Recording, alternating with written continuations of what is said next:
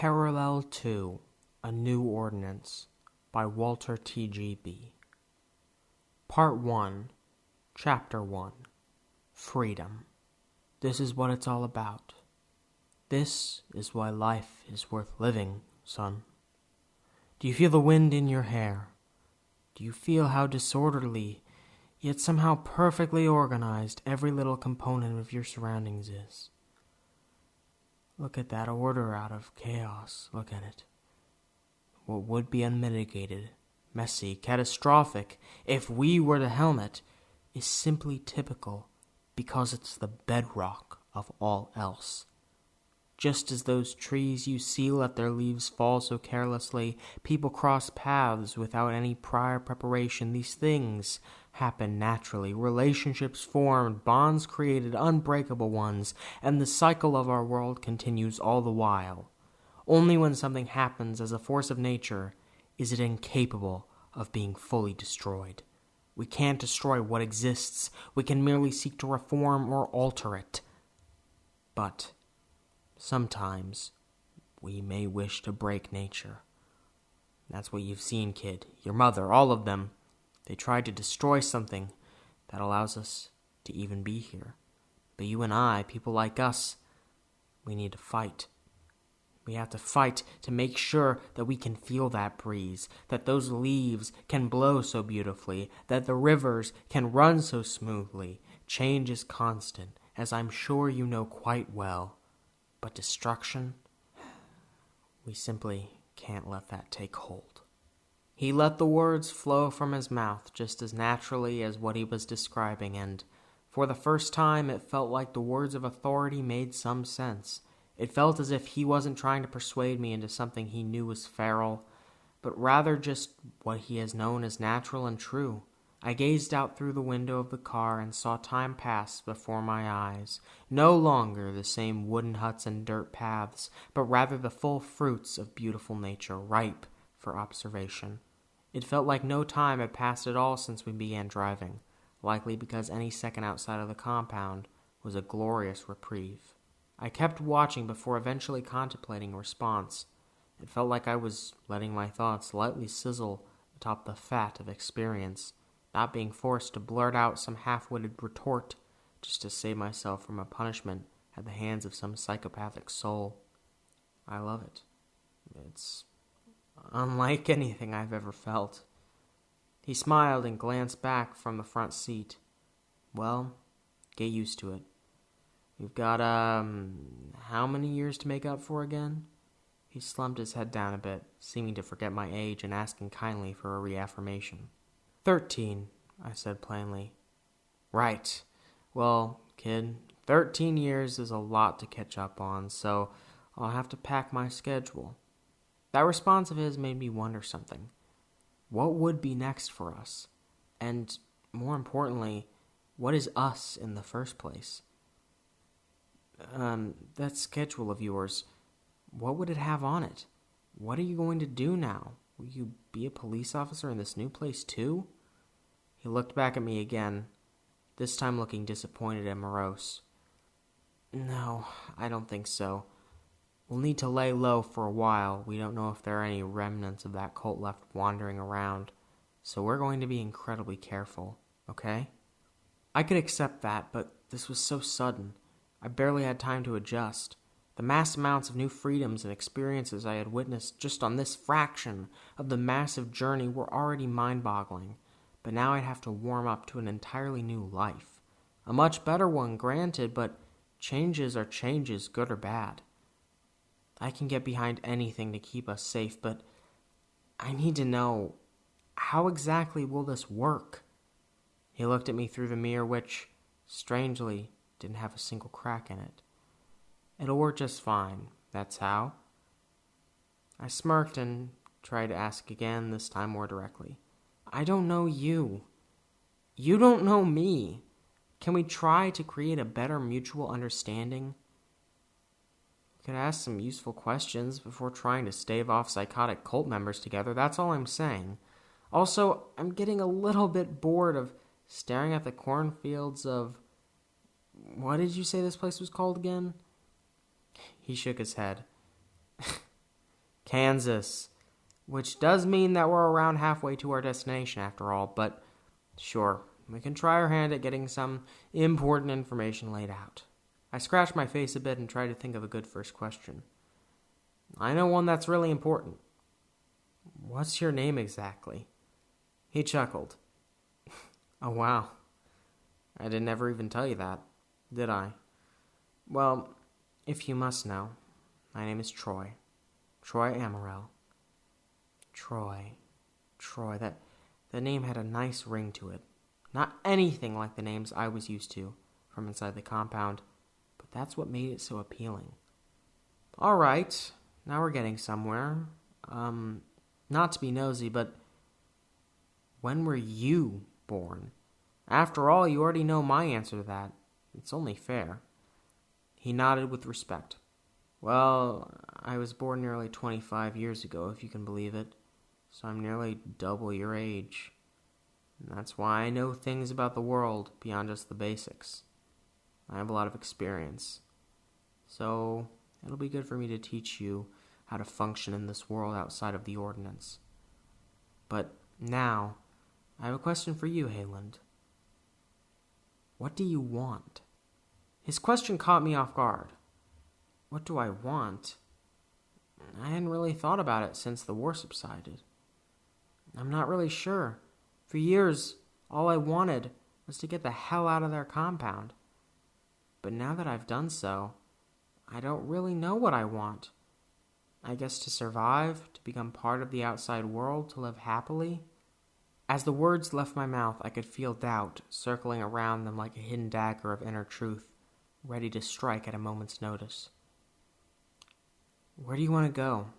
What do you want to be? I know you don't have an answer to these right now, but not every question's purpose is to get an answer. Sometimes they just have a story to tell. I thought long and hard about what he said. The rest of the journey was hushed by an ear-splitting silence. Every time I wanted to continue the long-dead conversation, I'd realize exactly why I shouldn't. My answer wasn't well-crafted enough. I hadn't ironed out the kinks in my response, so why respond at all? At a certain point, we took a light right turn and made a naturally abrupt stop in front of a house. Troy turned to me and finally broke the silence. First things first, we're going to get you cleaned up and into a set of clothes that aren't some blindingly white robe, and I'll make sure to get you some food during all that. I cut him off with the question I had been wanting to blurt out all this time. Where are we going? Where are we? You can't ask me where I want to go, who I want to be, when I don't even know where or who I am right now. Please, just tell me. He sighed in frustration and hopped out of the car. He strolled around and opened my car door, helping me step out. We walked up toward the front of the door and he opened it with a key. We stepped inside and gazed upon a decrepit old home, completely riddled with signs of invasion and battery. The house's internal bleeding was a disturbing sight, to say the least, and Troy quickly grabbed me and brought me back out. He knelt down to get to my sight line and started speaking in a very clear tone. Listen to me, Haelend. You think you don't know this place? Well, I know just as little as you do. I grew up here. This was my family's hometown, but it is nothing like I remember. You must recall what I said about change. Things change. Things aren't destroyed unless we let them turn out like that. Well, this is destruction. Damn it. He stood up and started pacing while he continued talking to me. Now I don't know where to go. I don't know who did this, but it's no normal robbery. We'll have to find a new place to stay. Come on. We need to get going before sunset falls. He began rushing off toward the car, but I was fixated on one detail. I lifted up my shirt and tilted my head so I could look at the mark on my back, which still hadn't changed after all that had happened. I glanced back at one of the house's walls and saw a circle with a familiar symbol trapped inside, begging to be let out. And, wrapped around it all, were the words, Place of Heresy, hiding from judgment. Chapter 2. Family. The interior of the car was glistening in the light of the falling sun. Just moments ago it had been a beautiful sight, one that blended in with the rest of the gorgeous nature surrounding me, but now it had been transformed into a malevolent sight simply because of what Troy had just said. I suppose that's the power of a few choice words. He blurted out a collection of curses as his shaking hands fumbled and tried to guide the key towards its destiny. He turned the key in the ignition with immense force and slammed his foot on the pedal, firing us off into the horizon ahead. As we blazed down the street, I finally recovered from my shock and was able to fire out a question. "How is this possible? How are they all the way out here?" I shouted whilst being slammed into the back of the car by his speedy getaway. "Listen, kid, there are a whole lot of threats out there in the real world. Unfortunately, things aren't a whole lot better than inside that compound at points," he said, confusing me. Everyone I had met in the outside world had been helpful, altruistic, and kind. I couldn't imagine any such horrors as what had become familiar to me. He continued, "You may feel free, but so do all of the wild people, the types you've gotten to know. When they're free to do what they want, it almost doesn't matter what we are." I was disappointed to hear this, but I knew it was probably true. After all, the outside world gave birth to the Ordinance. They didn't come out of the blue. He continued to push on further with the car, so I wasn't afforded the necessary concentration to keep speaking. I looked outside the windows in a total haze until eventually realizing that there may have been a miscommunication. "Wait, are you saying that normal people did this?" I asked, partially rhetorically. "This is the kind of stuff that just happens. It's normal out here as well." I shook my head and tried to explain. "No, this is not normal. This isn't the doing of anyone out here. I saw that same symbol, that same marking that was burned into me, burned into that corpse. It must be the Ordinance." He slowed down a bit and turned back towards me. I should have expected this. You're right, though. It's quite horrifying that they've gotten here ahead of us. And how did they know where my family's house was? I wondered alongside him for a moment before eventually realizing. I think they didn't have to get here at all. He slowed to nearly a complete stop and pulled over. "What are you saying?" he asked. "Well, I'm thinking that the Ordinance might be bigger than either of us thought.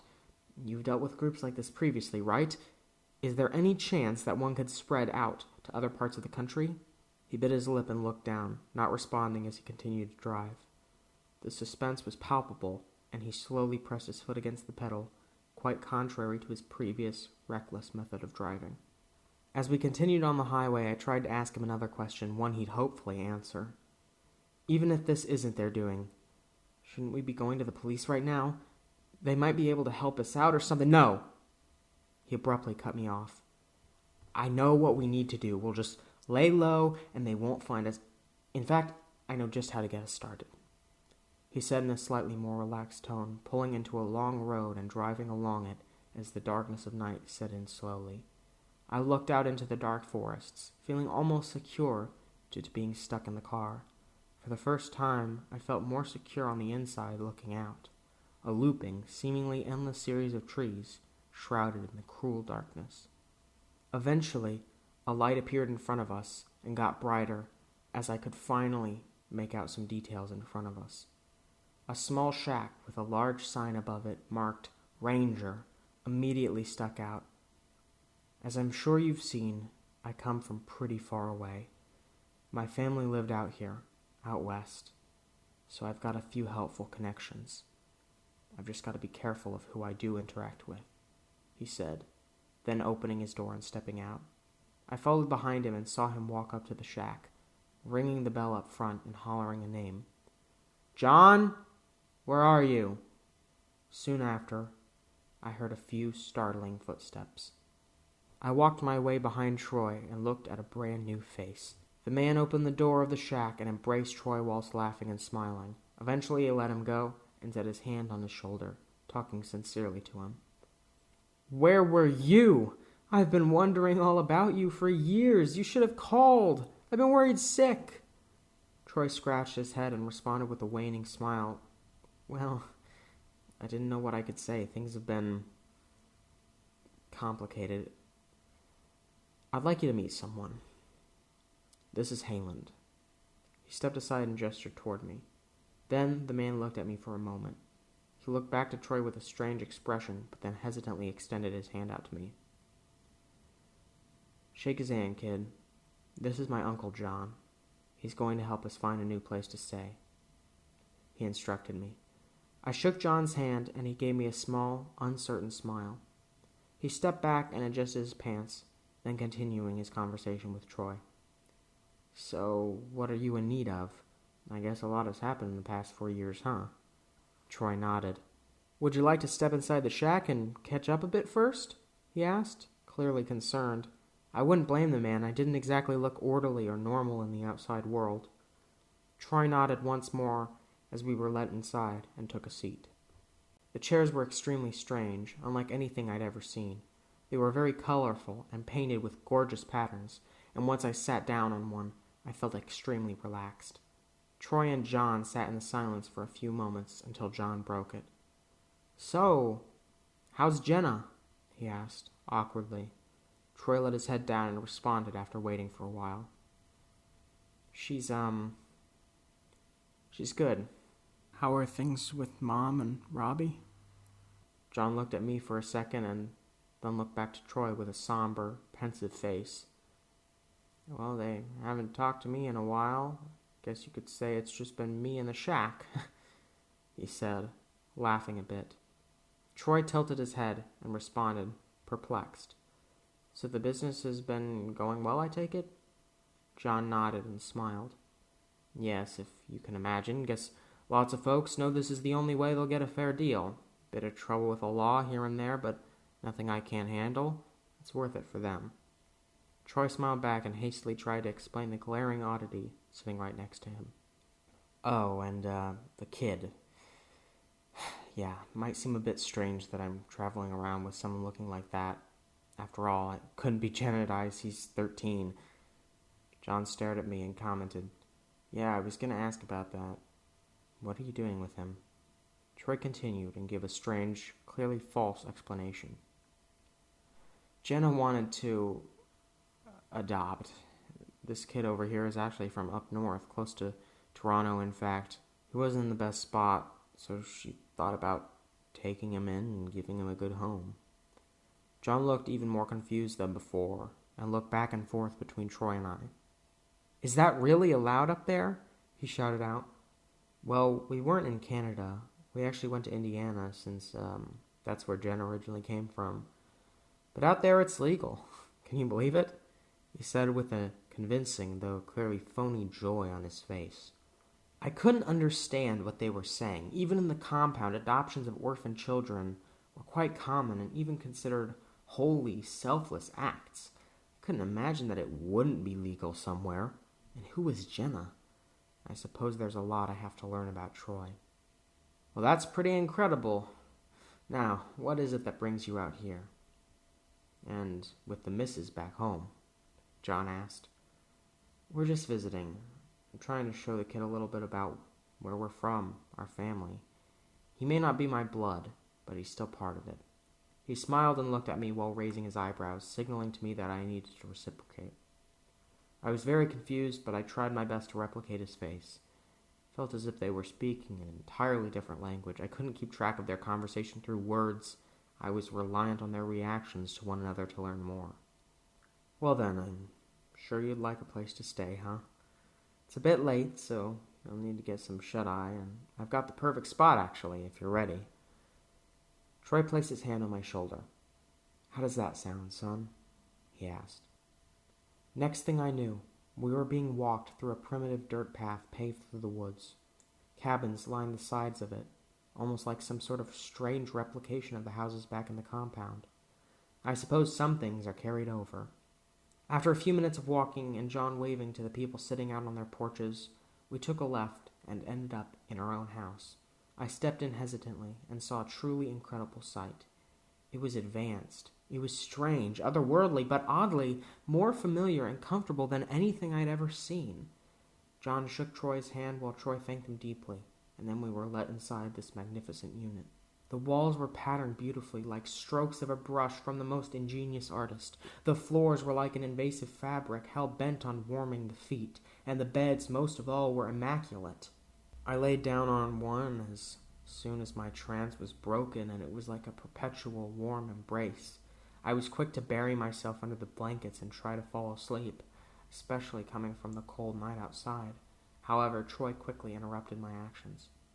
I know you're tired, kid, and I am too, but we've got to talk about a few things before you fall asleep, he bellowed sympathetically. Yeah, I'm confused about quite a few things after that whole conversation, I replied. He smirked and began to explain a few things. Listen, I know things are very new for you, and I know it might seem strange that I lied to him back there, but sometimes lies are necessary. After all, it wouldn't exactly be easy to tell him about your true origins. It was tough enough for you to convince me of it. We don't want to make this situation harder than it needs to be. So for now, just keep things quiet, and I'll handle things with John. We should be safe here. It's a nice community he's built. People like us, people who aren't safe out in the broader world. This is a little spot, a small area we can call home. So I know this is all disorienting, but just trust me. We'll get through it all. Now, let's get some sleep. I smiled in agreement, though I really did have more questions for him. I was tired, and my head felt filled to the brim. I thought it best to simply lie back down and fall asleep, so that's what I did.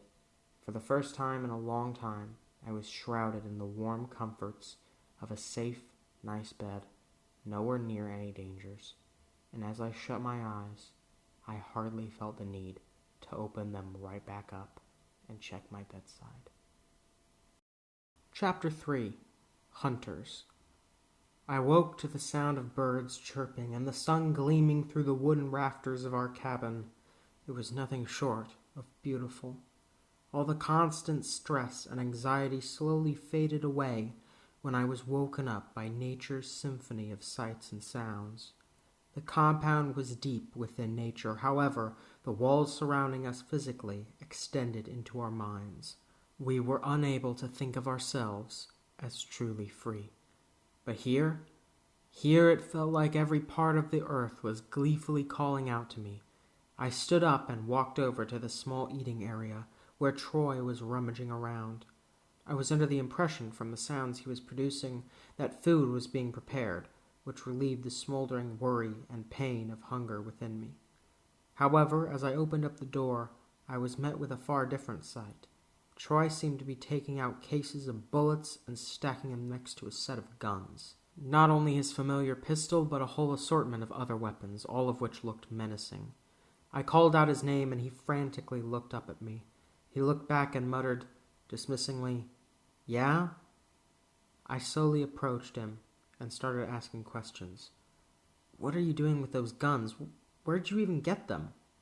He slammed an obscenely long one onto the table and stood up at the same time, pushing against the barrel to assist his ascent. "John gave him to me. We're definitely going to need him, so it's a damn good thing he did," he answered. "So you explained what happened back at your family home to him?" I asked, excited but also nervous. "No, of course not, but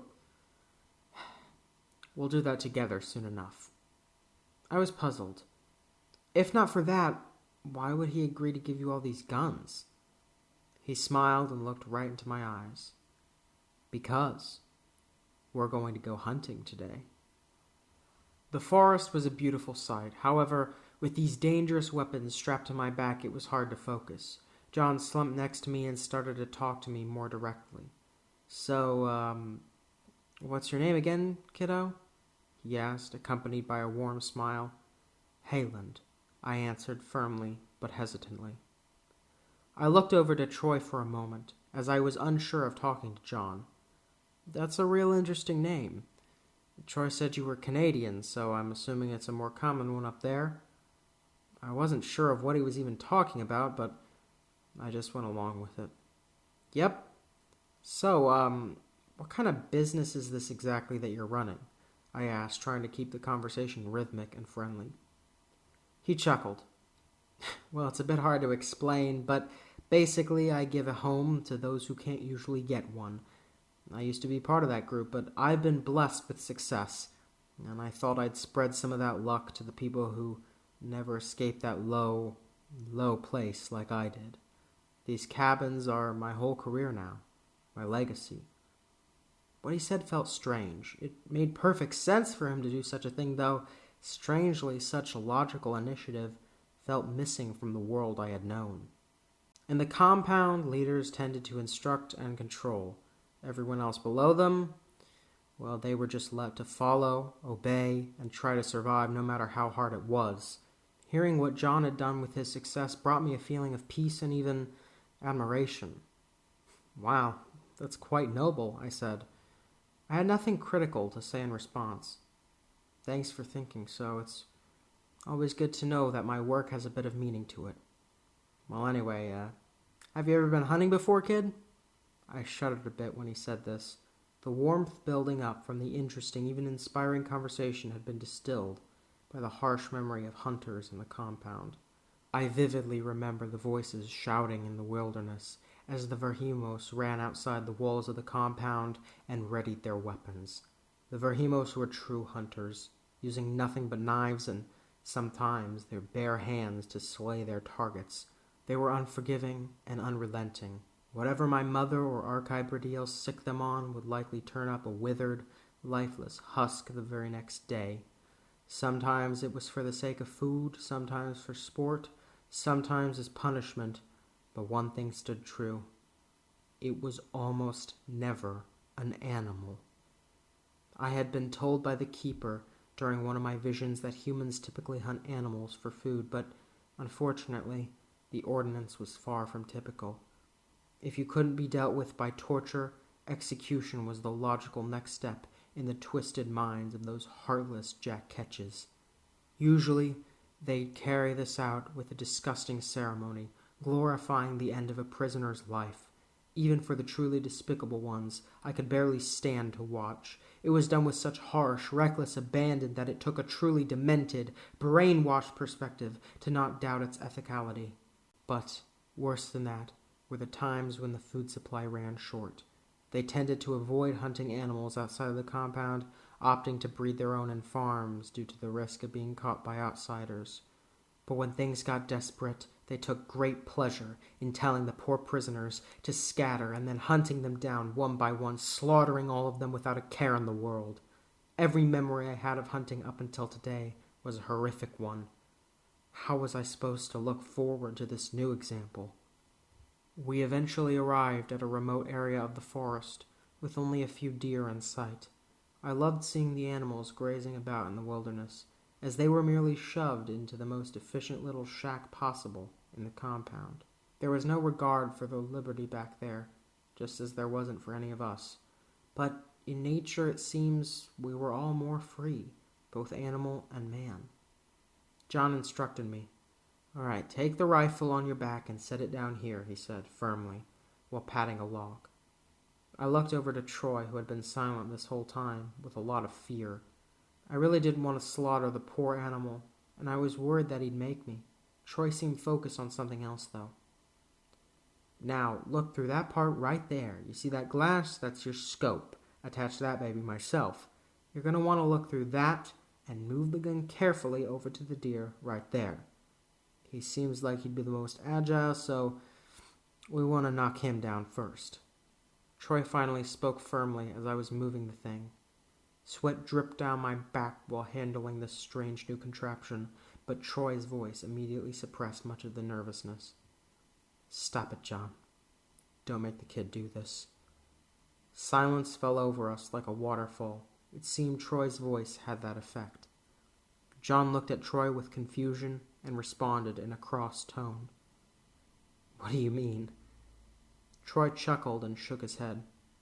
"I don't want to make the kid hunt. He's been through enough violence for a lifetime." John sat down, completely perplexed, and gave his retort. "Well, then why the hell did you come all this way? Just to see the deer?" I'll hand it to you. They're quite beautiful, but I wonder what's even going on with you." Troy nodded solemnly and patted my shoulder, instructing me to move away from the gun. "We just wanted to get you out here because, well, we're planning to tell you something a bit outlandish. A peaceful place like this should help your mind digest what I'm about to say." John glared at him. "Yeah, I knew something was wrong. You show up to my house with some 13-year-old white boy and expect me to just gloss over it? There's something going on, so please tell me the exact situation." Troy's expression became a bit more belligerent, but I could still see he understood how to progress. Though the conversation had all but lost me, he knew just what to do. "Listen, Uncle John, I lied to you. We've been through absolute hell and just needed a night of peace, but I always intended to be honest with you at some point or another, and that point is right now." John turned his piercing gaze over to me and pointed at my clothes. "So, what's with the boy? What lies did you tell about him?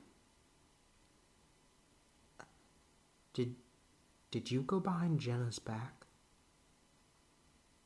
"Oh, God, is that why you're here? You want to pawn off your sick little secret onto me? Well, buddy, I will not be having that." Troy interjected quickly before things got completely out of hand. "No, of course not. He trailed off and began to look upset and, for perhaps the first time I had seen, unable to compose himself. "We lost Jenna a while back." John's eyes immediately widened, and he looked to the ground in solidarity with Troy. I had no idea who Jenna was, but clearly she wasn't disposable in any sense of the word. Troy continued slowly. "After that, things just got worse and worse. I was working as a captain, as you know, which didn't get much easier after losing her. The force just became this sick game. Everyone wanted to knock me down to my knees so they could climb on top. And when your knees already tremble, it's not that hard to stop their support altogether.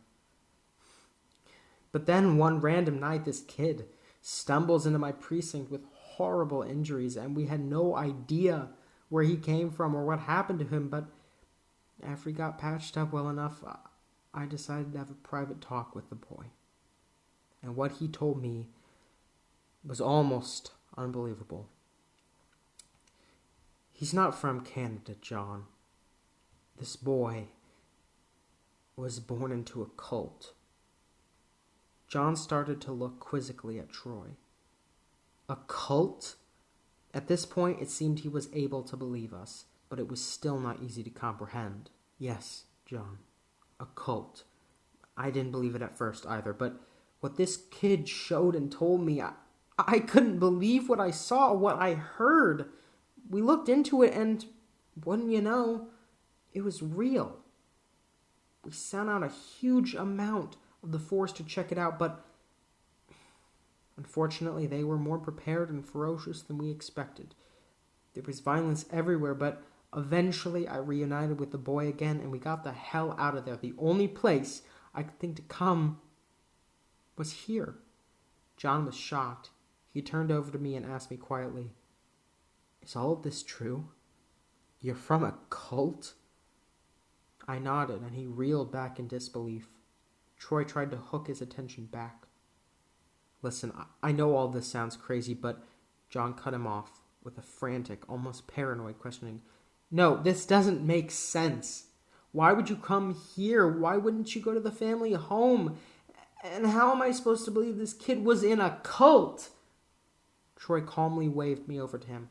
He lifted up my shirt and showed John the branding that I had been given for my heresy. John inspected it closely and looked purely mortified due to it. "And John, we did indeed go to the family home, but it's been wrecked, with the same symbol brandished into it as you saw on the boy. We aren't safe, not even here. I don't know if it's the same people or not, but we really need any of the help we can get." John took a moment to think about everything he had just been told and slowly stood up. pacing all around our surroundings. "I want to see the house," he said, strongly. Troy was taken aback by the statement, but eventually responded. I don't think that's a good idea, John. It could be crawling with ferocious murderers." John laughed. "Oh, and like Loveland isn't. Take away the sun and everywhere's crawling with ferocious murderers, Troy." I was concerned by what he was saying, as it painted the outside world in a horrific light, so I tried to reason with him as well. "With all due respect, these people are like nothing you've ever seen before. They've beaten, tortured, murdered those who simply don't follow their every bizarre rule. It's a level of brutality that I can't imagine seeing anywhere else." He laughed right in my face and shook his head. "You have no idea. That all sounds like par for the course if you happen to be in the wrong place at the wrong time, son. Sorry to get so blunt. It makes sense why you wouldn't understand this kind of thing. But you, Troy? I know you understand what I'm saying, and I want you to take me to that house as soon as possible. That's part of my legacy too, Troy. I deserve to see what those monsters have done to it, and maybe, just maybe, find out who the monsters are." Troy sighed and stood up. I stood up as well, since I felt the conversation was about to become more mobile. It's a risk, but at this point I haven't got much to lose, and neither does the boy. And if you're willing to take the biggest risk of all, losing a life that truly matters, then I suppose it's the right move. John nodded in solemn agreement and camaraderie. "Yes, I am. You know I never shy away from these folks. And I know you don't either. That's why we are where we are. And you, Haelend, you're brave all the same. I don't know or really understand what's happened to you. It's horrible and it truly makes me feel sorry, but it makes me feel equally motivated to stop whoever's doing this. Your time under the beating sun of pain is over, and so is mine. So is yours, Troy. All of us will find these scumbags and teach them not to mess with the Amorell family. And Haelend as well." His inspiring speaking made this feel like a safe adventure. So, who's ready to go on a stakeout? Chapter 4, Keepsake. As I sat in the backseat of the car, I felt the minute bumps in the road. They gave me a certain comfort knowing that, though the journey ahead was full of perils, it was introduced by a soothing, silent trip down the pitch-black nighttime highway. "You marked the spots on the map, right?" asked John, clearly worried that Troy had forgotten. Before leaving, I asked Troy what exactly we were avoiding. All he answered was, "the bad people," which perplexed me. It was an awfully vague response. Perhaps he didn't wish to discuss it. "Of course I did. I know from experience that it's a bad idea to not be thorough," Troy responded, tired and dismissive.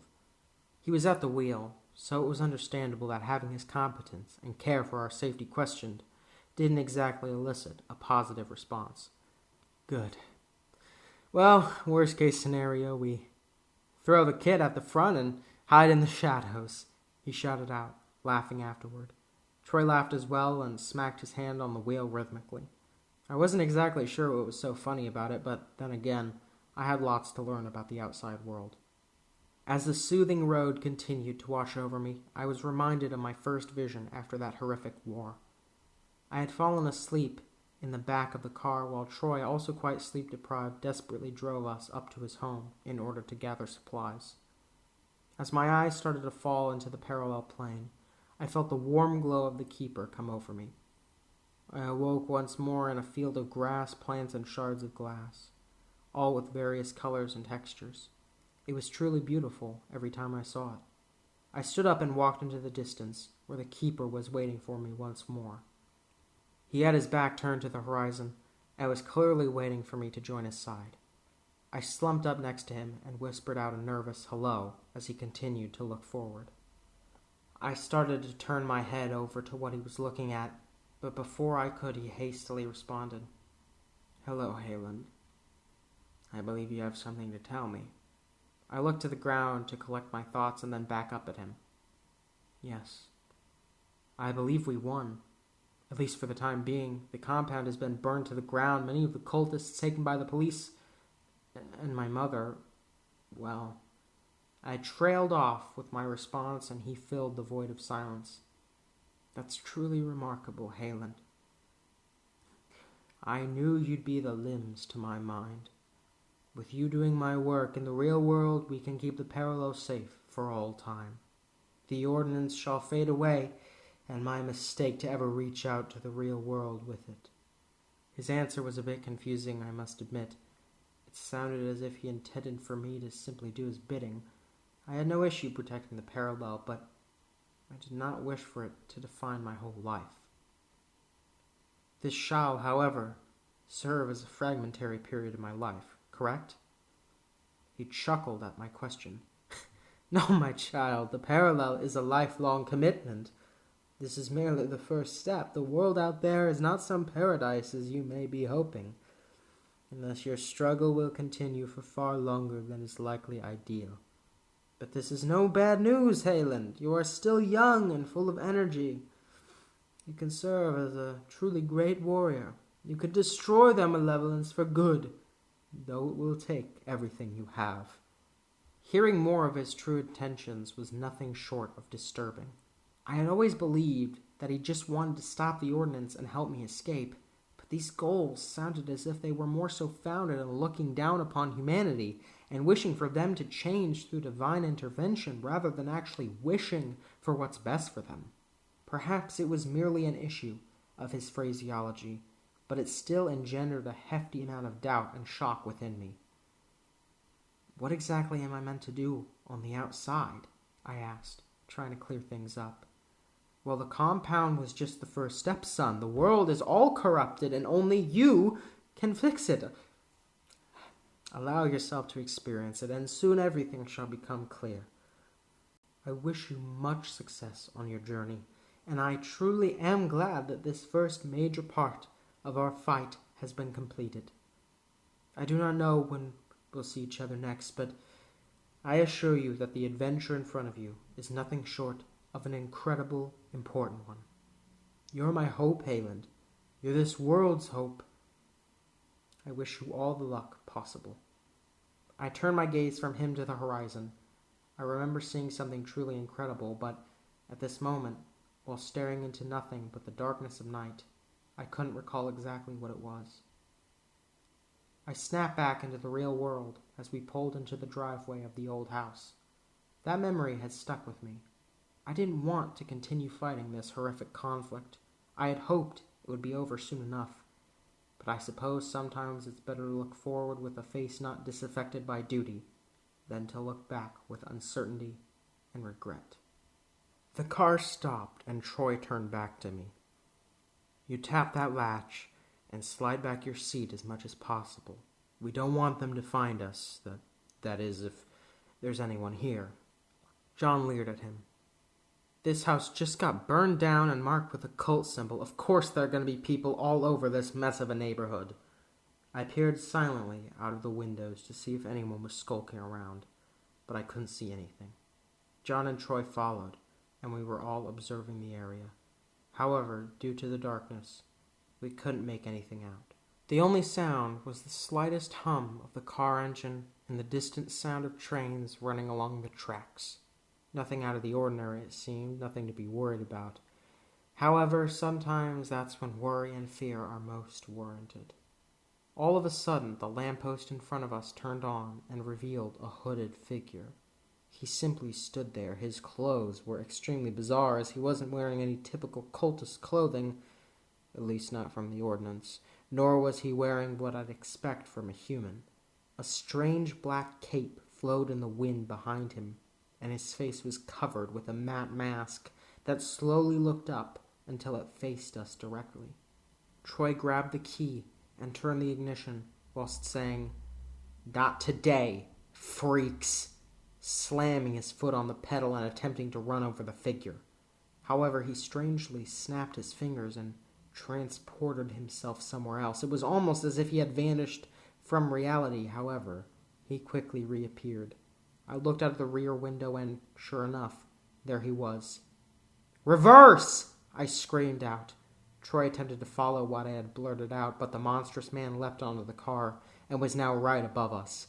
This time, Troy seemed prepared, as he quickly started the engine and started racing down the street, hoping to have forced the man off of the hood of the vehicle. However, this intention did not go through, as I could hear thumping on the car. At this point, my heart was racing as we continued going faster and faster. Troy hoped he could get the man off, and I was shocked that the speed of the car wasn't enough to make him slip, until I remembered the grate installed at the top, which he was likely using to hold on for dear life. I still couldn't believe that he had simply vanished and reappeared just a few moments ago, but there was no time to think clearly.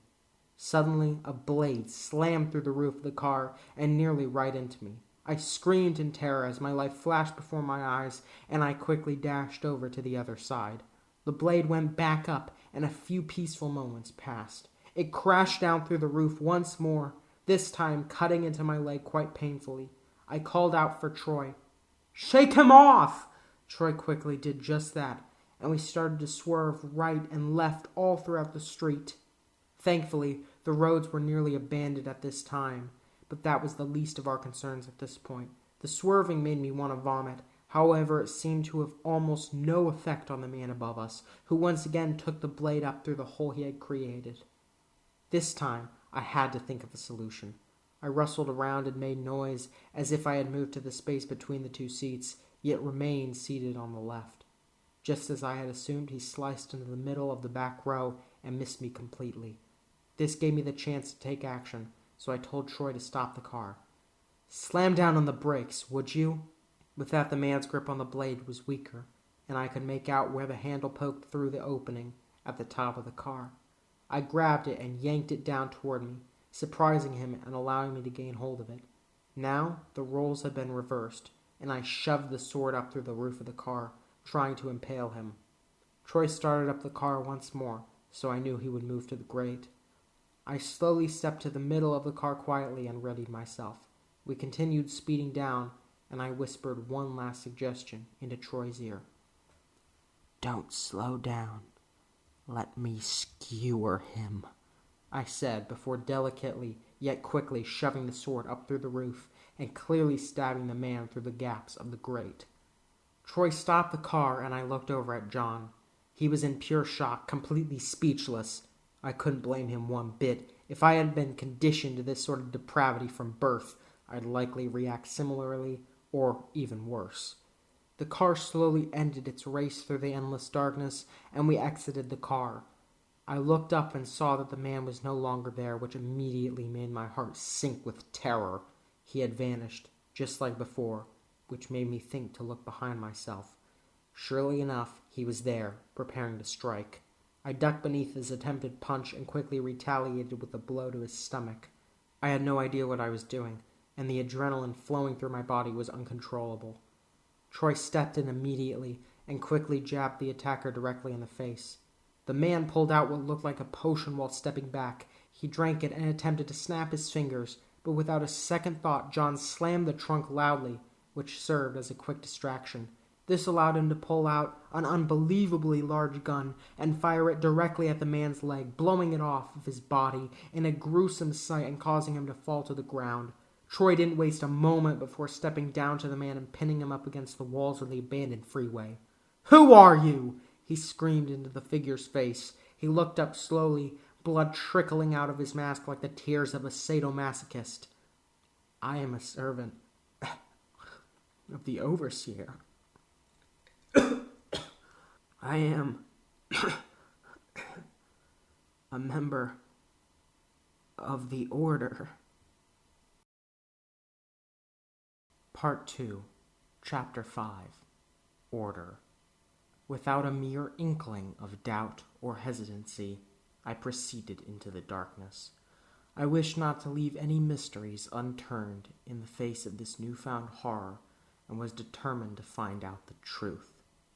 The man writhed in pain and agony, stashed now into the trunk of the car which was speeding down a dark path, perhaps into light, perhaps simply into more darkness. than was before thought possible. "Please let me go, you heathens!" cried the man, hoping that he'd be shown mercy. But after all that Troy and I had gone through, that wasn't a very realistic option. I thought about what he had said. Indeed, it sounded as though he was part of the ordinance of the overseer. However, that's not quite what came out of his spiteful mouth. The order. I pondered the name deeply. Ordinance, order, two words with such similarity. It's not possible that they have nothing to do with each other. "Stay quiet back there or we'll take out your other leg," Troy replied, keeping his eyes on the dark road and speaking with a firm tone. I finally mustered up the courage to ask about our next steps, since it had been entirely silent, aside from the man's screams and pleas up to this point. "Well, we go home. We find out a bit more," said Troy. His lack of detail and dedication to driving concerned me a bit, though I suppose it was still preferable to him being in a state of panic as well. John was still shaking, backed into the deepest reaches of the passenger seat and trying to clear his head. What he had seen must have been unimaginably shocking and disturbing, as he's of course never lived through years within such an environment, not spending every day fighting for his life against these strange forces, not trying to defend his life, which has been put into danger for purely arbitrary reasons. After what felt like mere seconds due to my racing heart and thoughts, we finally stopped at the cabin, and Troy stoically got out of the car. He stepped around to the trunk and opened the door, throwing the man to the ground. I left the car too, though not without a considerable hesitation pervading my movements. John stayed in the car. I got a look at the man with his horrific wounds and wished to look away, but strangely enough, I couldn't. Perhaps it was a sadistic impulse to see a threat, an enemy harmed in such a definitive and brutal way, or maybe my imagination was just intensely prodded by the unbelievable detail of the whole situation. Either way, I witnessed every second of Troy gruelingly dragging the man, whose hands were zip-tied behind his back, as if he were about to be hanged, to the cabin. "Is he going to die? That wound is—" I shouted out to Troy, though my roup faded as I kept gazing at the disgusting mutilation. It brought back all of the memories from within the compound, not just of my own torture, not just of the experiments done on me for years and years, but also of the hundreds of other poor souls who I saw get horrifically abused by the leaders and common people alike, all swept up in some vague yet delectably inflammatory controversy which made them a prime target for such barbaric endeavors. No, I'll patch him up before we start questioning. I stepped back into the cabin behind Troy and the man and took one look back, seeing that John was still hiding in the seat like a scared child. In a way, in that moment, I saw my own gaze peering through the front windshield and into the darkness with unmistakable trauma. In a way, I knew exactly what his experience was like. The screams continued as Troy plugged up the leg wound in a bloody mess and tried to save the man's life, eventually succeeding after much pain. I couldn't bear to look this time, though perhaps that's not as normal as it sounds. I thought to myself, why could I look at the wound as it stayed there, but not as it was being repaired? The healing created a mess, sure, but what was the truly inhumane aspect of healing compared to a wound that stays? Perhaps it shows that a change, an alteration to the way things are is hard to view, no matter how deeply vital and needed it is. Just as when the leg was shot off, when the wound was changed to save the man's life, it was hard to view, but a leg functioning normally or the residual mess of the gunshot, once it has become normal, those did not cause any such problem. I wondered something because of this. Do we view things as positive or negative more than we view things as normal and abnormal? Because in the current moment, it felt as though the morality, the impact, and the general result of these actions had a much weaker effect on me than simply how much I had gotten used to them. Troy picked up the man and tossed him onto a chair. I saw the blood stains all over the room, a cruel reminder of the past, a harsh mixture of the beautiful, dreamlike life that we had just begun in this very room and the horrific one that I thought I had left behind. "Do you want to start the questions here, kid?" Troy asked, looking back toward me for the first time since this entire debacle. His face looked stressed and damaged, though still with a calm and consistent power beneath the marks of strife and battle. "Sure," I replied, cautiously stepping over to the man, who was grimacing and hyperventilating through his teeth to cope with the pain. "So, what exactly is the order, and how the hell did you pull off those stunts back there?" I asked, trying to channel the power and bravery of Troy. "You little twerp. I'll let you gut me like a fish before I tell you anything," he screamed, trying to put up a conversational line of defense. Troy started to chuckle and took something out of his pocket. It was a knife. He stepped over to the man and began speaking. "Gladly," he said, smiling as he brought the knife closer to the man's skin and prepared to harm him even further. The knife started to dig in and make a scar as the man grew uncomfortable and squirmed, but his response didn't change much. "Go ahead. Slice and dice my body as much as you please. No amount of bodily ailments will lead me to destroy the institution to which I've dedicated my life," he shouted defiantly. Troy smiled even more, in a slightly demented way, and simply started to slice across the man's cheek in brutal fashion. "We'll see about that," he said, pushing the knife hard. It was difficult to watch, but thankfully I knew just how to stop it. "Wait, Troy. I know what to do." He turned back to me and waited for a moment until I nodded. He stepped back from the man and let me get in closer. "You said we can't hurt your body enough to get any information out of you, correct?" I asked, building up to something. "Yeah, and it's true, as your sadistic butler here is going to find out." The man was clearly twisted and brainwashed, so I had no other choice but to try and deprogram him. "Well, I'm not sure what this will do to you, but I am from the Ordinance of the Overseer, a defector." His facial expression turned from brave to surprised, and he responded hesitantly. How has Samantha not found you yet?" Jackpot. He knew what the Ordinance was. Now it was a simple matter of destroying his naive perception. "Yeah, that's my mother," I said. Now he was truly shocked. "It's you! You damned heathen! Tell me, are the rumors true? Did you slaughter your own kin, you barbarian?" I was disappointed to know that he was already informed of the situation, but I suppose I could still make it work. "Yes, they're all gone, and I killed every last one of them. I had some help from my friend over here." I glanced over at Troy, and he nodded and grinned back as I continued. "The order is next. You messed with the wrong people. So tell me, what was that little magic show of yours back there?" He breathed heavily and shook his red, angered face. You idiotic child! You'll never harness our power. You'll never stop us." I laughed at his ignorant certainty and decided I was sick of waiting for poor answers. I splayed my hand back to Troy. "Knife, please," I asked. He set the blade in my hand with caution, but I grabbed it with anything but.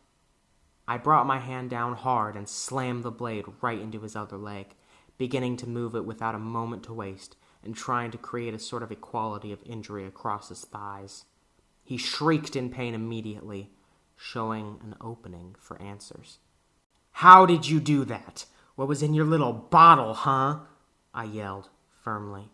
I felt a rush of power as I more deeply dug into him, but as I kept going, I couldn't help but feel disgust as well.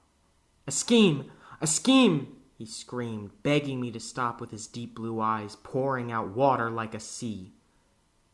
"We drink it. It has an effect on us. Please stop the pain." I removed the knife and stepped back, quite glad to no longer have to channel such violence. "Well then, there goes your lie. I guess you do indeed fold under a bit of damage, just as I suspected from another weak-minded cultist. So, how exactly can we find the order? He shook his head as I heard footsteps behind me. I looked back to see a saddened and disturbed John slumped next to Troy. As he gazed upon the different splatters of blood and the visceral echoes of suffering which had just been shouted into the room, his lip quivered and tears escaped his eyes. And as I turned back to face the cultist, his eyes looked fearful just the same. I suppose to those of us the deepest into pain and suffering, and to those dipping their toes in for the first time, the experience is equally horrific. Only in the middle does it feel numb and ineffective. I pray that I never reach the deepest areas of it. I stepped back, not knowing what to do now. All I could see after watching John's reaction was pain and suffering, lots of which I had directly caused. Sure, this man was an enemy, but now that I knew what I wanted to, his pain needed to be put to an end. "I've got everything I need, Troy," I said, and he soon walked out of the cabin into the car. As the trunk opened, and we could hear him rummaging around for a weapon, a silence befell the last few moments of this conflict. I stood in front of John as something that didn't seem so bad to me, as something that had become obvious and natural to me and those around me, mainly Troy. But now that an outsider had seen this side of me, I realized just how jarring and horrifying it truly is. I opened my mouth and wanted to say something to rationalize all of this, but there was nothing that could. Troy shuffled his way back into the entrance of the cabin, and John and I both automatically pressed ourselves against the side of the wall, allowing Troy a clear line of sight. He then fired the rifle directly into the man, killing him immediately. The crying, shaking, and seething in pain was cut away. I felt a sort of withdrawal from not hearing his desperate pleas, as though they were horrific in their own right. At least I knew that the man was still alive. I was reminded of the war fought in the Ordinance's compound, where all of those enemies seemed like victims when the smoke cleared. And all the same, this time, when the bullet tore through, I felt nothing but pity and guilt. But soon enough came the anger, not toward Troy, not myself, and not the cultist, but toward whoever had brought the man into the order. Perhaps it was my mother as well, or someone entirely different. But one thing was for sure. I was determined to find and stop whoever it was, for the sake of the parallel, for the sake of Troy's morality, for the sake of John's safety, and for the sake of the poor, abused cultists who shouldn't need to be slaughtered along the way. Chapter 6. Aftermath. Darkness seemed to stretch on forever now that it had invaded the cabin and the outside alike. The somber feeling of the moment was inescapable, especially as Troy and I dragged the cultist's corpse across the ground and into the forest. I hadn't a clue what was the best course of action to deal with the body, and I doubted that Troy would either. I took a look back at John and saw him standing entirely still, watching us and not saying a word. I felt that seeing all of this was a trauma he wouldn't recover from so immediately. We walked for what felt like forever, so I finally decided to break the dark silence with a question. "You were a police officer, right?" I asked. "Yes," Troy responded. "Well, then, do you know what we should do with this body? Should we go to the police?" I was very confused.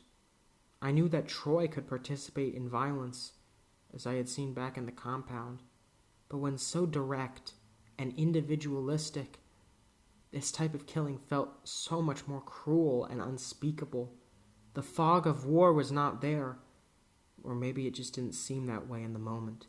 But when looking back, the memory of war's ability to cloud vision may itself have that effect on our perception of reality.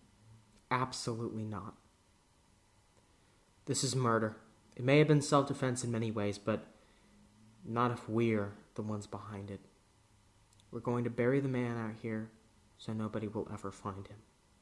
This made sense, as he had been carrying a shovel. I suppose I just doubted that this was his intention due to his background.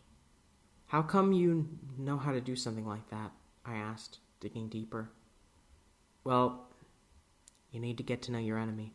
Sometimes you need to use their methods against them, just like how we used torture against that guy back there. What he said made me feel sick to my stomach. I had indeed tortured that man, just as I had been treated in the compound. Perhaps one could see it as vengeance, retribution in one way or another, but it mainly felt cruel. I simply kept the screams of pain going. I did not try to silence them. I wish what he said wasn't true, but deep down, I knew it wasn't entirely unprecedented. Eventually, Troy stopped and let go of the body. He soon began digging, and I was left to stare at the situation around us. Normally, such an isolated and dark part of the woods, full of unknown animals and creatures, would be quite frightening. But when occupied with so many direct thoughts, it's hard to fear an imagined beast. As I glanced around, I saw a small flicker of light back in the direction we came. Clearly, the cabin's lights had become a mere speck in the sea of darkness. After a few minutes, Troy grabbed the corpse and dragged it down. He jumped and climbed back out of the grave and started shoveling the dirt back into the open hole in the ground. "Do you want my help?" I finally asked, breaking out of my trance of natural observation. No. "You've seen enough tonight," he said, which confused me. "Then why'd you have me come out here with you in the first place?" He nodded as he tapped the shovel against the dirt and smoothed it out to make it less noticeable. "Because I wanted to tell you something that really only works when you're way out here." He walked up to me and placed his hand on my shoulder, beckoning me to look out into the distance of the forest, which was slightly lit up by the moonlight. "You know, when I was around your age, I experienced something a bit similar to what you have. Now it's certainly nowhere near as crazy and fantastical, but the pain I felt, it wasn't too dissimilar to yours. My family was relatively successful despite the many challenges laid out before us. We had that nice house you saw a while back, and we lived a happy life, all things considered. But one day my father was attacked and murdered while trying to solve a dispute between people from our neighborhood and local authorities, the police. Things went haywire and, well,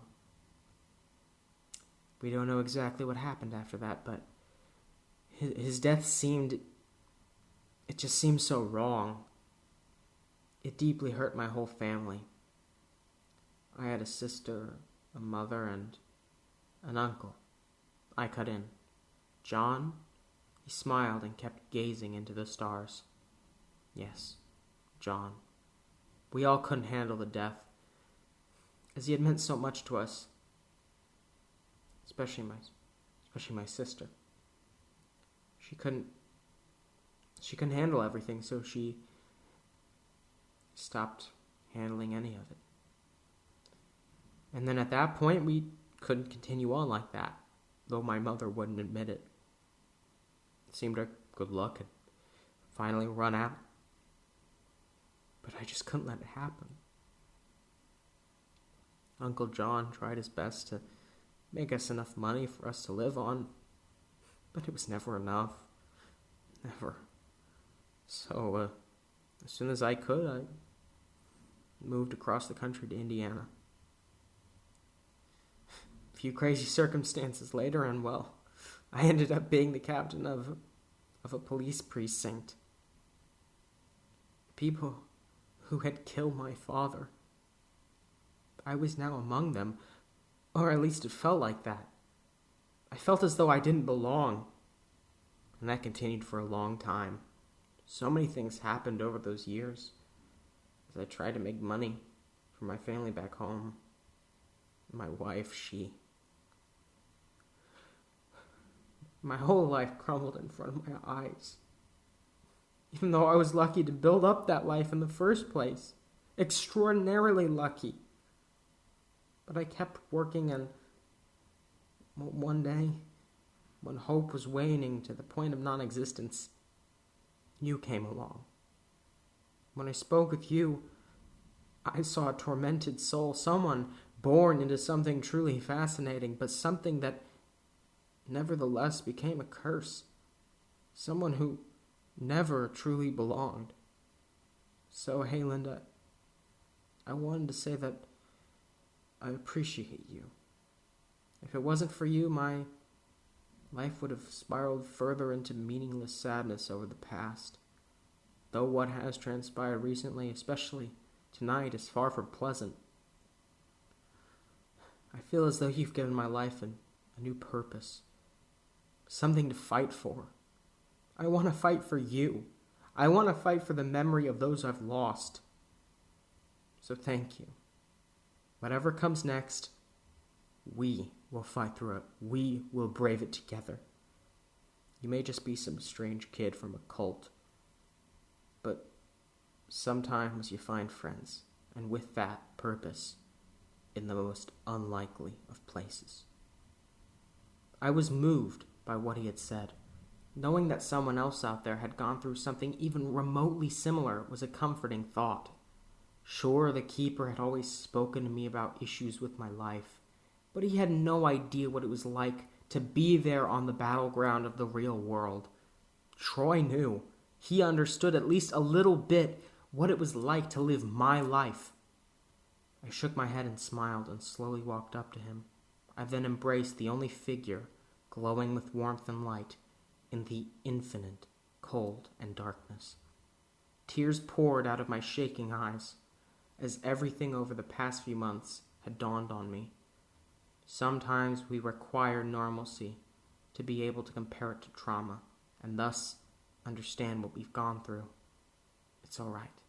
We'll figure this out, he said, comforting me further. After a few moments, we started walking back. It was similarly cold, dark, and silent, but because of the situational context, it felt all right to me. The littlest affirmations from others can truly alter our feelings in a massive way. We arrived back at the cabin after a while, and Troy quickly had something to say. Go inside. I'll handle John.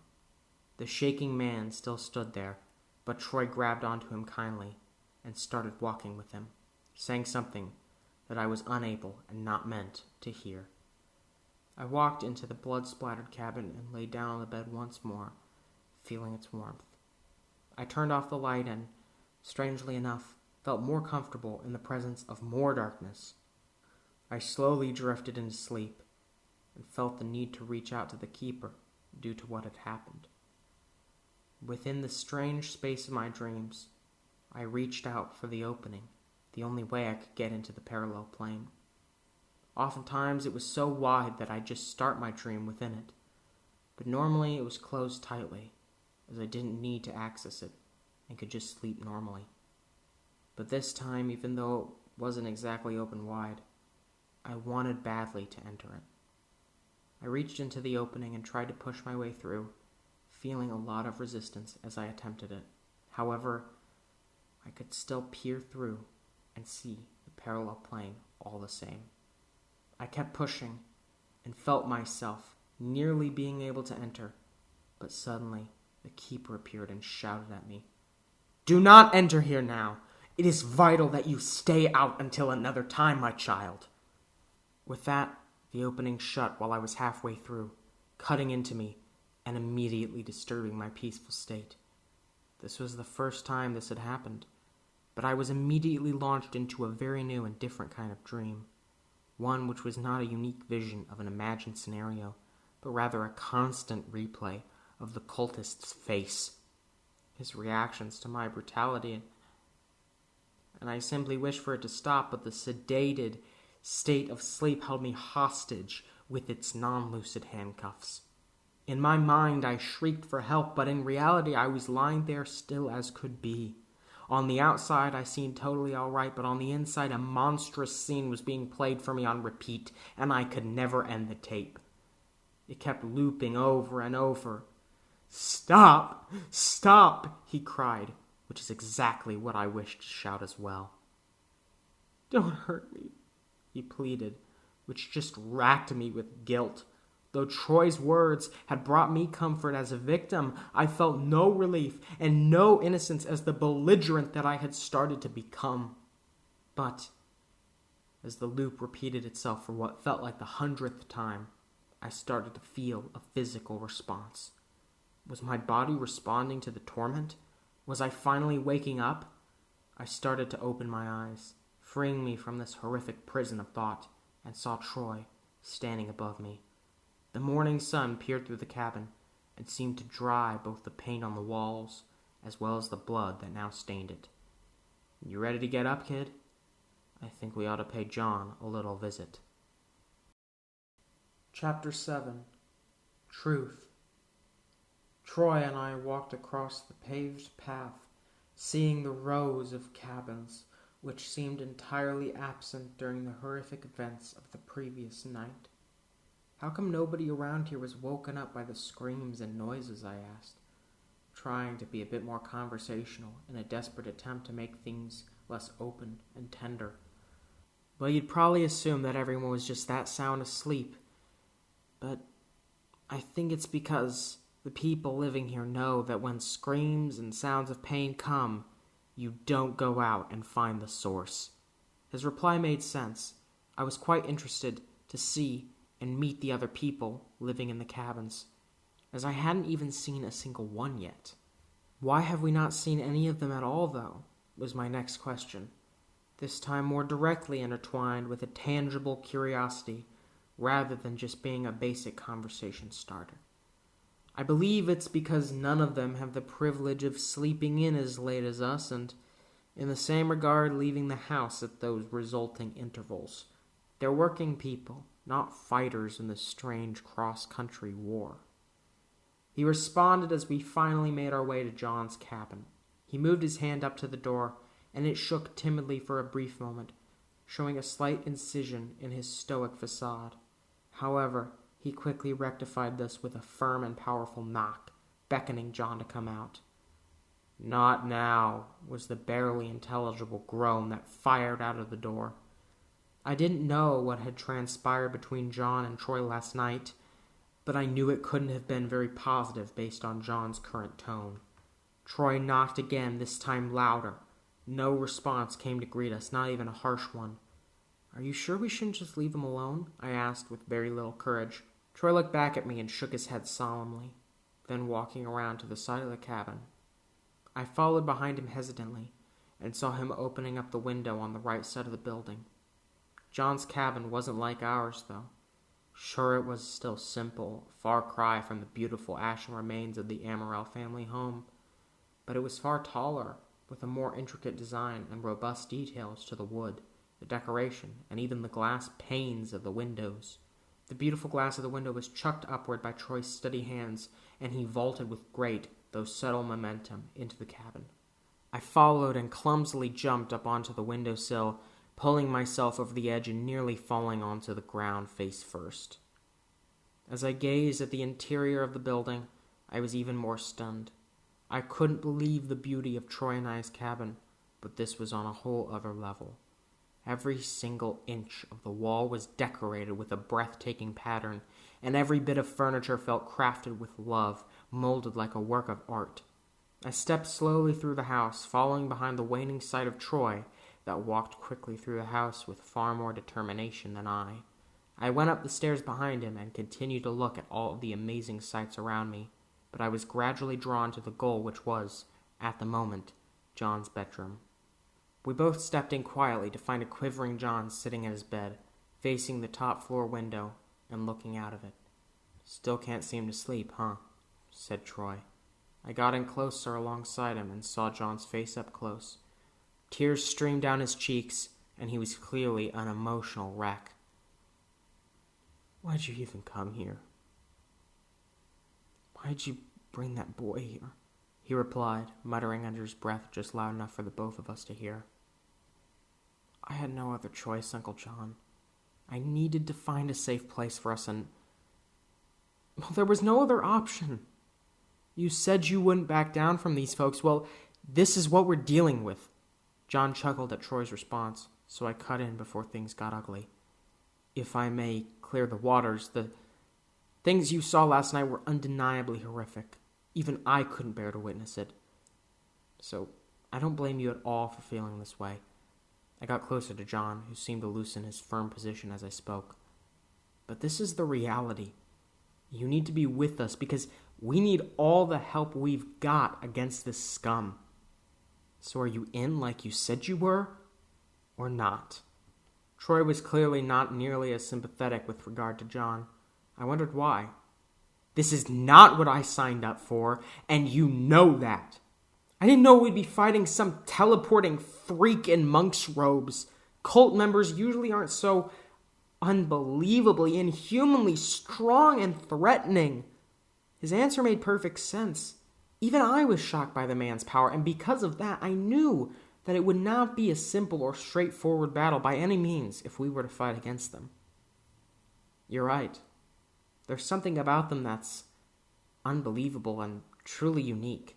Members of the Ordinance never exercised such incredible power. However, I do think I know something about it. Troy turned to glance at me. Really? Elaborate. I thought back to the war at the compound, all the memories I had tried to suppress. Well, when we fought against them at the compound, I ended up fighting against my mother. She used something. A potion. I saw a potion and I used it. It gave me a chance to beat her. It gave me unbelievable powers. And she had similar abilities.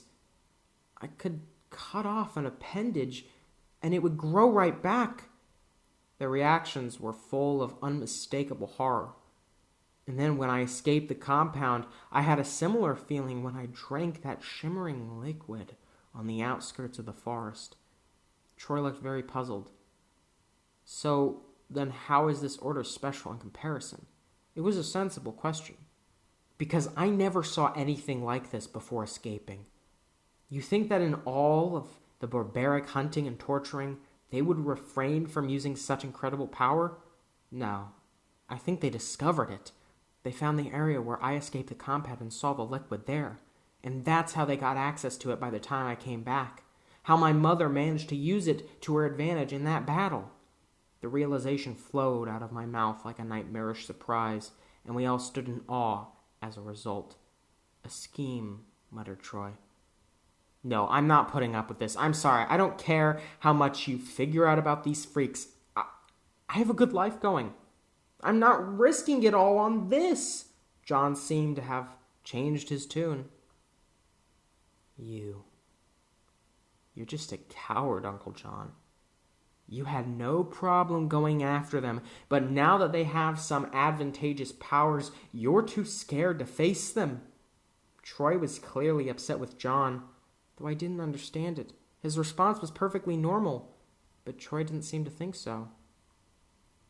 Again, I don't think that fear is unjustifiable. When someone has never seen something so horrific, violent, or disturbing in their lives, it shouldn't surprise us that it has this kind of effect. I was abruptly cut off by a howling laugh from John. You are so naive, my child. You really have no idea, do you? You're too stupid and Troy's too insensitive. This is just great. Clearly, there was part of the puzzle that I was missing. No idea of what?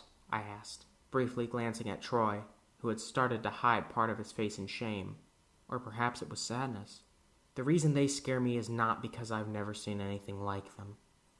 It's because they're all too familiar. Their extreme methods, their unfathomable power over us, their demented cloaks hiding who they are. They're just like the people who slaughtered my damn family. Just like the people who killed our bloodline for decades.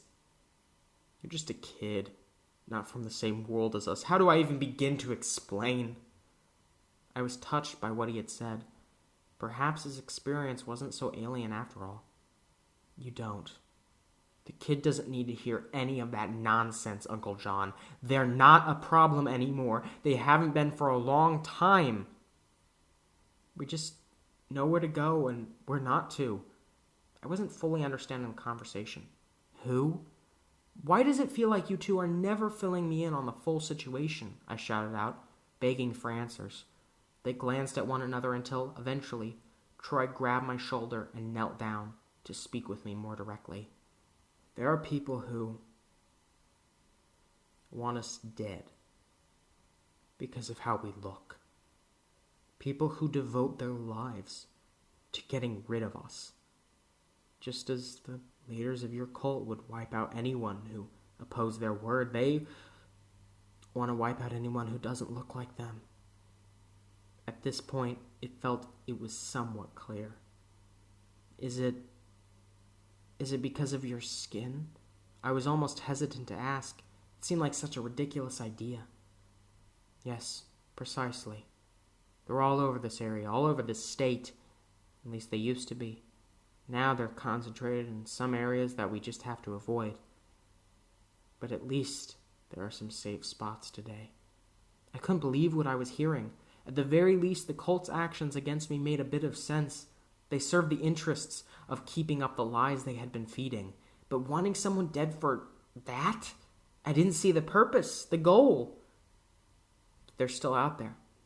And what they've done to us, I will never forget. John cut in. Clearly, this is why he was so deeply hurt by the previous night's events. This is why you should help us, John. This is your chance to get revenge, replied Troy. John chuckled and shook his head intensely. I don't wish for revenge. I wish for justice. Isn't that what you're supposed to do for a living?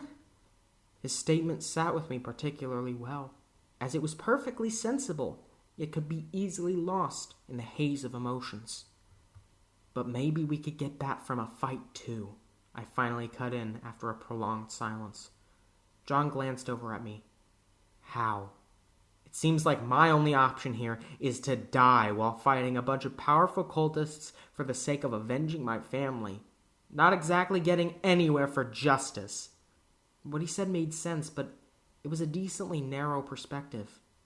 If we can actually stop them, though, then we can, well, maybe not achieve justice, but we can honor all of the people you've lost. Your family, Troy's father, and every single person who I've seen die at their hands throughout my life. Their souls can be given proper rest if the parasitic outgrowth of the evil I once knew can be burned to the ground alongside its host. He smiled a bit and nodded. Troy did the same. They both seemed to agree with what I had said, and it seemed clear now that the path forward was one of resistance and struggle against the order. Then I suppose there's only one thing to do. This clever kid you've brought along, Troy, he'll lead us into the battle of our lives. It might not be a safe option. Hell, it may be borderline insane. But I think it might just be worth it. John's response only confirmed this. We sat in a circle as the sun started to set again. It seemed the discussion's pace was far quicker than I anticipated, allowing us to gaze out of the window into a distant horizon aglow in the beautiful bronze sunset.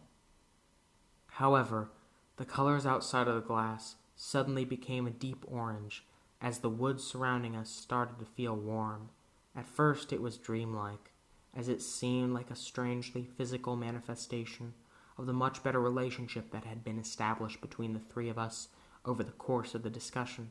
But I quickly realized what it was instead. The fire started to tear through the wall of the house without much of a sound behind it, and we all stepped back in terror at the sight of it, not knowing what to do next. Chapter 8. Fire. The orange glow bled through the artistically designed windows and glowed in my eyes as I looked to each side of me, wondering how John and Troy planned to respond. They started to gesture their hands as if they were to press against a wall that wasn't there, an automatic response beckoning for safety. I found myself doing it too, but once I noticed it, I snapped my hands back to be closer to the rest of my body. "Do you have a fire escape, Uncle John?"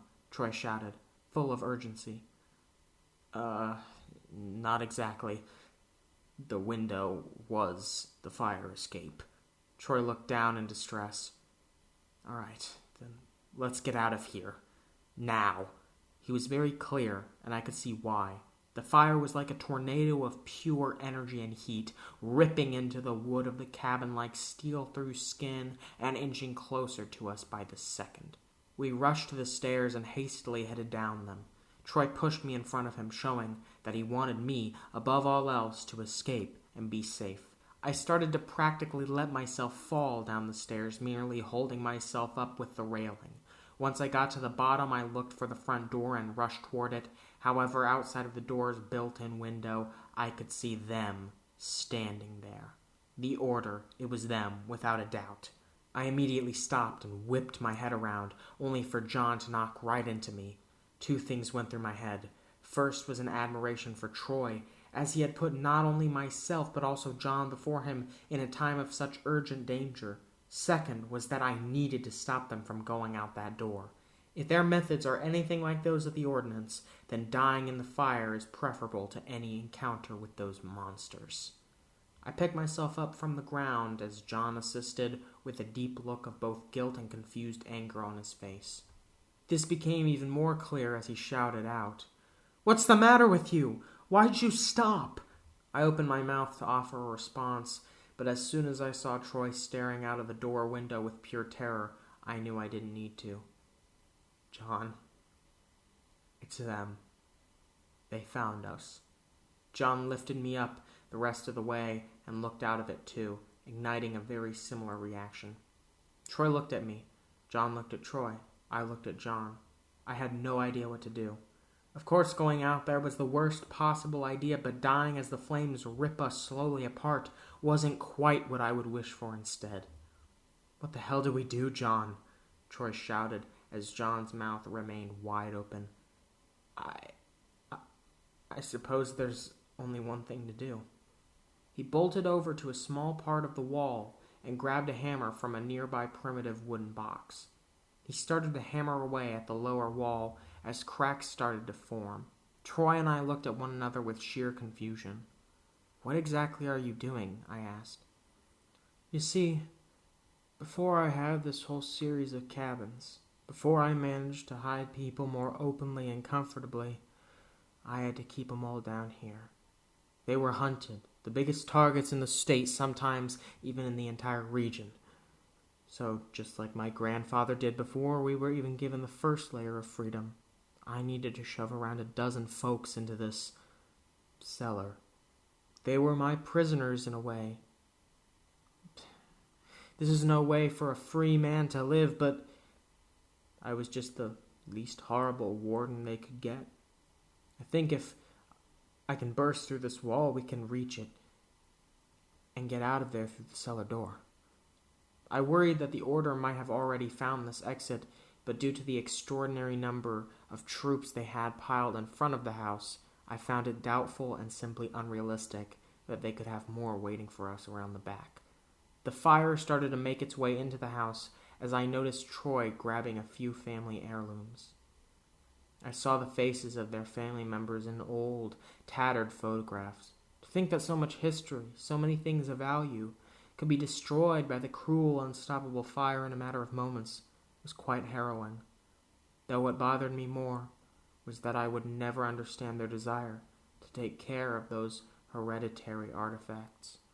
I would never have the generational bond that they did, even if it was linked together through blood, suffering, misery, tears, sweat, and stolen lives. Even if they were hunted just like me, they were hunted with the spirit of 100 previous generations flowing through them. I was an alien to my past, but that didn't mean I had to be an alien to the present moment at all. The wall finally came down and John hollered out, "Come on, you two!" calling us on to follow him to the possibility of safety. I rushed to him and started to crawl through the cracks in the foundation after his example, though I suddenly heard a loud snapping sound. A wooden beam from the ceiling, weakened and dried by the fire, crashed down and hit Troy as he followed behind John and I. He was partially pushed to the ground as the beam lay on top of his legs. I noticed as well that the items he was holding, the ones he was so desperate and hopeful to preserve, had fallen to the ground. They were physically fragile, becoming cracked or flat out broken in the process of the drop. He looked at them with genuine sorrow and cried out, "No!" But I knew that, though this was clearly tragic, it was possible to continue without such things. Without a second thought, I rushed over to him and got a grip on the beam, pushing it with all of my might. It barely moved, but I continued the struggle as he writhed in pain and reached out for the manifestations of his family's history. He tried crawling out from the beam to assist me, and I was managing to slowly push it off of him. But the fire's heat had started to become unbearable, and the smoke was causing my eyes to water, and my breathing became deeply uncomfortable. Troy and I both coughed and choked due to it, and I inched myself over to the side to avoid getting my clothes caught in the fire. Suddenly, John poked his head out of the wall's opening and spoke to us with anger. "What are you He began to yell, but as soon as he saw the situation, he hopped out and helped. He and I both pushed in unison, freeing Troy much more quickly. As soon as the beam crashed down onto the floor with a triumphant noise, we all dashed to the broken wall and crawled into the dim, cold cellar. It was full of depressing moments, even in this less visible state. The orange light of the fire allowed me to see some of the truly horrific details. Carvings of old names into the walls, notches indicating how long some of them had spent in there. It reminded me of when the keeper told me what it was like to be imprisoned outside of the compound in my visions. In some ways it didn't seem very different from the situation within the Ordinance's jurisdiction, and those notches reminded me of both sides of the coin. They weren't so different after all, it seemed, and perhaps I was wrong more broadly. Perhaps someone like John has indeed experienced some truly horrific things throughout his life, but seeing it come back is hard to cope with. Maybe I'm not alone in these experiences. After all, I'm not even entirely alone in this specific fight, let alone in the general idea of these traumatic problems. John was still in the cellar, perhaps contemplating his past within the room as well, while Troy and I made a beeline to the exit. I saw where exactly the door was and stepped up the crumbling stone steps to get to it. I had a slight moment of fear as I contemplated opening up the door, but as the smoke filled the cellar, choking us all in its dark grasp, I knew it was my only true option, my only true path forward. I took a deep breath and shoved the doors of the cellar open, letting the sunset's gorgeous light beam down upon us. The grassy fields ahead were a beautiful sight, a relief from our depressive stint in that hellish basement. I started to climb my way out, however not without a small issue.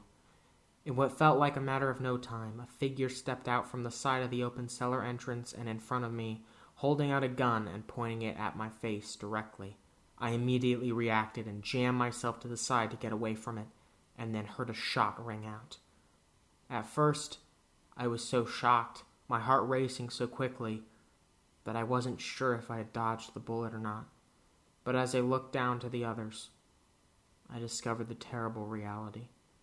Troy's chest started to cascade a thick, red liquid down his whole body as he looked up at me with tears in his eyes and sorrow in his soul. I couldn't help but be immediately enraged. I didn't know how exactly to react, so I looked back up to the man behind this. He held his gun, though now he began to quiver. I suppose even cultists like him can't fire upon an innocent man without some fear, because that's what they are, cowards. I looked around his waist and saw a utility belt, lined with a holster for his current weapon, and another one that was full. However, what was more interesting was that a bottle of Eskeem, that powerful, strange liquid, was there as well. I knew exactly what to do. I leapt up with lots of momentum and grabbed onto his arm, biting it brutally and making him scream while dropping his weapon. I grabbed and took away his potion quickly before he brought his hand around and threw me to the ground, but it didn't matter. I had the weapon that mattered most. He drew his other gun on me as I drank the potion, his hand squeezed tightly on the trigger, but the contents of the Askeem had already started to flow through my veins. I reached out with the same feeling from last time, the same new appendage, but rather than being able to manipulate him or my surroundings, I found myself pushed back a few steps. Just like the man from before in the car, I was able to teleport myself to different positions. I kept doing it frantically in a panicked effort to dodge the bullets, but I truthfully had no idea what I was doing. He kept firing, and I kept skipping away to somewhere else, which made him get gradually more frustrated. However, it didn't end up mattering how dedicated he was to bringing me down, as John climbed out from the cellar and got behind the man, wrapping his hands around him and choking him whilst bringing him to the ground. Then, as the man became weaker and his grip on the gun loosened, John grabbed hold of it and brought it very carefully to the side of the man's head. The man squirmed everywhere as the cold barrel of the gun was placed directly against his temple. I stood there, the frantic teleportation gradually slowing to a halt. I watched on and saw the look in John's eye, uncompromising, without a doubt of the right course of action. "I wish you'd take off your hoods. Next time I'd like to see your face when I do this," he said, before slamming his finger confidently on the trigger and firing out into the man's head, killing him brutally and instantaneously. The corpse lay there, still as a stone. Chapter 9. Hunted. We ran across the wide grassy field as the sound of the gunshots still rang in my ears. John and I had lifted Troy out of the cellar and were desperately rushing across the nature to get him somewhere safe and patch up his bullet wound. The sirens of vitriol could be heard for miles from the oncoming Order attackers. I had to stave off the desperation to look behind us. However, it eventually overcame me. As I looked back, I saw that this group was, in yet another way, quite different from the Ordinance. They were not at all opposed to using vehicles, such as the automobile, to assist their goals. This was like a death sentence to the three of us, who already wouldn't be able to outrun a squadron of cars, but who also now had to carry around a bleeding, injured man. I wasn't able to overcome another urge either, namely, the one to see just how bad Troy's injuries were. Like a river of pain, the blood had now trailed all down his body. It was a truly gruesome sight, not because it was inherently and immutably so much worse than the other suffering I had seen before, but because it was happening to someone who I truly cared about. Perhaps sometimes even the worst violence doesn't even impact us until it feels close to home, until we feel a true threat. The attempts to kill, brutalize, or silence me by the Ordinance were abhorrent, but the only reason I felt I needed to resist them was because of what the Keeper told me, that I had a greater purpose, that I could save the parallel. But as Troy's breathing began to stutter, and his mouth shot out spurts of blood, I felt like saving someone was not only justified, but justified in a deeply personal way. We came upon a bowing hillside, leading into a more wooded area. "I have some clients out here. We can hide in their houses," John shouted, his body trembling with shock and pain. Mine only withered silently with worry and sorrow. "Do you really think they'll stop there? No, if they're anything like what I'm used to, they'll track us down and kill us no matter what," I replied.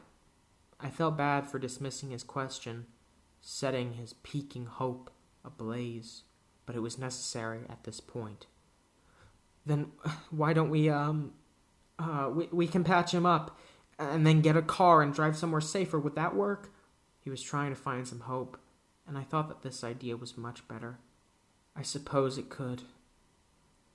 Perhaps we should drive off to the nearest police station." I thought that was the obvious solution, and I was confused as to why John hadn't mentioned it specifically.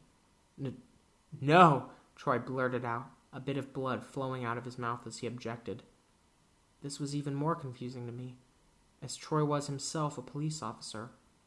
Wouldn't that help us in this desperate scenario? And then I remembered. His father had been killed during a dispute with the police. The trauma in that regard must be unimaginable.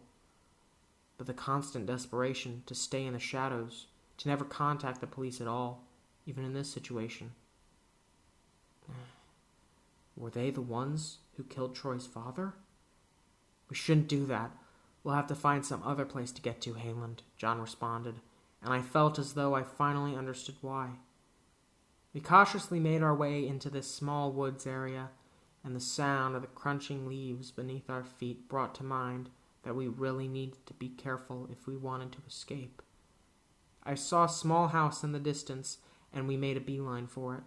It was a seemingly abandoned place with a truly dreary aura, but it felt like it was better than nothing. Is there anyone who lives in there? I asked John, whispering and shouting simultaneously. Yes, quite a few actually, he replied. John desperately pounded on the door of the house, and a man shortly answered it. He was very old and weathered, with scars all along the left side of his face, and, as I noticed quite quickly, a hand with only 4 fingers. His skin was dark like John and Troy, and he looked worried as a result of John's pedantic knocking. We need your help urgently, Mr. Logan, he said, letting his arm fall onto the side of the doorframe with exhaustion. The old man looked at the wounded Troy, and then at me. What's happening to him over there?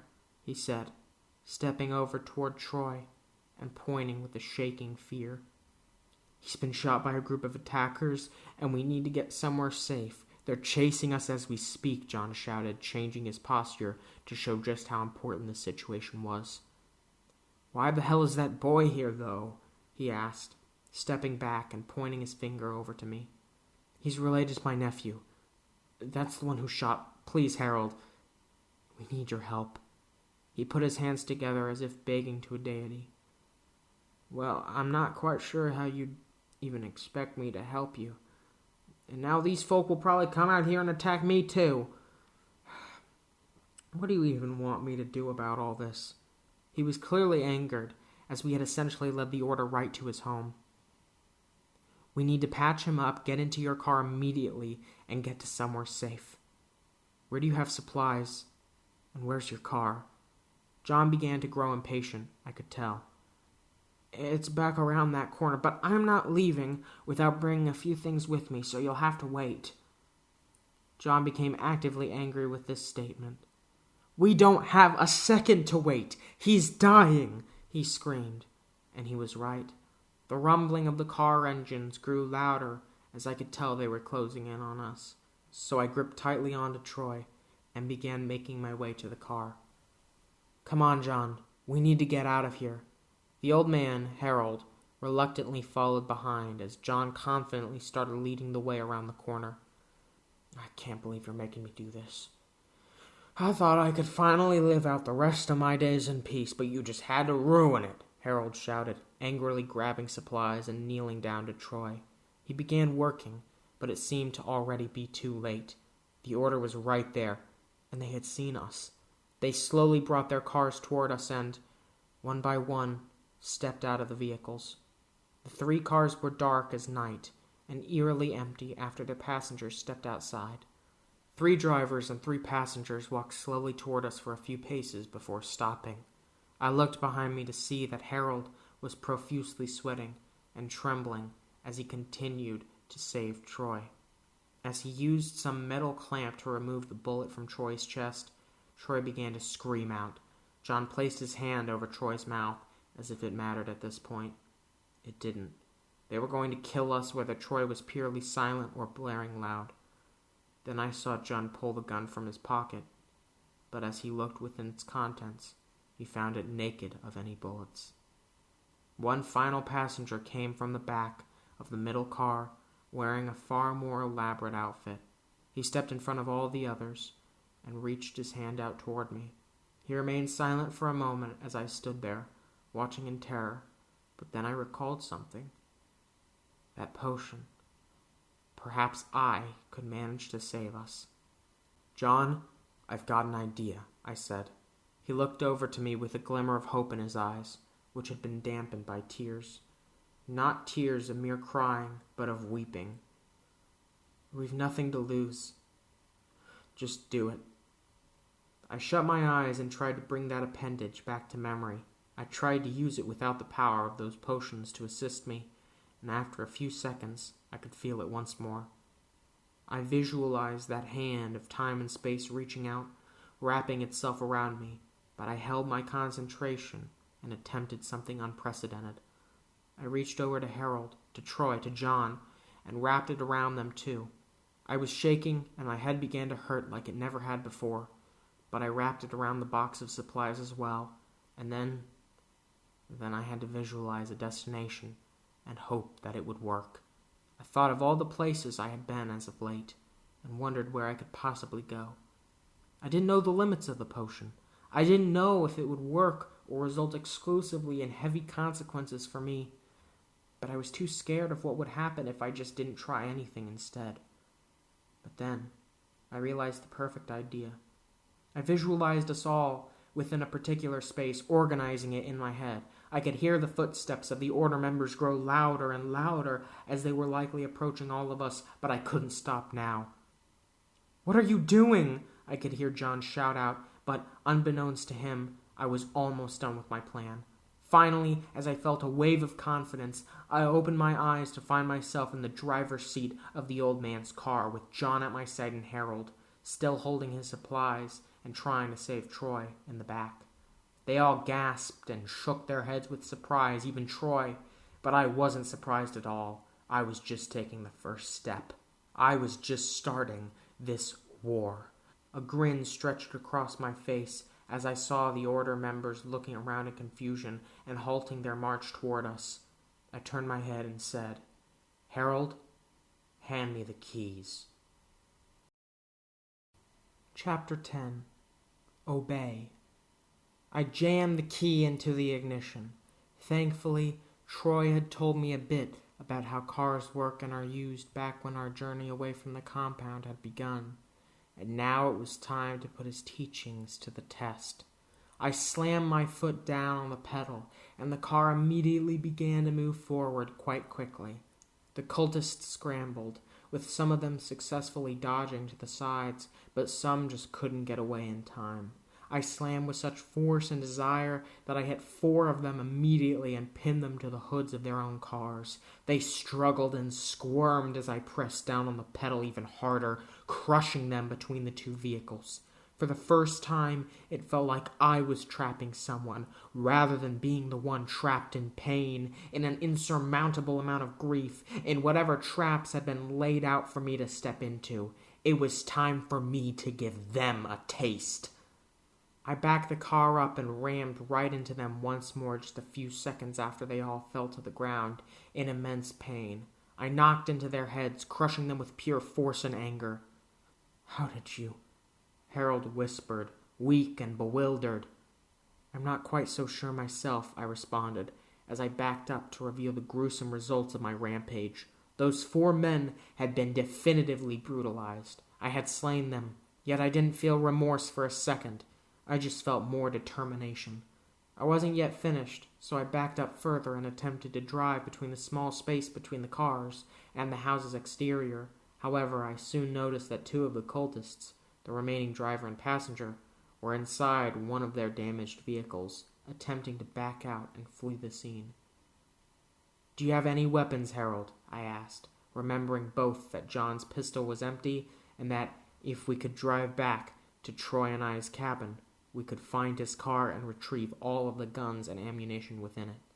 But for now, we needed something to handle the remaining cultists and escape.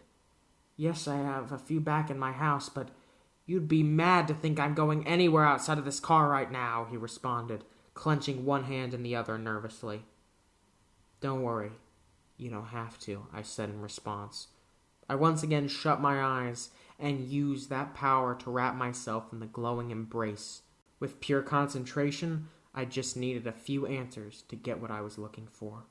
"Harold, where are the weapons in your house?" I asked, visualizing the front door of the house that I had seen before.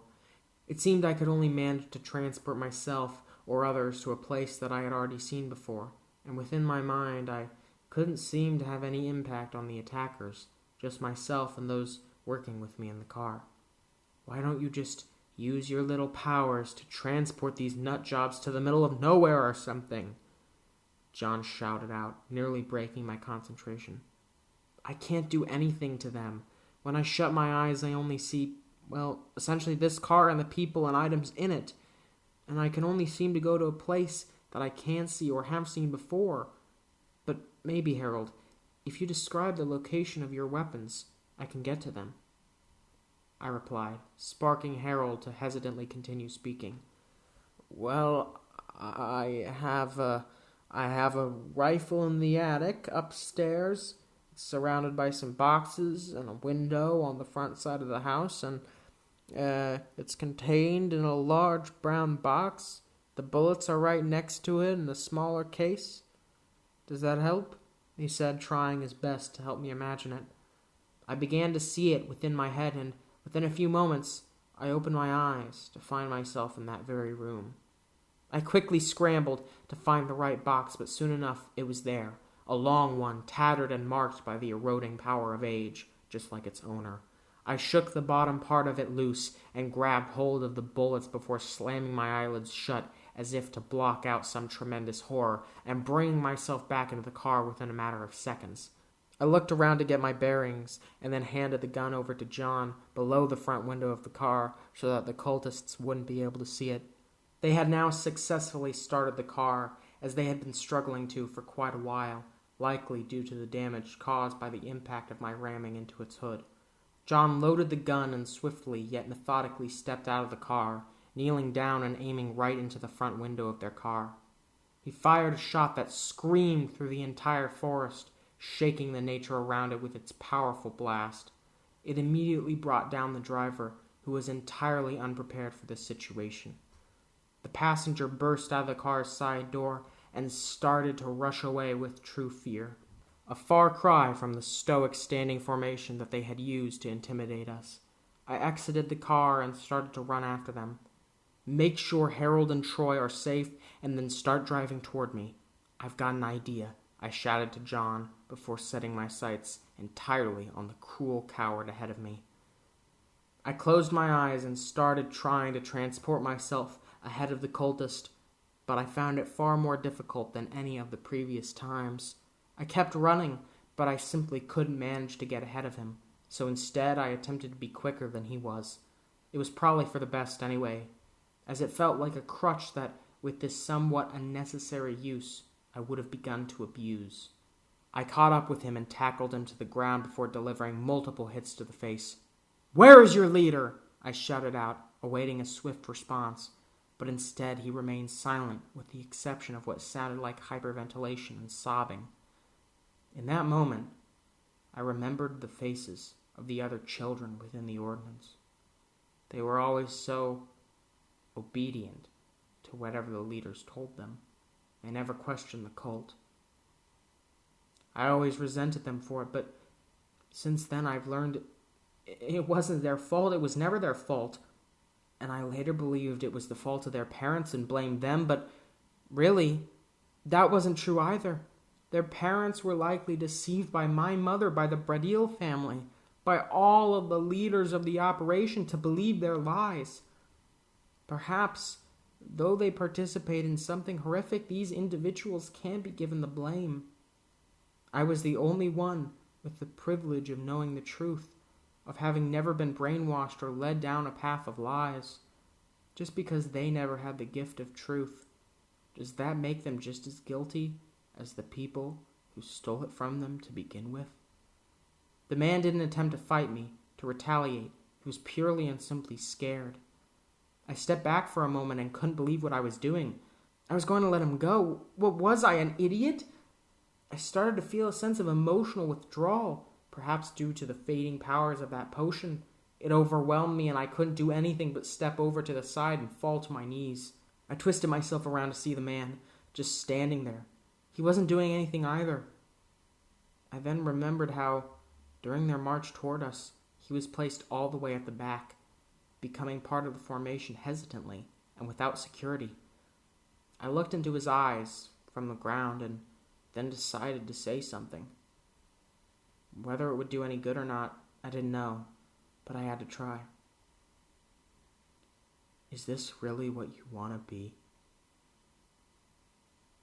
Just a pawn in their game? Their war on the parallel? I asked, finally coming down off the high of retribution. For shooting Troy, burning the house, I felt with such immense conviction that they needed to be destroyed mercilessly as punishment. But now, looking into the scared eyes of an innocent cog in a guilty machine, I couldn't keep the flame of rage going in the same indiscriminate fashion. I don't know what I am, he said, without a hint of expressiveness, but somehow a lethal dose of emotion. I pressed my hands against the ground and leapt up, slowly stepping toward him. You know, I didn't either. I was in a group very similar to yours, and what I learned was... I attempted to speak to him, but I was soon cut off by the sound of a revving engine. It was the car that the others had stayed in, and before I could even fully turn to see it, it plowed right into the cultist, leaving a trail of blood as it screeched down the forest pathway before coming to a stop and causing his lifeless body to fall to the ground. I looked over at the car as John and Harold both stepped out. "Are you all right?" John shouted out. I slowed my mind to a halt for a moment and tried to think of a response that would express what I was feeling, that would explain why I didn't just kill him myself. But I couldn't with mere words. "Yeah," was all that I said, before slowly beginning to shuffle my way toward the car. I sat next to John, who drove this time. "Let's go find their leader," he said, before starting up the car and flying down the forest road. I felt as though the cultist that they had just killed was, in a way, just as innocent as they were. His death was not his fault, as he was being used and manipulated likely for years within a brutal organization. But it wasn't John's fault either. He had no idea the potential purity held by that man. That's what war feeds upon, a lack of any true understanding.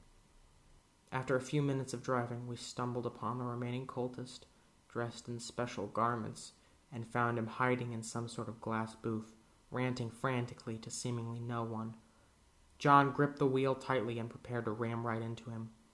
But I looked over to him and made a different suggestion. "Wait, let me deal with him," I said, and John slowly nodded his head in reluctant congruence. I grabbed the gun and headed outside of the car, walking up to the booth.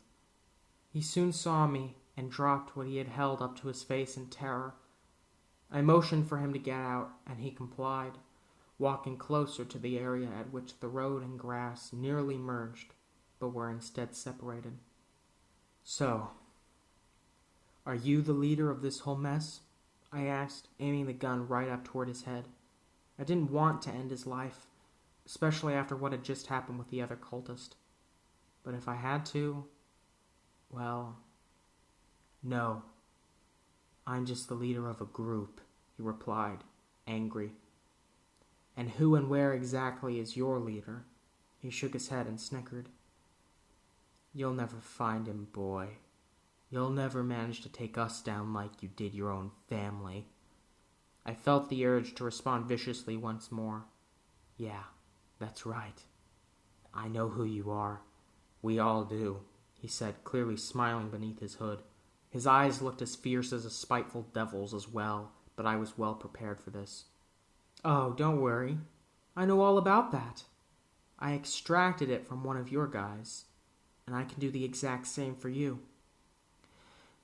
Say, how would you like to hop in the back of that car over there and, well, either have a talk or, have a talk after a little bit of convincing?" I said, smiling. He nervously gulped and smacked his lips in delay before responding. "All right, if you'd just be so courteous as to lower that gun, I'll... He trailed off and pointed toward the car in question. I foolishly looked over to where he was pointing, and, in a moment of distraction, he began to run away. I didn't know what to do, as the potion had clearly started to wear off, so I simply fired a shot into him. I shut my eyes as I felt the shots recoil and slowly opened them to find him still alive, crawling on the ground. Thankfully, I hadn't killed him. His knowledge was still accessible. I walked over to his pathetic, wriggling body and knelt down in front of him, the rifle pointed at his head. "All right, that didn't work out so well for you, so would you like to give me some information now?"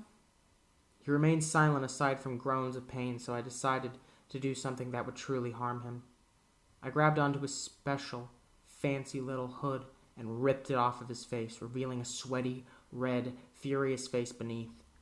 A face that screamed nothing aside from pathetic weakness, the kind of weakness which would cover itself in some sort of intimidating clothing to feign strength. "You will die! You'll all die!" he screamed out, writhing against the floor like a worm. "Just tell me, where are the rest of your people, and how do we get there?" "If you say that," I attempted to reason with him, but he cut me off. "You'll kill me either way," he screamed, and he wasn't wrong. "True, but I'll make sure it's not nearly as painful if you do. It'll be swift and immediate, as I'm sure you know would be better for the both of us." He laughed in response. "Better for you? You're a violent little murderer boy. If anything, getting to slowly torment me would be the best gift you could ever be granted." Hearing this felt like getting my own shot to the chest. Was he right? Was I going to enjoy killing him in a brutal fashion? No, because instead of giving him a choice, I just stood up, fired one round into his head, and walked away. Perhaps I could have once again tortured one of these cultists and tried to extract the information from them, but at this point, I just wanted to prove him wrong. I wouldn't be a senseless killer like he was. I wouldn't be grouped into that. And if it weren't for them, I never would have taken a single life away. "Let's go. We need to get that ammunition," I said as I got into the car. "What happened back there?" John asked with true concern in his eyes. "What needed to," I said, staring out into the void of the rest of the road for a few moments as the car started to move again. The three adults around me started to talk again, even Troy, who is now in much better shape, but it all felt like background noise to my infinitely loud thoughts. They bickered and bickered about if we should head down the road and loop around or go back the way we came. Though I'd normally try to involve myself in the conversation, I just couldn't stop thinking about the lives I had taken. Whether they deserved it or not, I am a murderer. I will never live again as anything else, for my blood is tainted by my actions.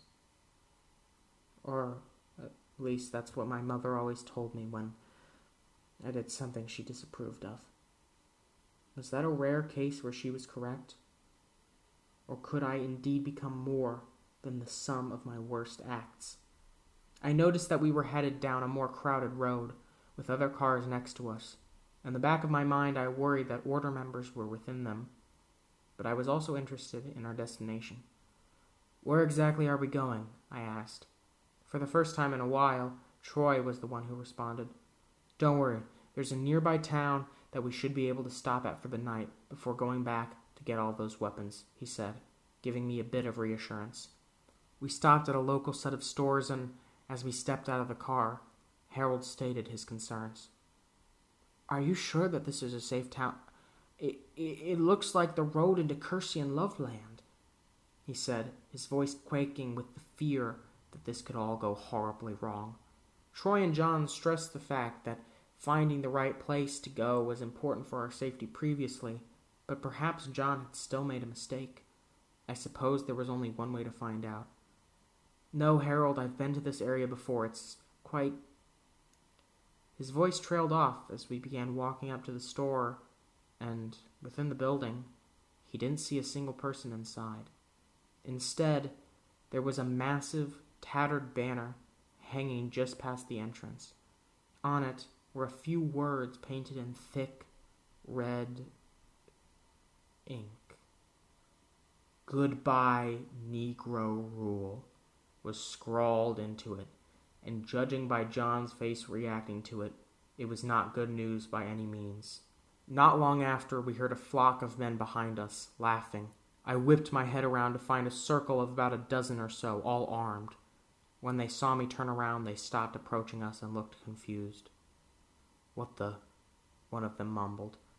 Another cut in. "Hey, what are you doing next to him, son?" he shouted, before pointing his gun right at John and preparing to fire. There wasn't a moment to spare. "Don't shoot!" I screamed, throwing my hands in the air and stepping firmly in front of John. "We're not a threat to you. We need help. We're being chased and—" I tried to reason, but it didn't matter. "Oh boy, we've got ourselves another color lover," he said, and all the men around him began to laugh hysterically. Soon they put down their weapons and started to walk toward me. The one at the front of the march took out a pair of restraints and looked at me. He smiled and said, "Don't worry, kid. We're gonna get you all in some nice, safe cells, and then we'll show you why exactly you should never want these two to be any closer to you than that ever again." I closed my eyes one last time as he began to put the restraints on me, and I tried to escape.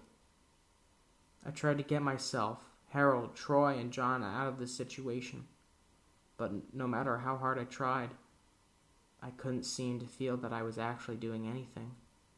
Perhaps it was in vain, but I put every ounce of focus and willpower I could, and then I opened my eyes.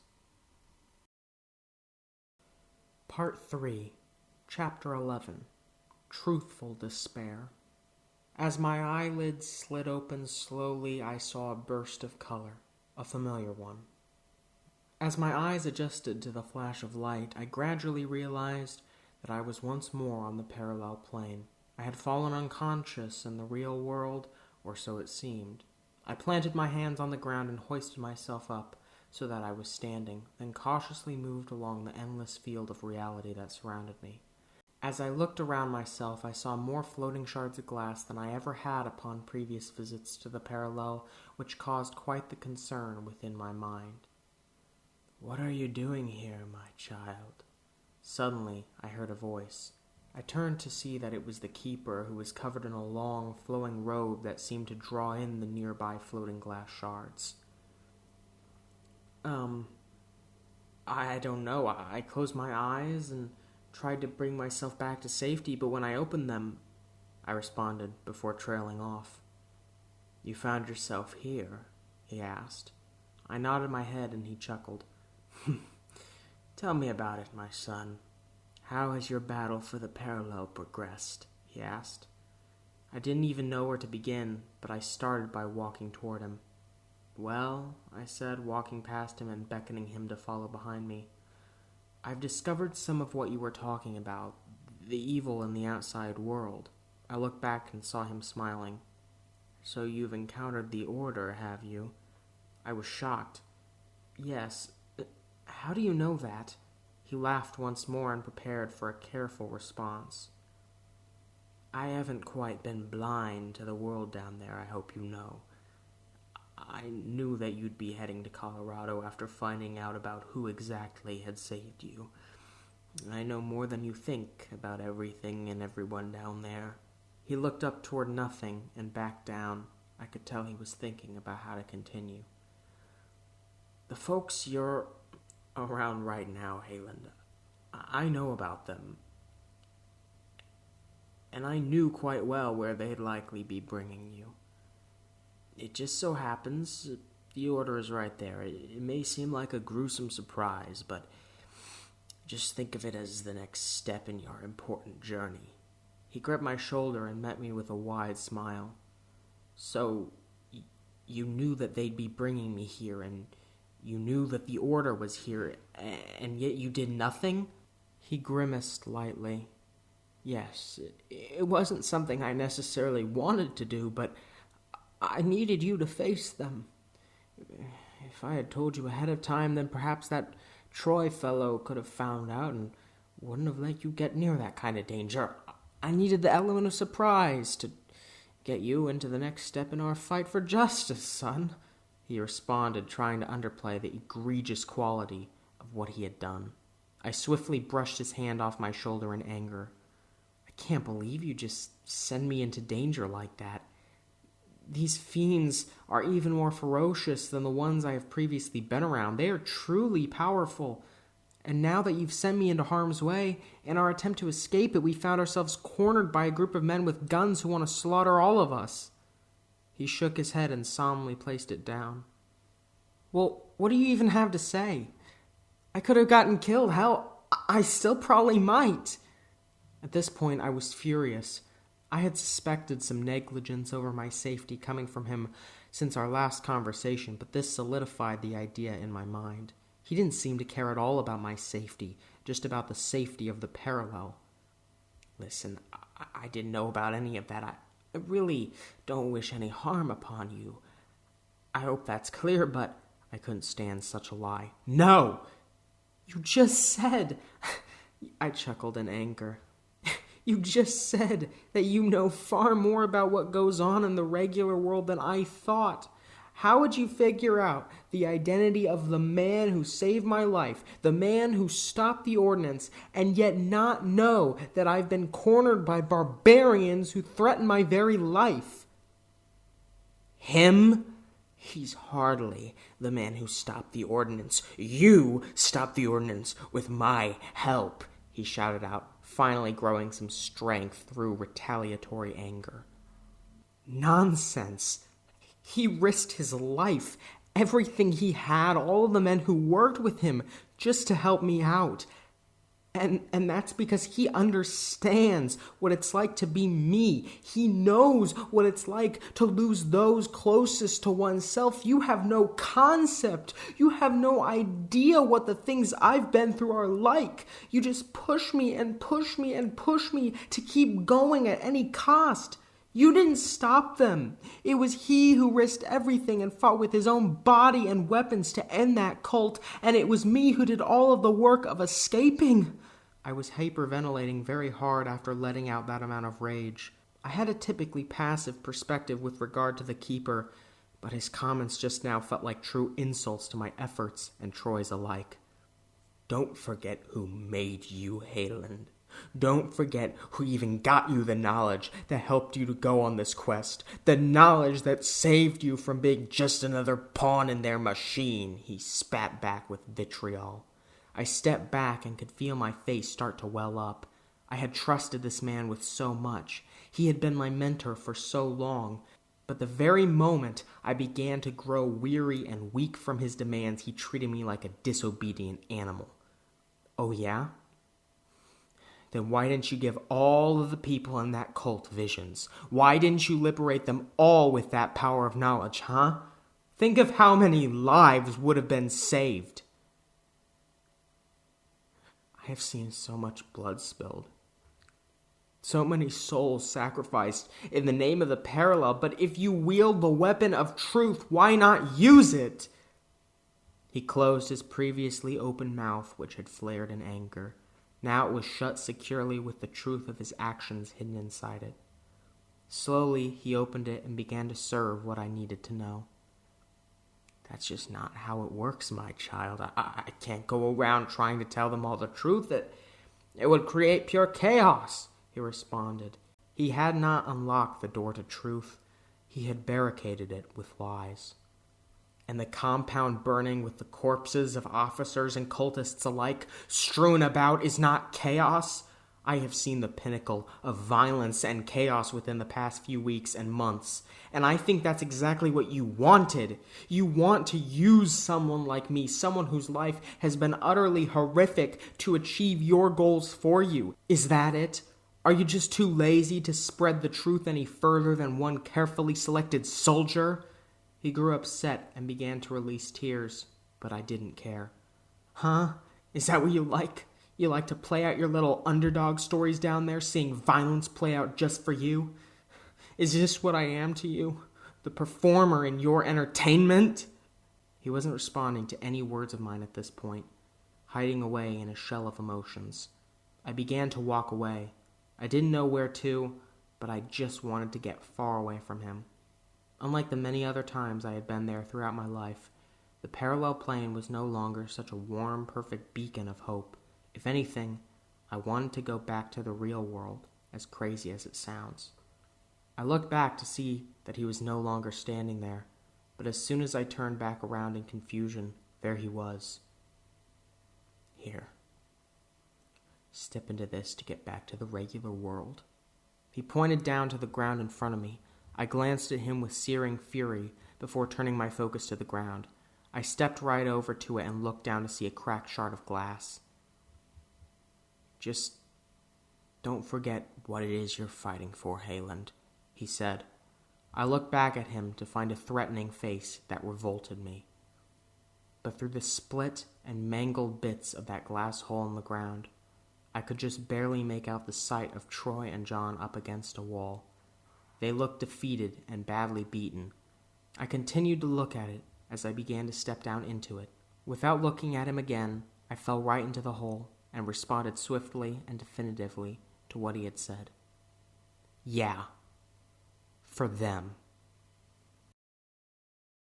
Chapter 12. Locked Away. Once more I opened my eyes to find myself in a totally new place. Around me were bleak concrete walls coated incompetently by gashes and dents. As I sat up and looked to my left, though, I saw a set of metal bars. I knew exactly where I was. I was in a cage, locked up inside to prevent me from doing anything else that my captors would deem as wrong. In the compound, this was a common practice for many who disobeyed, though the conditions were, surprisingly, not as bad as what I saw surrounding me. I peered through the gaps in the metal bars and saw another cell across from mine. Though it was quite dark, I could make out the fact that 2 figures were sitting on the floor inside of it. "Troy? John?" I cried out in a whisper. One of the figures abruptly stood up and came to the bars of the cell, revealing itself as John. "You're alive?" he whispered. I stood up as well and slid between the folds of the cage to answer him. "Yes. Where are we exactly?" The truth was that I knew the answer to this question in some capacity, but I wasn't prepared to simply accept it without being absolutely sure. "We're in a jail right now. Those guys back there knocked you out and took you away, and then they arrested us too," he said, looking all around to make sure nobody else could hear us. "Is that Troy in there with you? And where's the old man?" I replied, trying to get my wits about me. "Yeah, he's in here, but he's asleep right now, and I'm not quite sure where Harold is. I didn't see him after I got locked in here." This worried me a bit, but at the very least, I understood the situation now. Suddenly, a loud rattling sound echoed throughout the hall outside of our cells and filled it all with an eerie aura. I desperately looked to try and get a glimpse of who or what was making that noise, and eventually saw the silhouette of a man walking slowly toward us. As he got closer and closer, my heart pounded faster and faster. I had no idea what was in store for all of us. Eventually he came into clear view, and I saw it was a man in a police uniform, batting some kind of club against the bars of each cell as he walked past. However, when he got to Troy and John's cell, he stopped and slowed to a halt. Then, all of a sudden, he called out, "You up, darkies?" he said, leading to an immediate response from John. "Yes, sir, my nephew is sleeping, but I can—" He tried to speak and sounded very respectful and almost timid whilst doing so, but he was cut off abruptly. "Oh, well, then, no need for you to do anything. I'll gladly wake him up myself." He grabbed some sort of metal ring from his pocket, and as he moved it around, the chiming of what hung off it made me realize that he had gotten out his keys. He unlocked their cell door and stepped inside, which sent John into distress. "Please don't. He was just tired. I can wake him up," and John tried to reason with him. "Shut your mouth!" he screamed in response, which likely woke Troy up. As I watched from the shadows, he grabbed Troy and lifted him up, then pinned him against the wall of the jail cell and, from the sounds of it, attacked him. Troy screamed out in pain, and the policeman responded with a harrowing laugh before attacking him once again. "Stop!"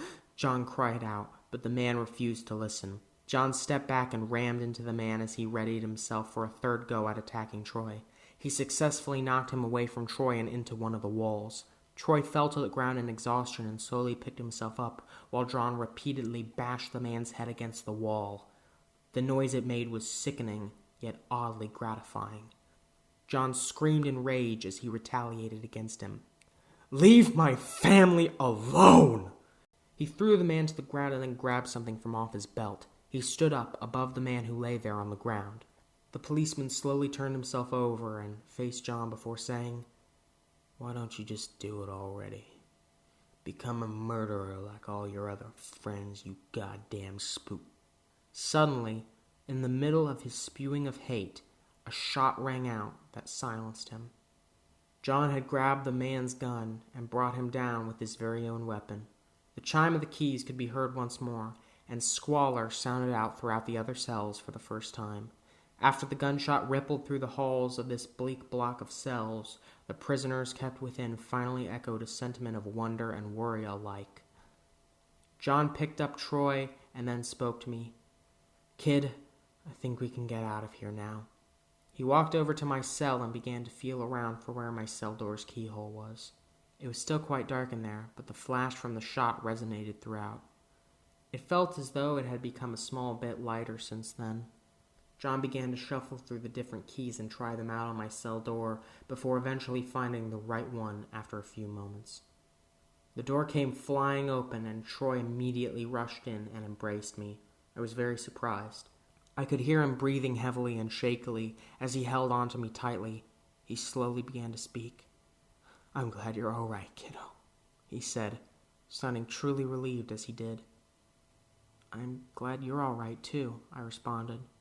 He stepped back and wrapped his arms around my shoulders, bringing me with him into the hallway of the jail. We all walked down the hall as the other prisoners continued to speak in a disorderly fashion. However, John only had one thing on his mind. "Harold!" he shouted out, trying to find the old man. We waited a few moments, yet heard absolutely nothing. As Troy and I continued walking, I looked over to the sides to see all the other prisoners. They seemed to be very unfamiliar in a variety of ways. However, one aspect of them was universal and monolithic. Each and every person I saw in those cells had skin, not like mine, but like Troy and John's. It was now more clear than ever that this was no ordinary set of cells. This was a set of cells more akin to the ones in the compound, not full of those who had truly committed crimes, but full of those who had disobeyed anything decreed by my mother or the Pravil family. We reached the end of the hallway and I saw a small switch on the wall. Troy grabbed it and flipped it, causing all the lights in the hallway to shine for the first time. Now I could clearly see all the men and women jailed in the cells. They were beaten, scarred, and often families. I saw families with many children jammed into singular cells in horrific conditions, but what John saw was even worse. He suddenly ran over to one of the cells in which a man in a tattered, scratched suit was lying against a wall. "Fabio?" he shouted out, slamming his hands against the bars of the cell. The man stood up and came frantically toward him. "John?" The two met face to face and remained in a stunned silence for multiple moments. "You know each other?" I asked, stepping closer to the two of them. "Yes," John continued. He looked around him and into the eyes of the people within the cells. "In fact, I know all these people."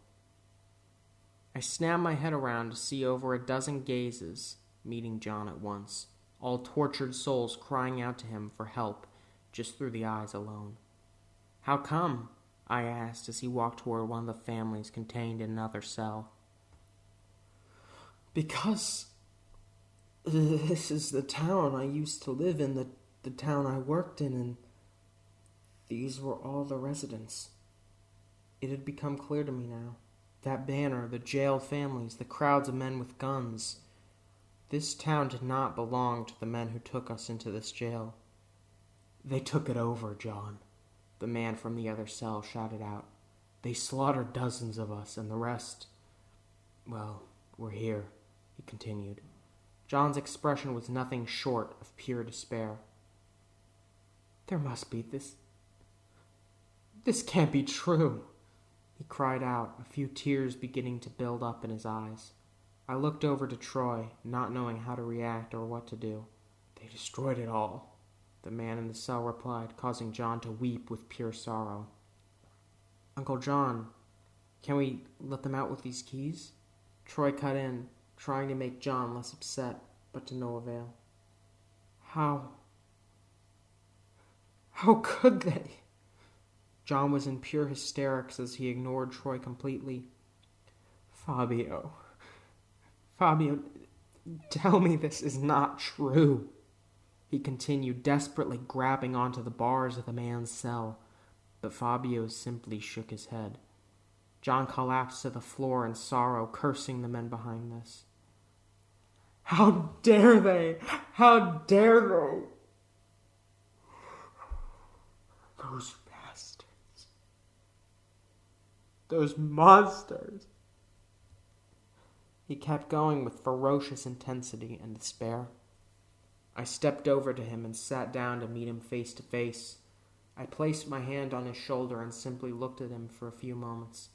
I thought of what I could possibly say to improve the situation and came up with nothing. However, I did know something that could make the situation feel less isolating and thus less painful. "John, I'm sure this home meant everything to you. Hearing what has happened here is truly a gut-wrenching revelation. But don't make the mistake of feeling as though you have no hope at your side. I speak from experience. I never truly had a good home, but the one I did have was torn apart by a brutal war. Even worse, one that I felt I caused. And just like what these men did to your home here, I felt as though the bloodshed and destruction were all for naught, that it was all useless, and I still feel that way. However, what I also realized was that my home was not truly gone. My home was not the good and evil alike that I faced every day within that compound. It was not even a specific place. It was what made that place feel like home, whether that be my memories and experiences, the people surrounding me, or most likely the simple fact that I knew of nothing better. And for you, it's not gone either. Your home is still very much alive." I stood up and faced all the people within the cells as Troy slowly began to open the doors and set them free.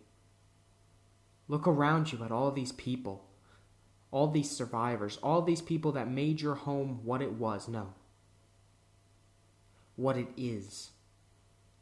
You don't need to fall to the ground in despair over what you've lost. You don't need to accept defeat, but at this pivotal moment, you do need to use what you have at your side. All of these people, Troy, and of course, me. You need to use everything you've got left, everything that you have not lost, to take back what's yours.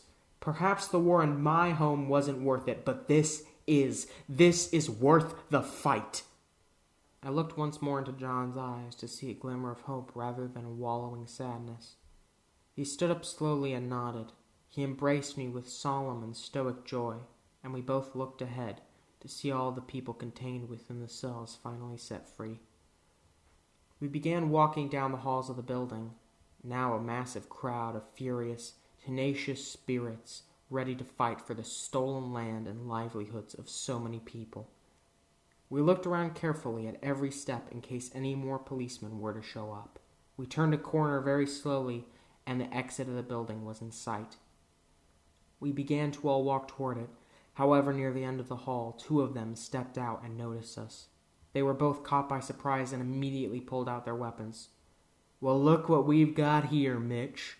All the apes finally escaped from their cages," one of them said, smiling as he pointed his gun straight at us. "Wait a minute. They've got a boy with them, too. Don't move, any of you," the other one shouted. It seemed the only reason that they had hesitated to unload their bullets was because I was among the crowd, which made me sick to my stomach. John, who was right behind me, whispered into my ear, "You have to do it, Haelend. close enough to do it," he said, handing me the gun. I walked slowly through the crowd and toward the officers. The people all around me looked into my eyes with the hope that I would be able to stop the two of them, which honestly made me quite nervous. I focused my energy, however, and quickly brought the gun forth, firing a shot at each of them, and then continuing to shoot until the gun wouldn't shoot any more. The two policemen fell to the ground and a pool of blood trickled out of their bodies, allowing our entire crowd to leave the building, take their guns with us, and finally step out into the town that had been taken, plunged into darkness by the night. It was the final night that any of those monsters would control this town. That was for sure. Chapter 13. Worn Bond. "There's a warehouse nearby. We could hide out in there and plan our next move," one member of the crowd shouted out into a sea of eager listeners. She pointed in its direction, and we began to head toward it slowly and carefully.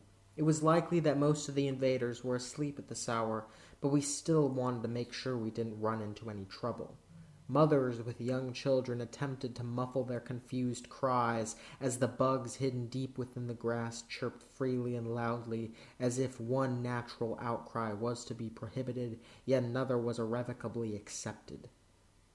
We got to the back door of the building and peered through its window to check for any sign of threats. "Do you have the key?" I asked, yet the man solemnly shook his head. "No, they took it from me some time ago, but I'm sure we can find some other way in." He trailed off in a deep, meditative thought. "When they took me from the warehouse and claimed it, we were still working, and during working hours we typically don't lock that door so we can get in and out easier," he continued, "meaning that they've locked it up themselves. They could still be in there." Suddenly, John Troy and many others in the crowd looked right at me. I knew exactly why. After a few moments, I allowed the crowd to hide around the corner of the building. I could feel my heart pound with fear. In one hand, I held the gun John gave me, and with the other, I prepared to knock on that door and bring the threat of death to myself and, in far greater likelihood, everyone in that crowd from the prison. Perhaps I was in some way being used as bait in this fight, but I didn't mind.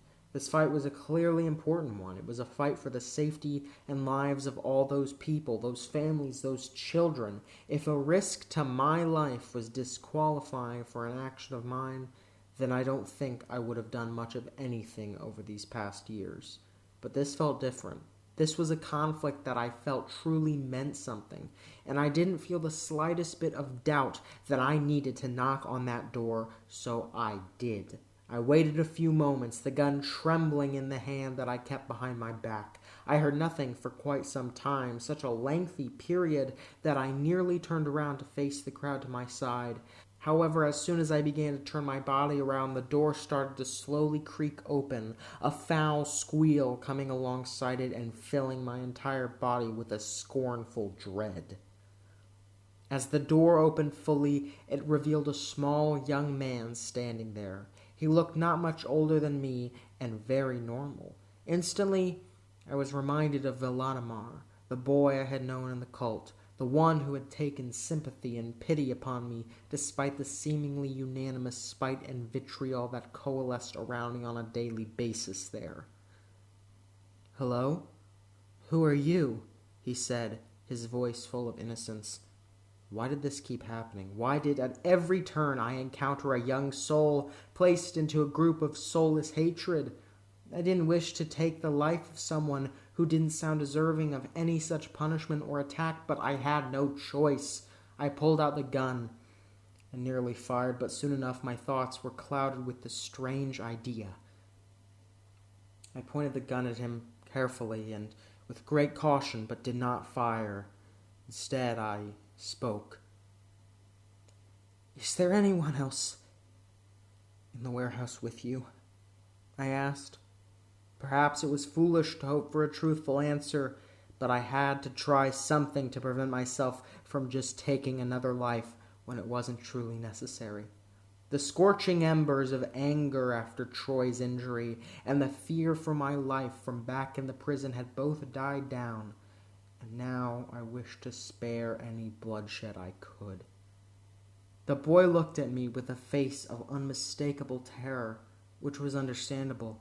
His lip quivered as he pathetically tried to formulate a response. Well, it's just my father and I. Please." He trailed off whilst looking into my eyes with a purely human expression, innocent fear. Those officers from the prison, most of the cultists I had ever had to bring to death, did not show any fear when threatened. And if they did, it was not the fear of innocence, it was the fear of guilt. They did not fear that their life would be taken away for an unjustified reason. They knew exactly why they were in the situations they were in. Confident smiles as attempts to perpetuate their disgraceful evil, even in death, laughs to minimize the retaking of power that I had occupied myself with in this attempt on their lives, or terror that they would not be able to continue committing their acts of malice. These were all very familiar, but this face of pure fear, I hadn't seen it all too much, and it was a contagious expression, one which scared me whenever I saw it. Due to his response and his expression, I could tell this was no murderer. This was no monster. "Then would you please allow me to step inside and lead me to where he is?" I asked. He nodded, tears beginning to form in the crevices of his eyes. He stepped back, and I snapped my fingers thrice to signal to the others that I had gotten the door open. I kept the weapon trained on the young man, yet as members of the crowd came closer to where I was standing, I called out to them. "There's someone in here, but I think we can spare him. He says it's just him and his father in here." Troy and John stepped forward out of the group and looked back to the rest. "The rest of you stay here. We're going to go with the kid to make sure it's safe in there, and we'll signal at the door when it's clear and you can come inside," John said. "And make sure that if anything happens, you use this," Troy continued, tossing one of the guns to Fabio. They came into the doorway and stood right behind me as I turned my head back to the boy, who was still quaking in fear.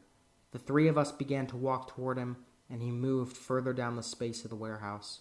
We followed his lead down the cold, dark corridors of the sprawling and lifeless building for what felt like an eternity. Though it was nerve-wracking to wait for so long, I counted every second that we did not encounter any attackers a blessing. It may have been a risk to go inside, but I felt it a worthwhile one, and in any case, the father's child would be in our grasp, which offered us a pathway out of almost any troublesome situation. Eventually, we saw the flicker of candlelight at the end of a long stretch of the building, and a light in the blazing candles was only one man. The boy hadn't lied at all. I shook the gun in a gesture at the boy and told him exactly what needed to be done. "Wake him up." The sleeping man was cozy in his warm sleeping arrangement, painted with a devilish smile quite different from any expression I had seen on his son. The son shrugged his father's shoulders for him and woke him up. The man gradually grew aware of the situation as he opened his eyes fully and sat up to face the three of us. "What in God's name?" he muttered under his breath. "Who are you?" John asked, catching the man off guard. "Who am I? I should be asking you that," he shouted back, his face already growing red. "I'm John Reed. I used to live in this town. I used to work in this town. So I should not be required to answer such a question. Now answer mine. Who are you, and what the hell are you doing in my town?" He shot back, causing the man to stand up and walk a few steps toward me. "I'm a hard-working, God-loving man. I'm a father. There's your answer. And what am I doing in your town? I'm freeing it. I'm freeing this land from your people's incompetence and laziness. I'm taking back what belongs to the rightful owners of every inch of land in this great nation. Does that answer what you wanted to know?" He replied, causing John to smile and chuckle with a tired spirit. "Troy, "Go signal for the others to come in here," he said, smiling at the man. Troy rushed off quickly, and the man continued to stand there, now with a concerned yet disgusted expression plastered across his pale face. "The others? Oh, so you've got some friends with you, huh? Well, I suppose that fits. You're probably yet another one of those old hooligans who doesn't know his place. You and your rowdy friends simply won't accept our victory, will you?" He began to dig further into his unfounded confidence. "I don't wish you to forget, sir. I have a gun pointed right at your son as you say these things. So I'd suggest you shut your mouth before things escalate," I cut in, trying to bring down his self-serving barrage of insults and accusations.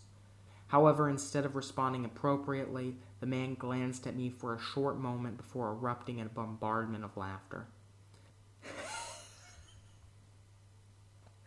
"So what? Now you've been recruiting some of the hippie pinkos to fight with you? Oh well." He knelt down a slight bit, slapping his hands on his knees in a revoltingly playful fashion. "Go ahead, boy. Get rid of him. You know, I never really liked that little fag anyway." He turned his eyesight back to John as I looked over to his son, whose face screamed a cry of humiliation. "Can you believe this?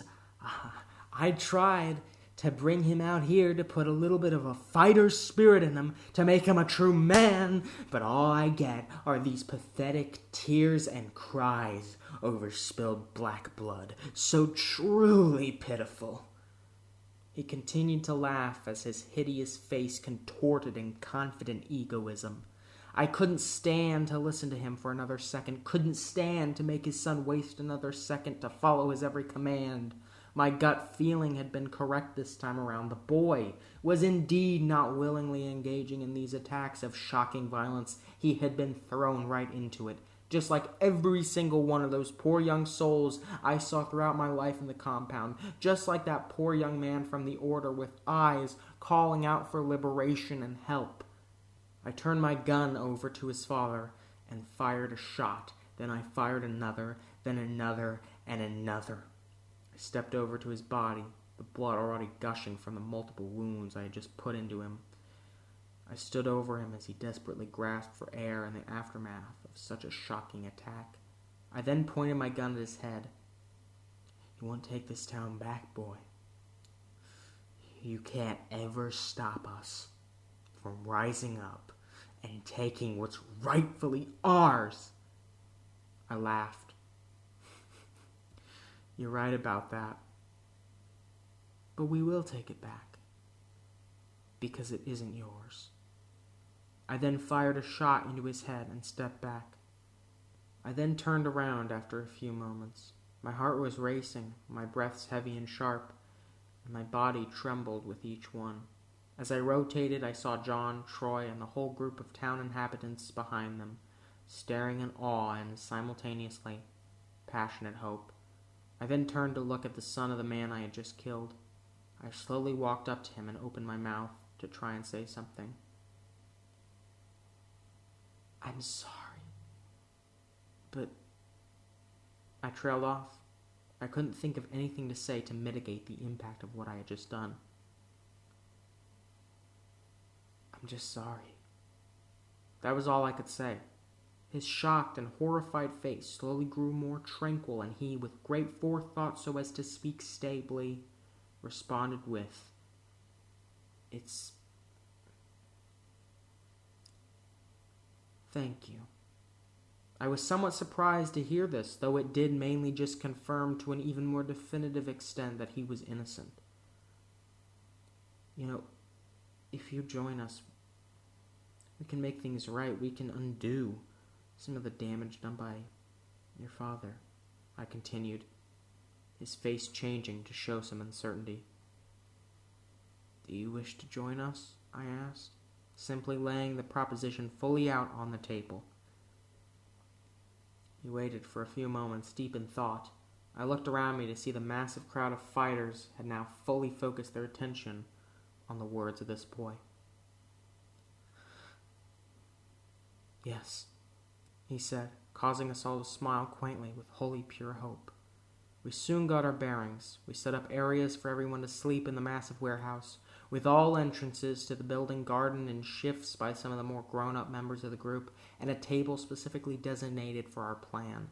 A canvas for the next steps in this deeply important war, not just a war that could lead to a safer and more clear path to victory against the Order, not just a war that would restore the power to its rightful owners, not just a war that would bring down these violent militant monsters, but also a war that would be a step in liberating those of us like the young man we had just encountered. Innocence can be crushed by the evil of malevolent organization, but tonight we proved that sometimes it can be saved. Chapter 14. Foreseen Justice. I awoke to the scrambling about of dozens of more mature voices, all of whom were stepping swiftly yet orderly over to the table. As my eyes fully opened up, I saw one of them reach over to his side and pull out a large roll of paper, which he graciously unfolded onto the table. A swarm of hands in an organizational flurry began to scribble about on top of the paper and create something atop it. I pushed against the cold, gray ground and stood up before carefully stepping between the bodies of the still asleep children.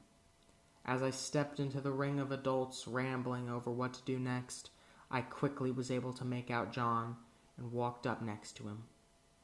"Hey kid, how'd you sleep?" he asked, which made me think for a moment.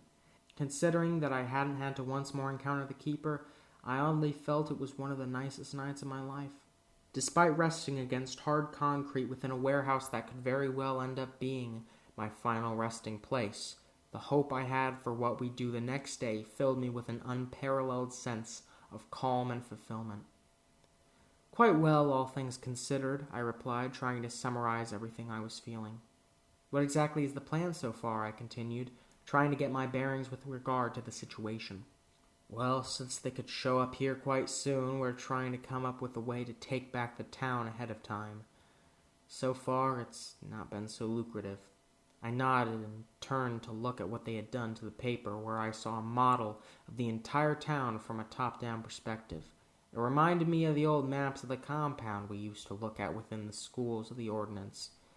To think that some of those children thought the whole world was confined to those few acres of forest was truly saddening. Suddenly, a hand slammed down onto the paper and traced a line from one large figure on the map to another. I looked up to see that John's friend Fabio was the one behind this, and he soon began to explain just what he was doing. "You see, if we head out of the back door from last night and back to the police station, we can probably get back in there and perhaps find some more ammunition and weapons," he said, his hands spread wide to show the sweeping method of his speech. "That is, as long as there aren't any new cops in there," someone else soon cut in. "And if there are, then we could all be done for. Why not go here?" she said, drawing a line toward another building on the east side of town. "That's my shop. I doubt they have any personnel over there, considering it doesn't really house any important materials or anything like that." She trailed off as Fabio began to look over at me. His glance silenced others in the crowd as if it were a powerful statement. "Hey, you there," he swiftly called me out with a look that showed me he had some sort of idea in his head. "What if we send him over to the police station and have him pull the same act as before? And that way we can be safe even if there are new cops over there," he said, while looking back at everyone surrounding him. The crowd began to rumble with many different opinions, a sea of variation and uncertainty. Then, like a blade through water, Troy suddenly cut in and blanketed them with a stunning silence. "Wait, that may have worked last night in an emergency, but we'd best come up with a better plan when it's going to be broad daylight. They'll probably be all over the place, and I don't exactly like the notion of sending him out there to handle that," he said. Personally, I wasn't all too opposed to Fabio's idea, as it was clearly a lot safer for me in this town than any of the others, but I understood Troy's concern. The fact he wanted to protect me was just yet another display of why he and John were so important. "If I may, I'd like to suggest something else instead." A new voice sprang up from behind all of us. Everyone turned in a unanimous motion to find the source, which ended up being the boy from last night. We all looked at him attentively as he continued. When we arrived here, my father and his friends threw their extra guns and ammunition into a small hidden ditch about a mile away or so from this building. He looked all around him with nervousness. If we go there and stock up on tools that we can use, well, then it's going to be far easier to deal with them. As he stopped speaking, the crowd slowly began to whisper amongst themselves again. A random man cut in after a few moments of this. "I don't think I'd trust the son of one of the attackers," he shouted out, sparking a lot of disagreement and rambling about between the others.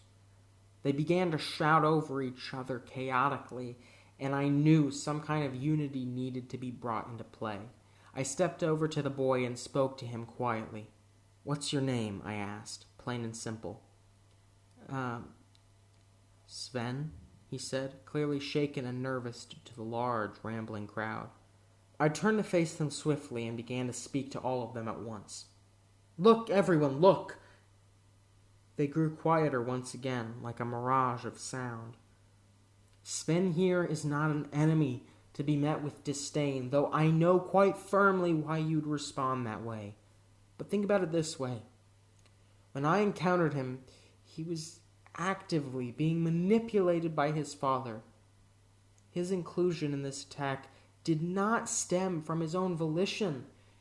He's just like you and me. Everything around us is the problem. All this nonsense entrapping us, whether it be being born into a cult, being the son of a violent assailant of insurrection, or being a direct target, we are all the victims of our circumstances.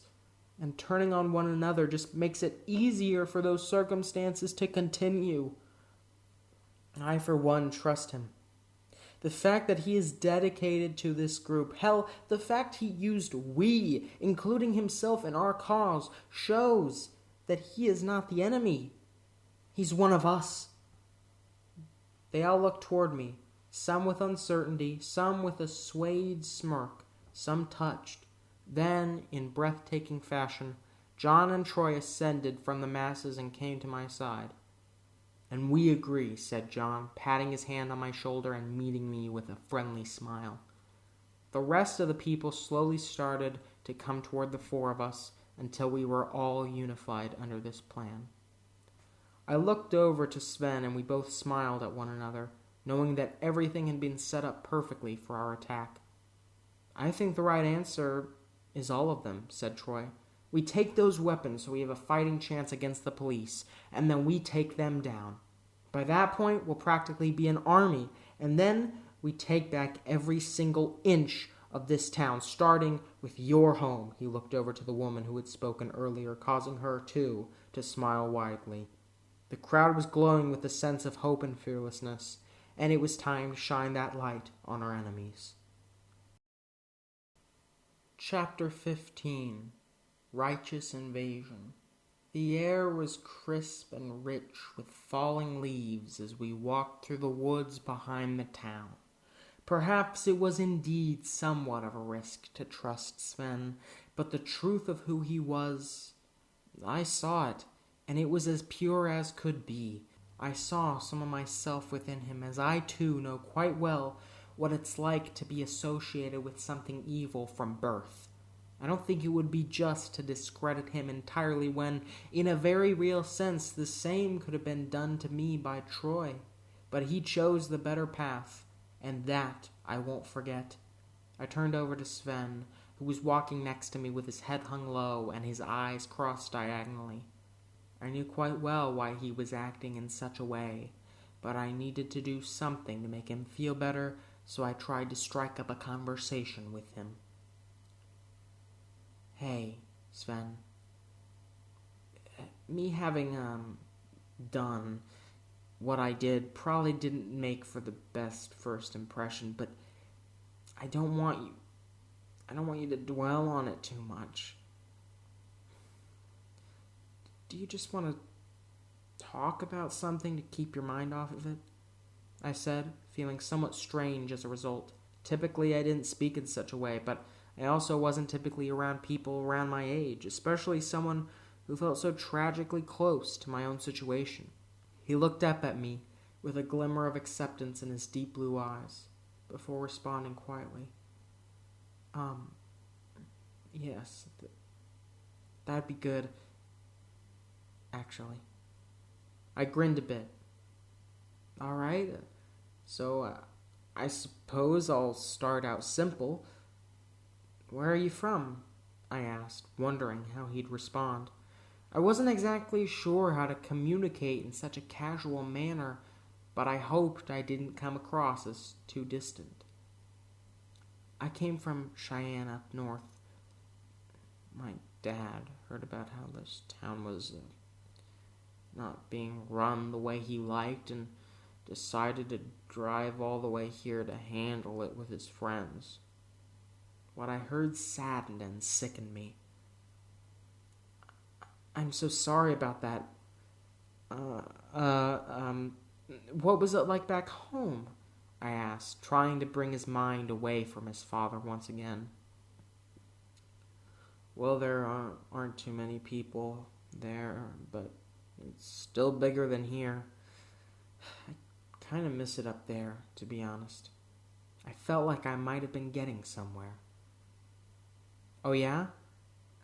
What do you like the most about it? I asked, causing him to think deeply for a moment.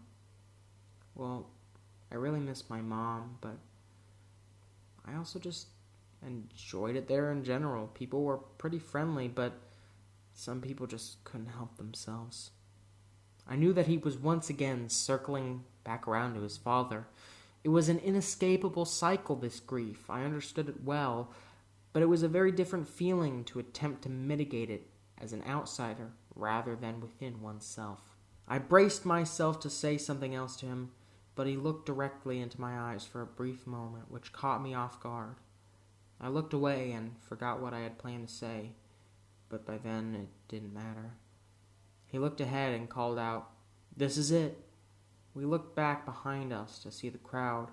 Everyone was there unaccounted for.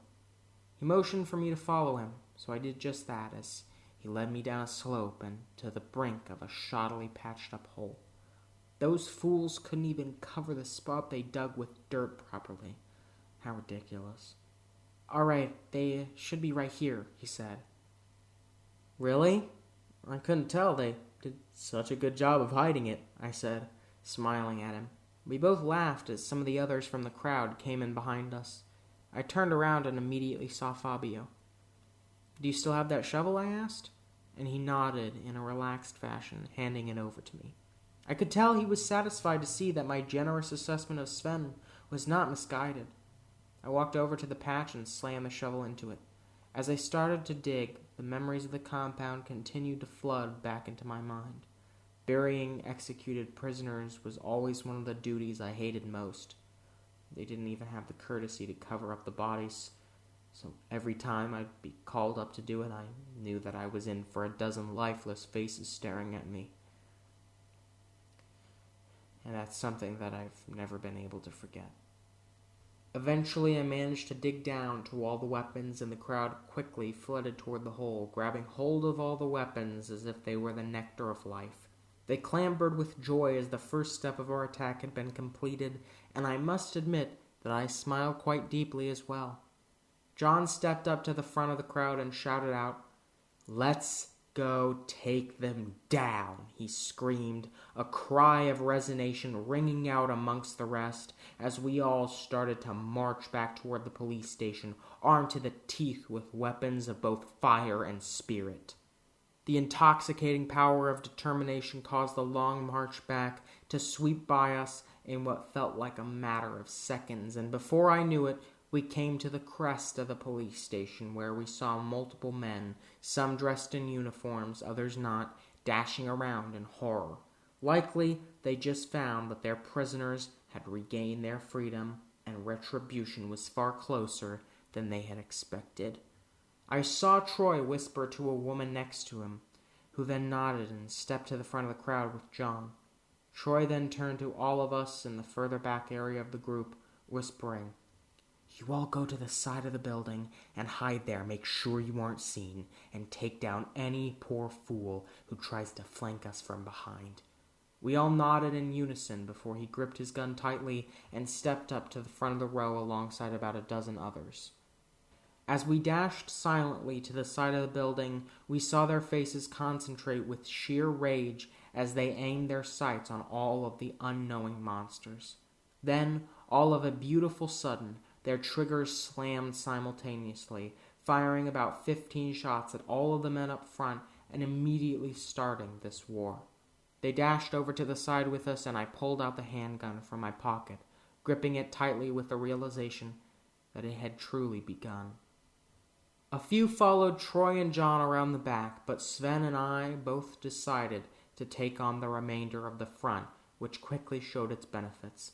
They didn't know we'd be there and thus anticipated a flank attack on the other side, but we indeed outsmarted them at this pivotal moment as Sven and I cocked the handguns at the devilishly satisfying sight of 5 remaining men, all with their backs turned, going toward John and Troy's part of the crowd.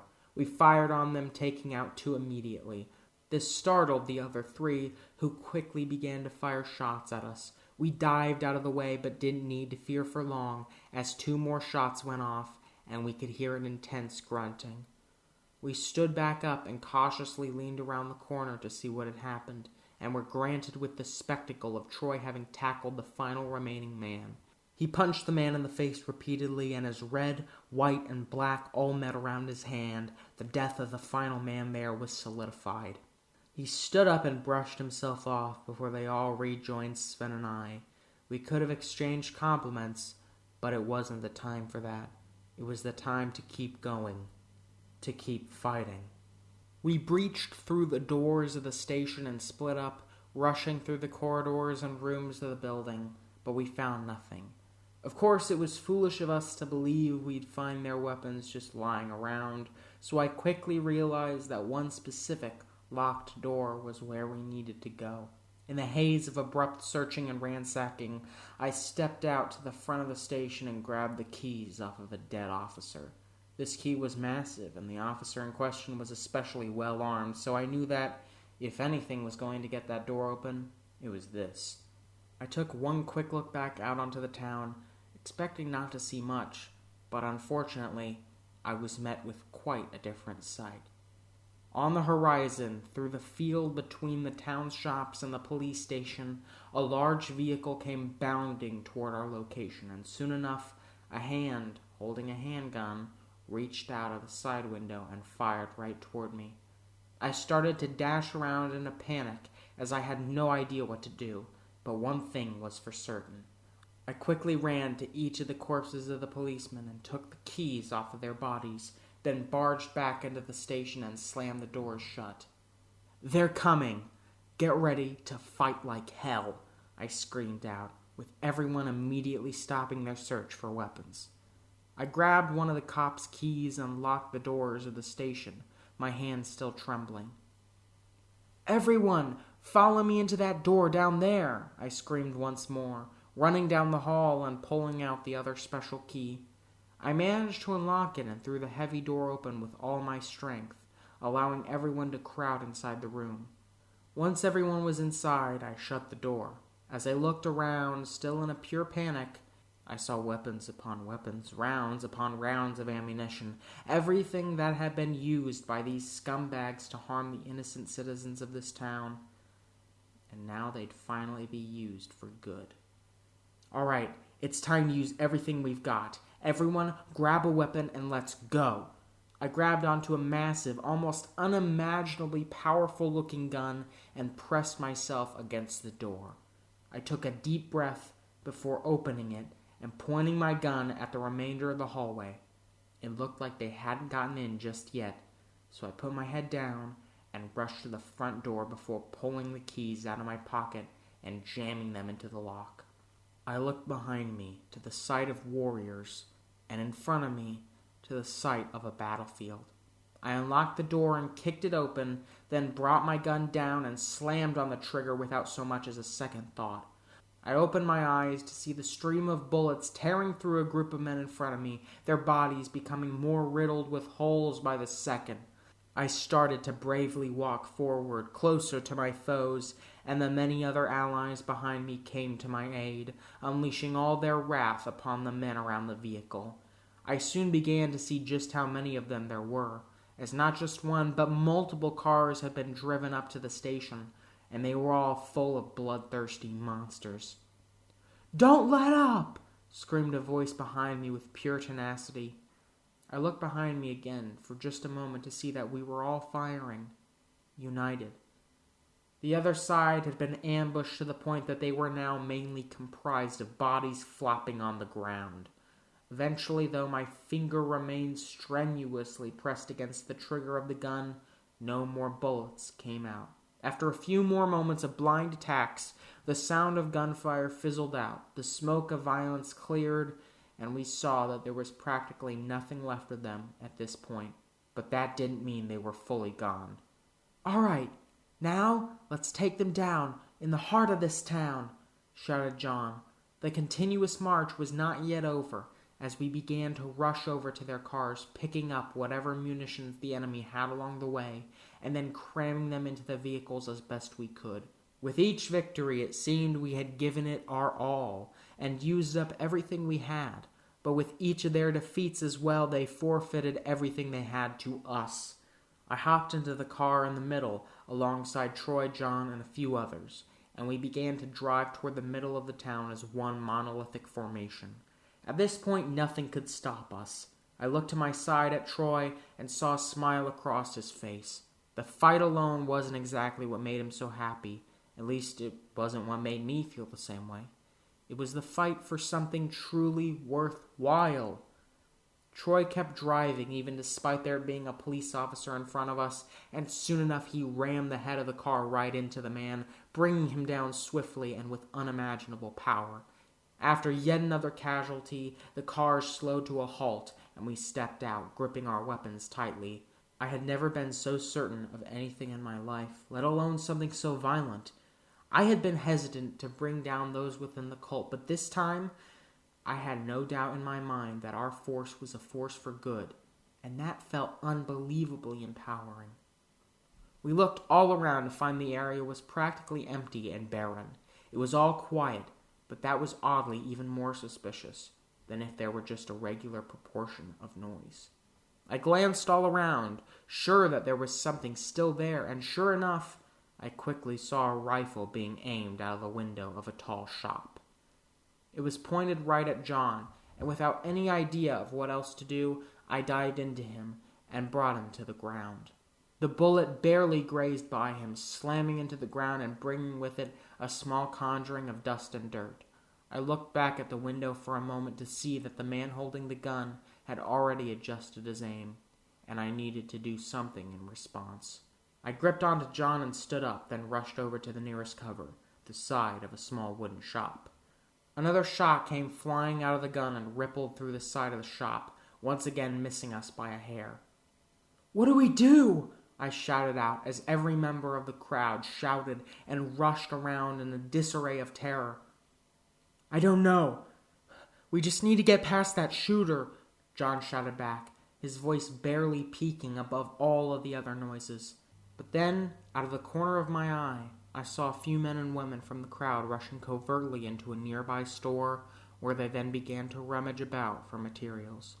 As yet another shot came from the rifle, this time it managed to go right through the wooden barrel that a young man had been using for cover and dived into his neck with a bloodthirsty joy. He collapsed to the ground and began to bleed out, but there was nothing we could do. However, as I once again looked over to the people who were searching through the store, I noticed that they were back out on the battlefield. And as one of them stood up with unimaginable bravery, I saw something in her hand. She held what looked like a large glass attached to a folded wet cloth, and then brought a flame close to it while gazing straight at the man firing even more shots. As I looked between these three drastically different situations, all of the chaos slowed down for just a moment. On my left, a dying, innocent young man, a casualty of an unfortunately necessary war. In front of me, a truly demented cog in this machine that had been nearly dismantled and was relegated to running on fumes. And on my right, the final brave, defiant step to tear it down.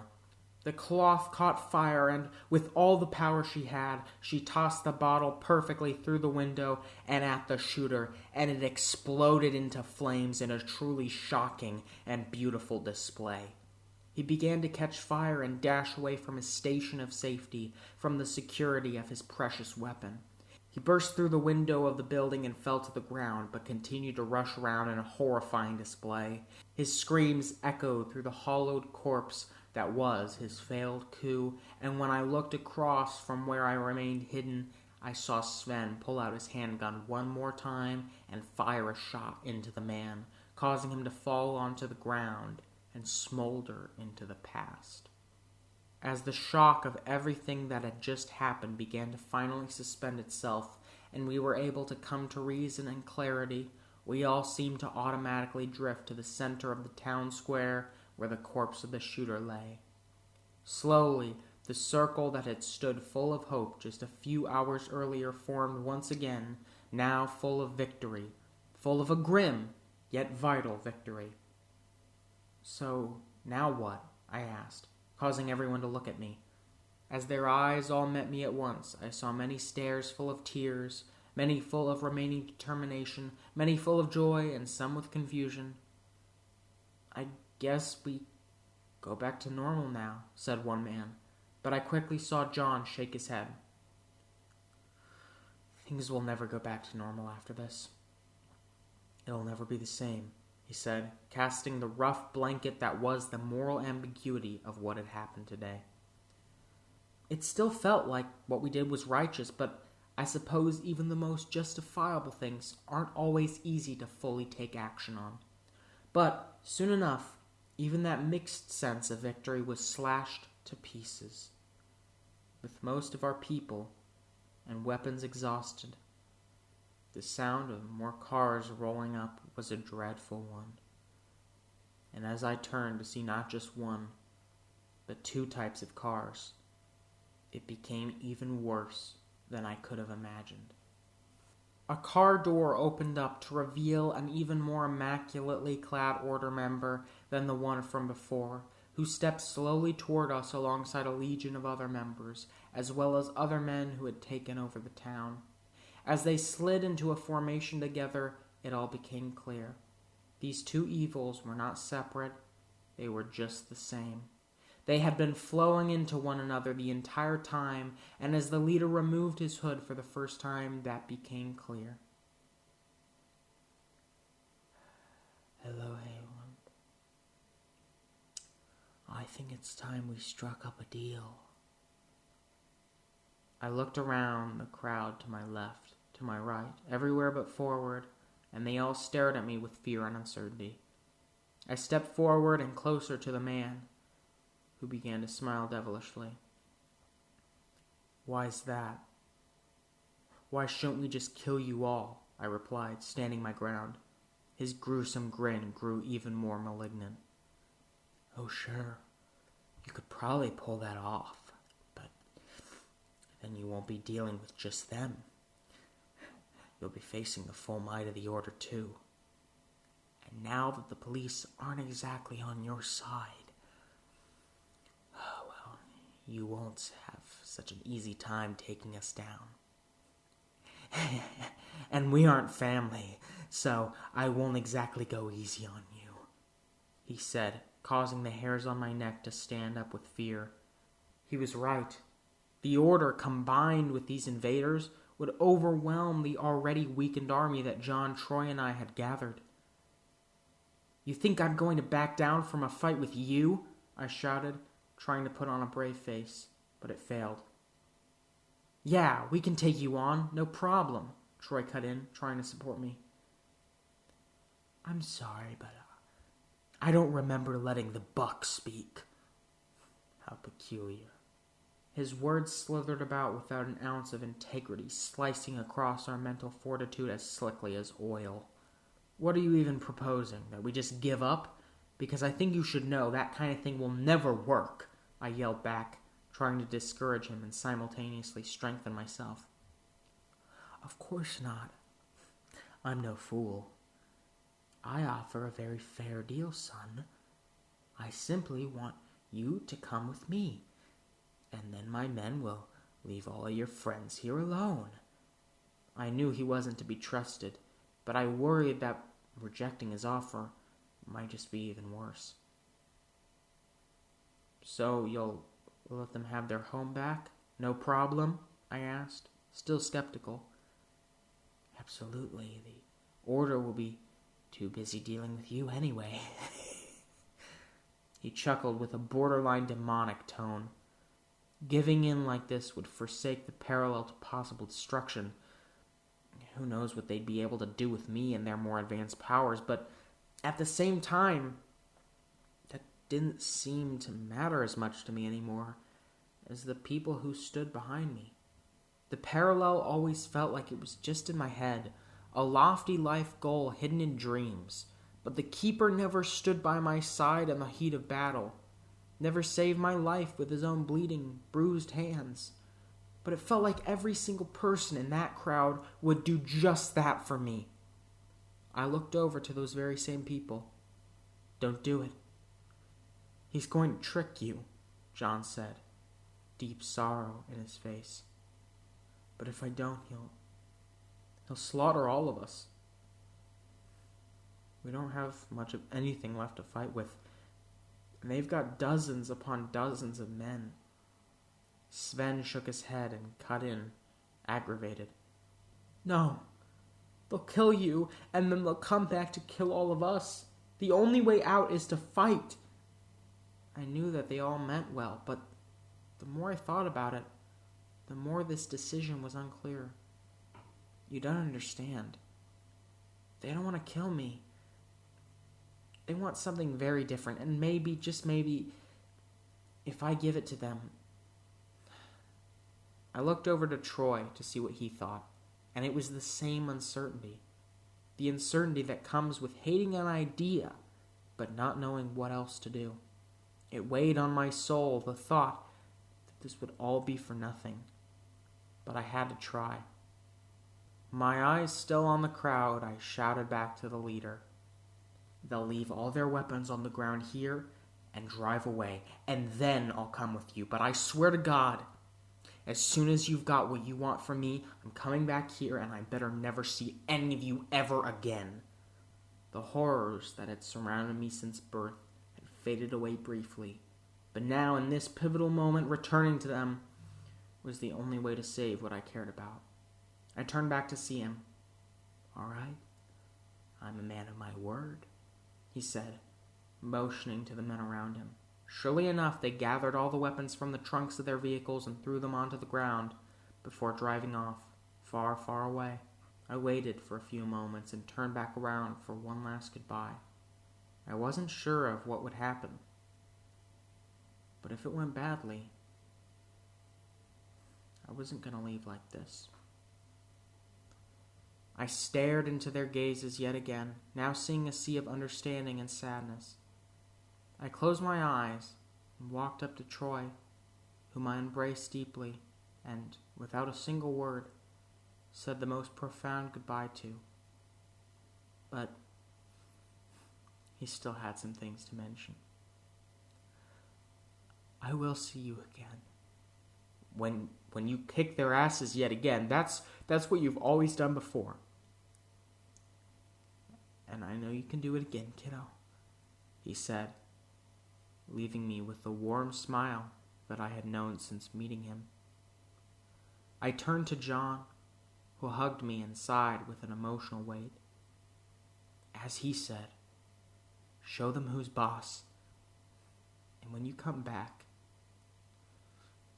we'll be sure to give you the home and the community you've always deserved.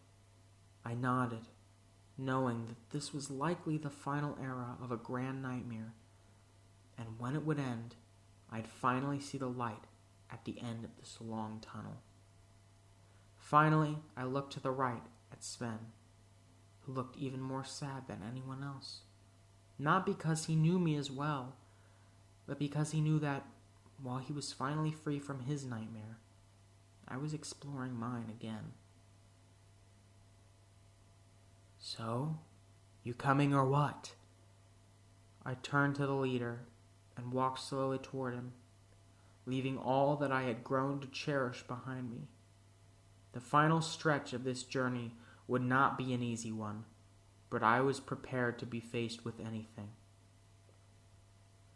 The strength I had seen from so many others on the battlefield that day flowed through me now. Knowing that so many spirits can withstand what they have, it reinforced mine to practical invincibility. And it was time to put an end to all of this. Part 4, Chapter 16, Prevailing Past.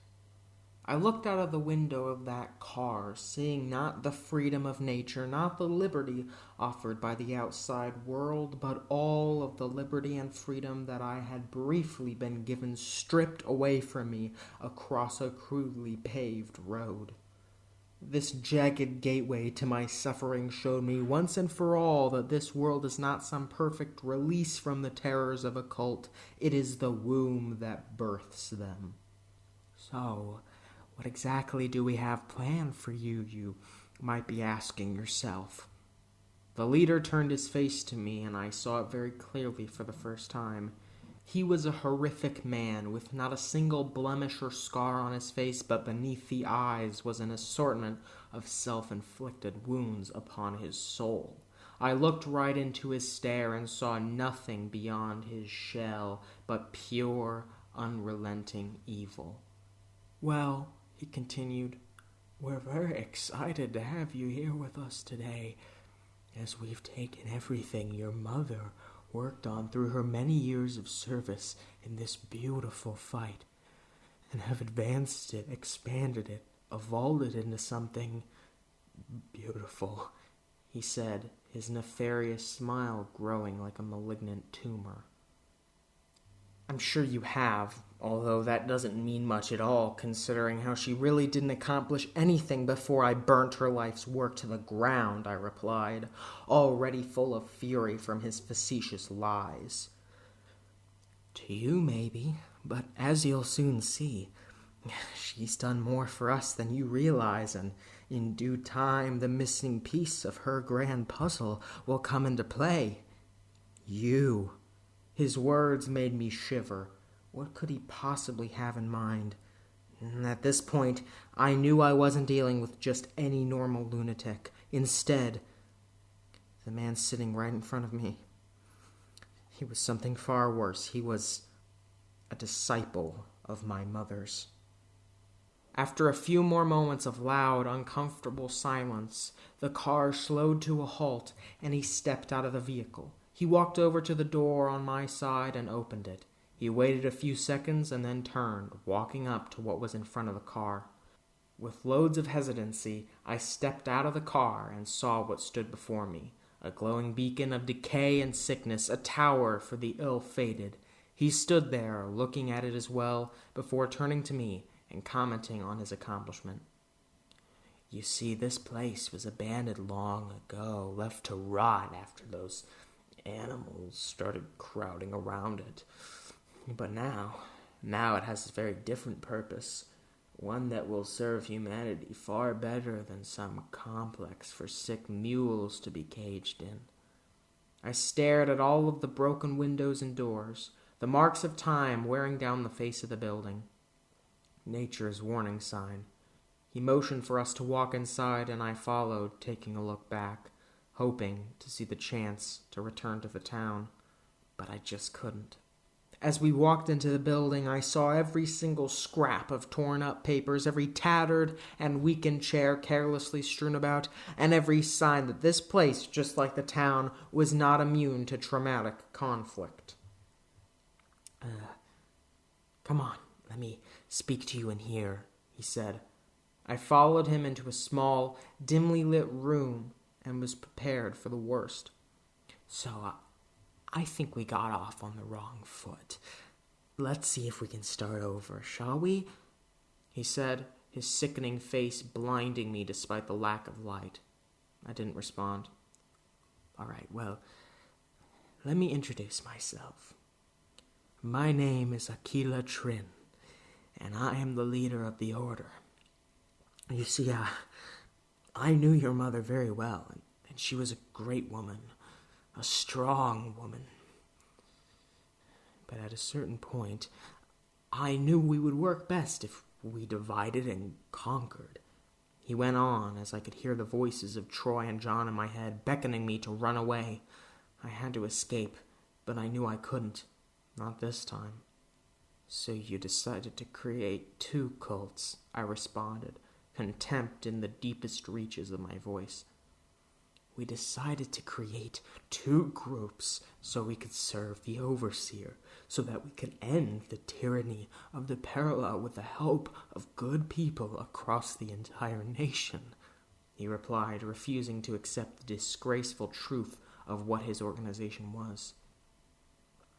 I hope you remember what I did to that other group of yours, because trust me, it wouldn't be all too heavy on my conscience to repeat the exact same plan on you, I said, growing tired of his psychotic mentality. All right, I see how it's going to be. You want to cut to the chase, he said, beginning to speak louder and pace around the room.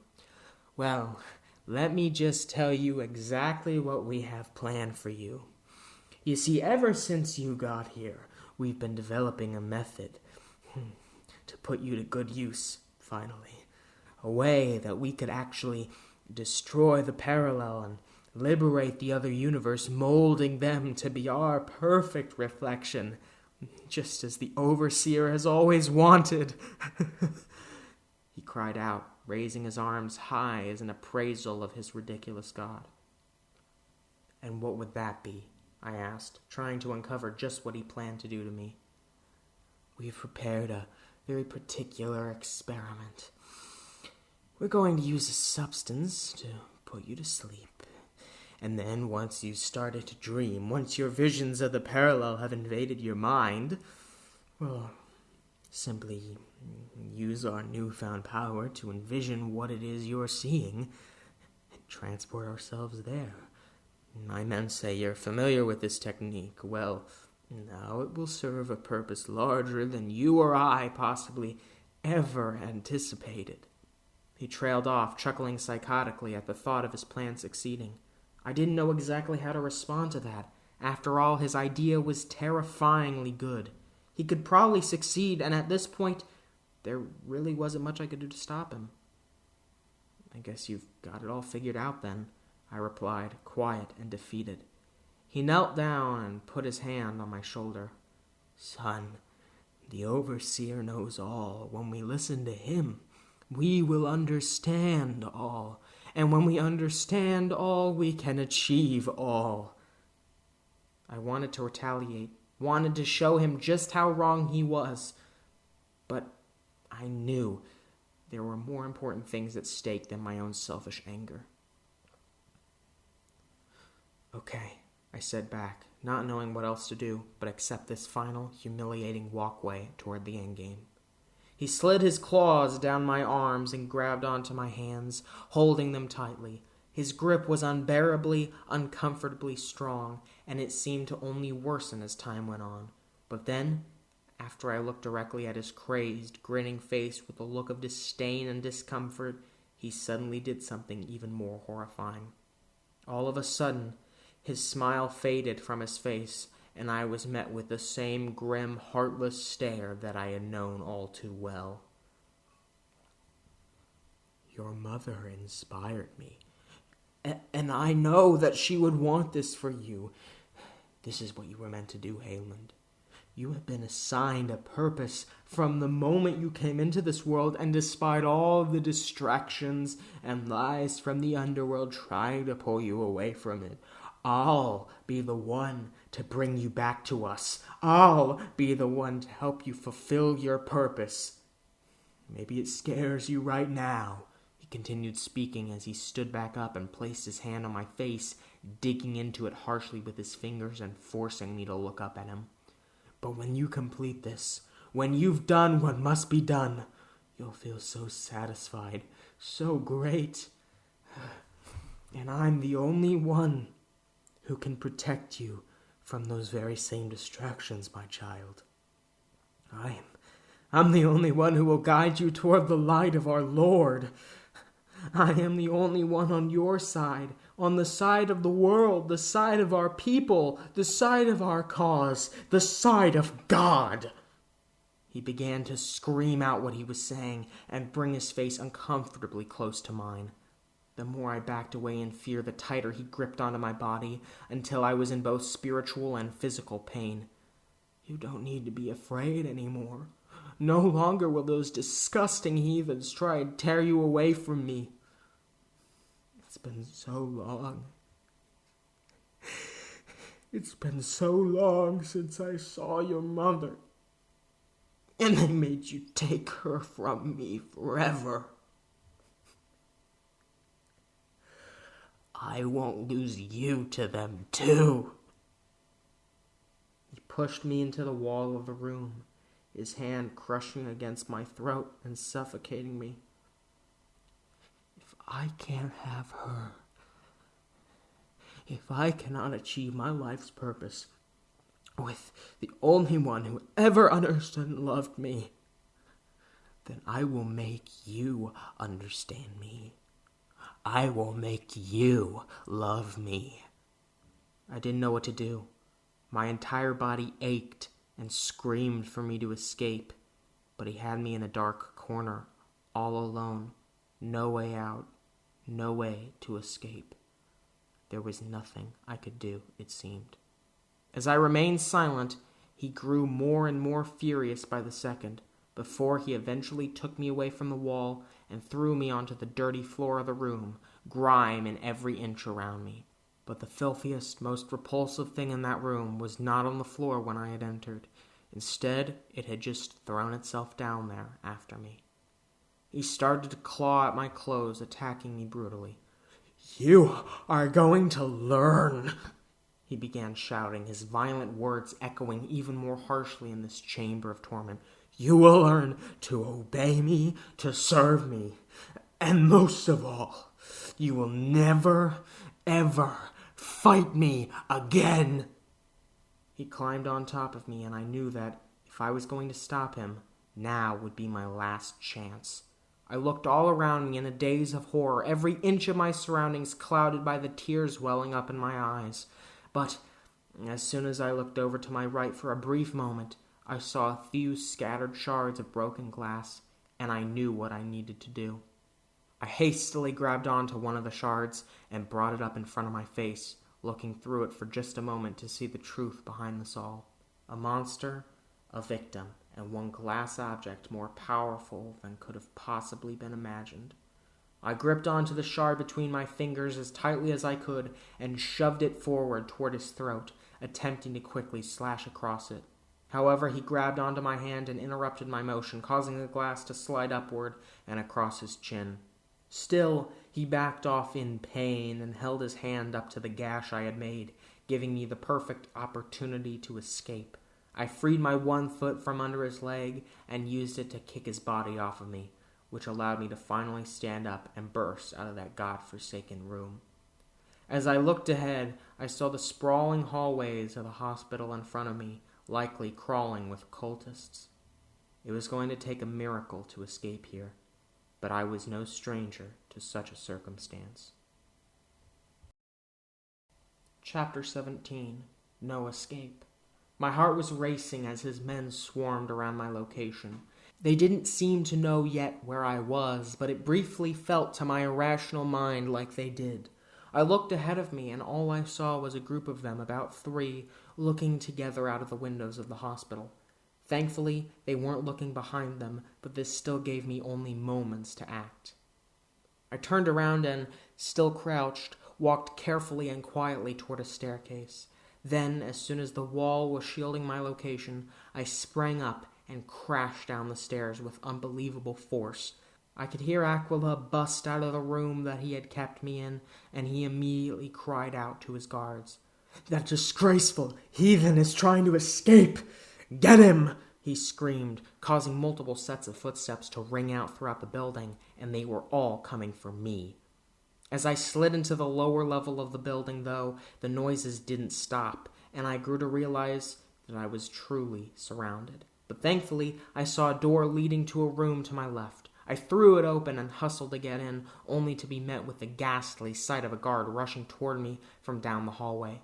He saw me get into the room, and I knew that I'd have to defend my position. I slammed the door shut and shot my fist into the light switch before looking around and trying to find something with which I could barricade the door. I soon saw, in the corner of my eye, a sort of cart full of materials and knew that it would be my best chance for now. With one arm latched onto the handle that was just starting to be assaulted by those vicious invaders, I stretched out to grab onto it and swung it around, quickly swapping my slipping grip on the door for its stoic, standing power. Knowing I still needed to act fast, I looked for any kind of path forward. This was a constant game of frantic observation, and I was growing weary. Soon enough, though, I was met with the truth to unfortunately accept, namely what exactly the best path forward was. A small grate in the wall. I hoped I'd be able to fit, but hope was at this point my only weapon left.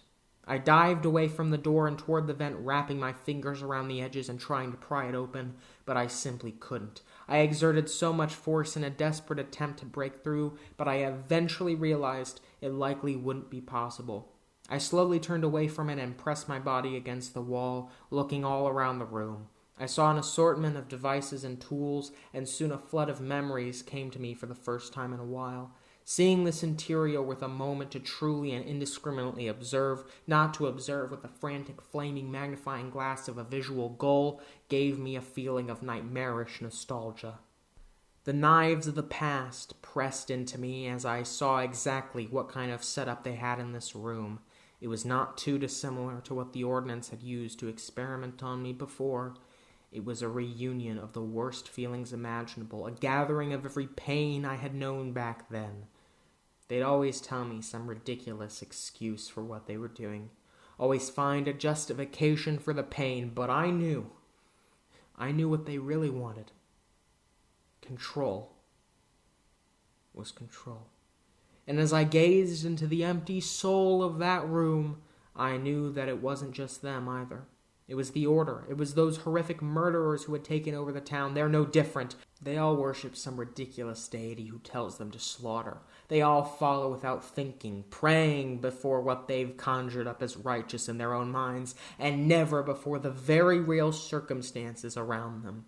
Knowing that these monsters were just like those I had grown to fear in my childhood, knowing that the real world was no better than the compound without something working against it, and knowing that those monsters, specters of my past, not reborn but simply born as they had never died, were banging on that door and coming for me, I turned back around and grabbed onto that grate once more. I tore it piece by piece from the wall, tearing down the barrier between myself and the chance of freedom, and this was not the final time I'd commit such an action. The door flew open just as I ripped the grate off of the wall fully and shoved myself into the vent, not taking a moment to look back at what I had just escaped.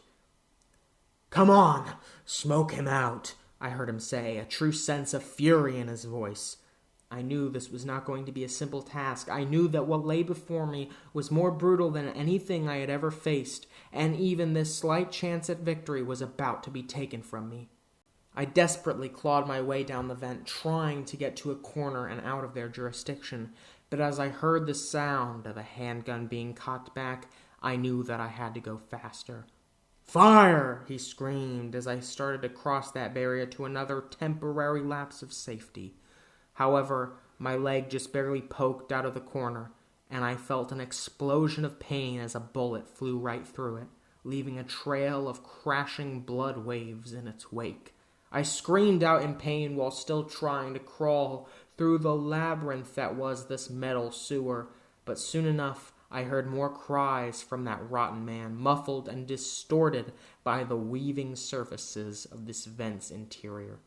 "Get around! Take him out before he makes it!" His barking of demands seemed to never end, and while I gritted my teeth in pain from the wound in my leg, one that I felt like was invading my whole body, I couldn't stop moving. I started to cross another corner. However, I soon noticed that, because it went both left and right, they could easily shoot me from there. So I tested something out. I took off one of my shoes and held it steady, pushing myself back to prepare for a possible onslaught of fire. Then I threw the shoe in front of me and bore witness to a flurry of gunfire, spreading its wings through every inch of the space in front of me as the men screamed like wild animals, their fury and willingness to kill coming out.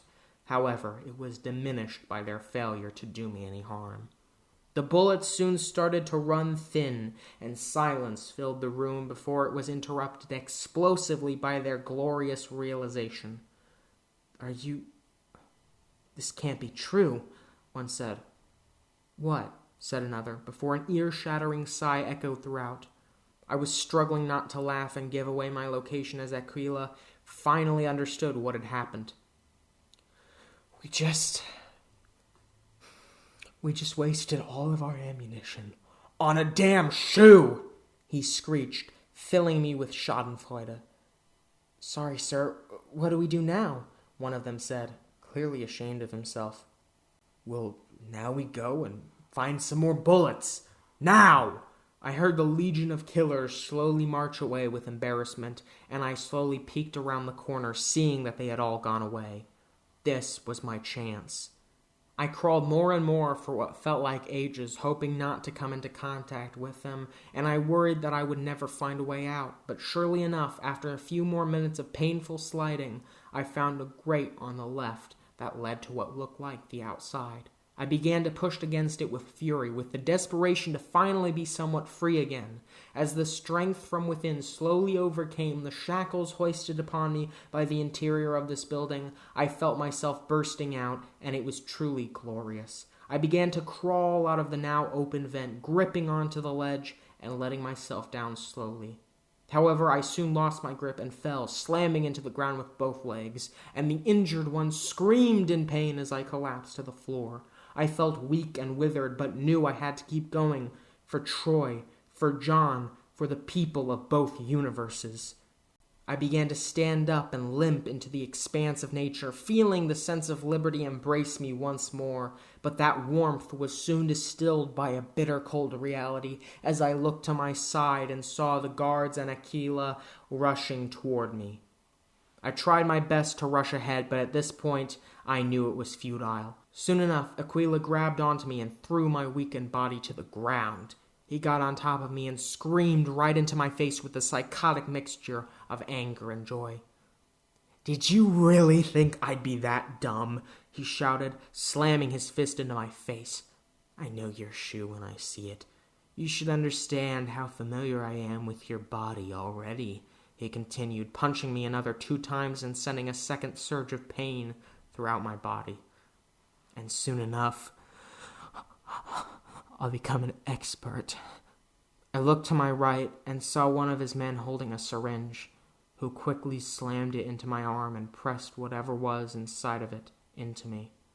And, seeing the faces of those 2 freakish monsters standing above me, my vision fizzled away into darkness. Chapter 18. Don't Believe. As my eyes opened back up and I became aware of my surroundings, I was met with the sight of a filthy, desolate room with flickering lights strewn about. I noticed my vision was bobbing up and down, and I realized soon enough that it was because Aquila was carrying me down the corridor. I wanted to attack him and rush away, but my body felt so weak at this point that I felt as though I wouldn't make a dent in him, even with all my force. He looked down briefly, and his smile spread like a plague on his face once more. You've decided to join us at just the perfect moment, my child. Prepare yourself, for you are about to make history, he whispered, before suddenly stopping walking. I looked to my side to see a metal table riddled with small holes, which I quickly became far more familiar with as he threw me right into it. It was cold and tough, and as I slammed into it, yet another jolt of pain surged through my body and woke me up fully to what exactly was going on. He wasted not a second before grabbing me and slamming me toward him so that I was on my back, and within no time at all his men swarmed around me and restrained each of my limbs. For what felt like the first time in a long time, there was no way out. "All right, I think it's time. Inject him again," he said, walking over right in front of me at the edge of the table. "More dosage this time, sir?" inquired one of his men, nervousness in his weak voice. "Yes, everything we've got.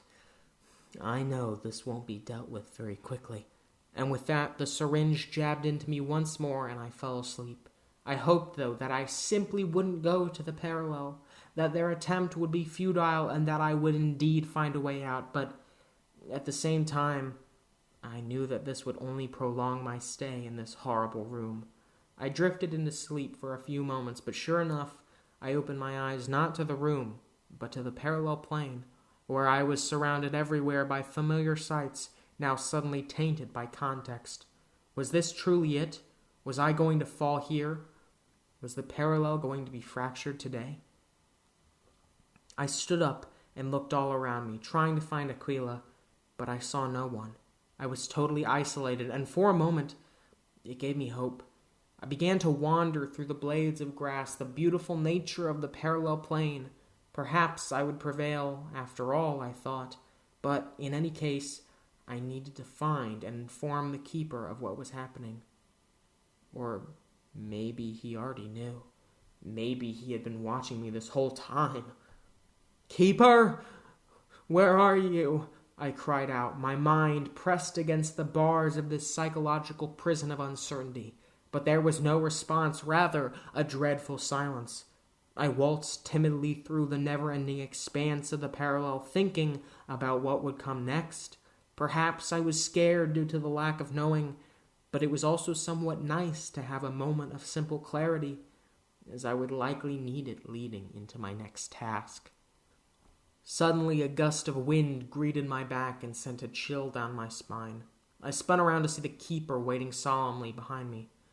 "So, you made it," he said, pacing around with his head hung low afterward. "What do you mean by that?" I asked, skeptically. "Well, you know what has to happen now, don't you? You have to prove yourself, Haelend. This is the final stretch in your fight, at least for now," he said, trying to motivate me, but I saw right through it. "That's what I believed last time. I won't let you control me any longer, Keeper. This is it. This is the end of me fighting for you," I barked back, feeling bravery smolder within me. "How do you know that, huh? The truth is, Haelend, you were born to do this. This is your purpose. You have to save the parallel. You have to kill Aquila and protect this universe," he replied, a pathetic quiver in his voice. "I will fight him. I will kill him. But without a doubt, I'm not doing it for you. I'm doing it for the first time. I'm doing this for my own reason. I don't care about your precious glass shard. I care about the people that I know, and he threatens them. I'll no longer fight your wars. I will fight for them." I could feel an anger bubbling inside of my body, boiling. I wanted to take down that selfish manipulator right then and there, but knew I had greater priorities at hand. "All right then, go ahead," he replied, gesturing his hand outward. I began to feel a sharp ringing pain in my head, as if it was being coaxed open brutally, and as I looked to my side, I saw exactly why. Aquila began to materialize within the air, forming like a horrific hallucination. I fell to my knees and tried to cope with the pain, but he grew ever more present. I looked up to the keeper one last time, only to be met with a grin. "Good luck," he said, before suddenly disappearing. Along with him, the pain in my head began to fade away, and I was able to stand back up and face Aquila directly. He looked behind me at the parallel and smiled. "There it is. Thank you, boy. Thank you for helping me get here." "I couldn't have done it without you," he shouted out to me, malice clogging his throat as he spit linguistic poison. "Done what?" Come all this way only to fail? Well, you're welcome, I sniped back, getting ready to take him on. I knew not how I could possibly stop him without any sort of weapon by my side, but I couldn't let that stop me. Have your little laughs now, child. Soon your pathetic parallel, your entire world with it, will collapse, and all because you were too attached to a bunch of rowdy darkies. He began to contort his face. He was furious, and the feeling was mutual. I didn't know what else to do, so I rushed right toward him and attempted to do any damage possible with just my body. He responded the same way, running up toward me, just what I was hoping for. As we began to near each other and he prepared to slam his fist into my face, I quickly slid out of the way, propping up my leg as if there were a suspended wire hanging it, and knocked straight into his legs, causing him to trip and fall right on his face. I wasted no time quickly getting up once my slide across the grass ended and surveying his waist to see if he had anything I could use. Surely enough, he was wearing a tool belt with a knife dangling off of it, just as all those predictable fools did. I slid it out of the holster like second nature and attempted to slam it down onto his body. However, he had by now become wise to my plan and rolled out of the way. I fell to the ground and implanted myself accidentally into it with the knife. He quickly sat up and lunged after me as I desperately tried to pry the knife out of the ground. He tackled me to the ground and got on top of me just as he had done before. I was horrified, which only became worse as he reached over to the knife and, like it was nothing, pried it out of the dirt. Its shining blade flew toward my face like a spreading flame and began to cut into my skin jaggedly. I screamed out in pain as he dragged it across my body, cutting deeper and deeper into me. Now you will listen. Now that your life is nearing its pathetic close, you'll obey. All of you pathetic weaklings are the same, disobeying like the arrogant traitors you are. He began to convert his anger into a smile, but the emotion still lingered. But you'll soon see, when things get crazy, when things get threatening, you don't exactly have the option not to fall in line. He slid the knife away from my cheek and lifted it high into the air, preparing to slam it down into my head and kill me. This was it. Everything flashed before me. Everyone I had known, everyone I had lost, had fought for, everything that had happened to me. The pain, the suffering, and for a little while, the joy and camaraderie. Was this going to be the end of it all? I had endured so much. I had survived the impossible, defeated foes exponentially more powerful than I. But this, fittingly, seemed to be the death of me. At the hands of not just the psychotic man, but all he and the keeper had wrought. Their violence, their wars, their crazed mindsets, and everything they do to protect them. They seem to be enemies, but at the end of the day, they both have one thing in common. They aren't motivated by anything concrete and worth fighting for. No, they're just motivated by some bizarre, nebulous, meaningless goal that they've anchored their entire lives to. So, would this be the death of me? Of the only one fighting for something more? No.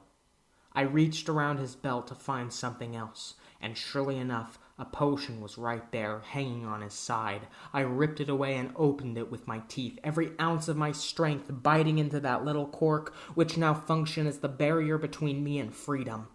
As the knife grew ever closer, I waved my hand wildly with the flick of a wrist, hoping to do something to at least distract him. The potion's contents flew out into his face, and surely enough, he stopped dead in his tracks, stopping the knife inches away from my face and slamming his hands into his face. He was now the one screaming in agony as the burning began to take place. I managed to kick him off of me and grab onto the knife, finally free once more. I held it to my side tightly and began to walk toward him. He began to run away like a coward as I simply marched toward him, an unmitigated sample of motivation and fury streaming through my veins. "Who's going to obey now?" I screamed out, walking faster to catch up with him. He started to sprint away from me and shout out for help, which was glorious, but it just made me start chasing after him practically automatically. As the river of boiling blood cascaded through me, I caught up with him and grabbed onto the back of his robe, throwing him to the ground and getting on top of him. "You think you can stop me? I don't think you know who the hell I am," I said, before slamming the knife into his hand and pinning it to the ground with immense force.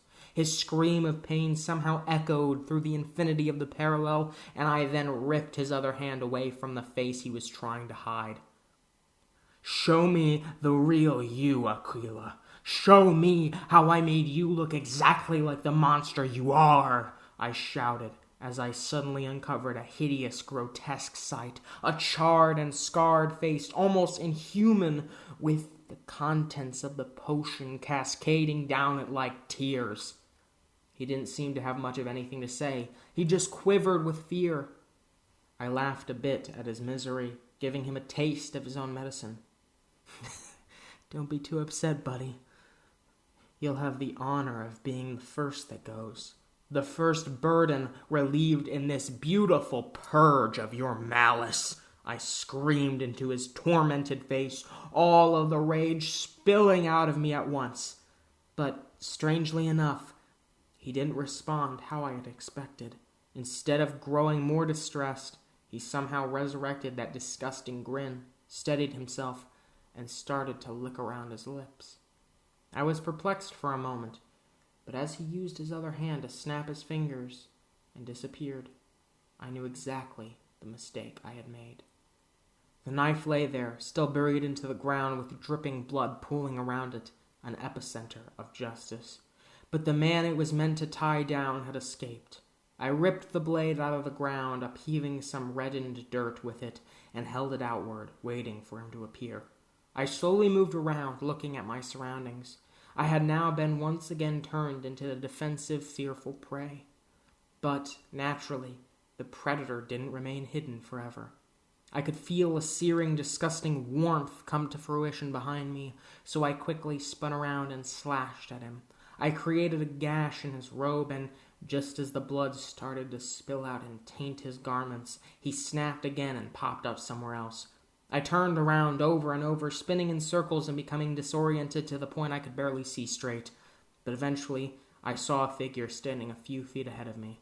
He was already rushing toward me, just like at the beginning of our fight, but now it wouldn't be any problem to take him on. I held out the blade to my side and casually stepped over as he jumped into the air, and surely enough cut right through the side of his body, allowing a beautiful constellation of blood to briefly form in the air. As both his blood and body collapsed to the ground, I once again had the chance to stop him. It felt as if I was going in circles, but with every round, I got closer. I threw the knife at him, but he managed to snap out of my way just in time. Only a slight dent had started to form from my toss, but he was now behind me once more. I knew this would go on forever, and I wondered what would even stop him. He was clearly strong. A mere knife wasn't going to get the job done.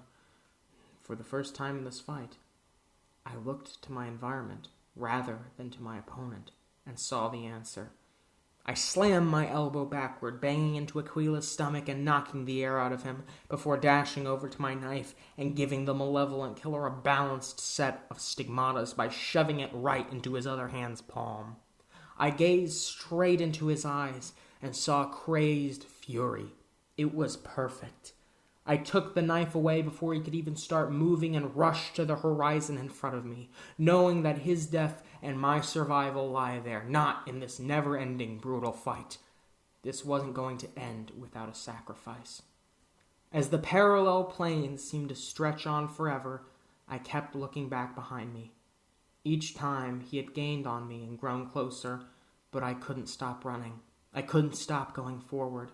I was sick of looking back. After an eternity of running into the never-ending expanse beyond me, I finally saw it. The parallel itself, of course, guarded by the Keeper. I looked at the man for one single moment before brashly rushing past him. I could hear him shouting out, "Do not fail me!" He screeched and began to chase after me just as Aquila had been.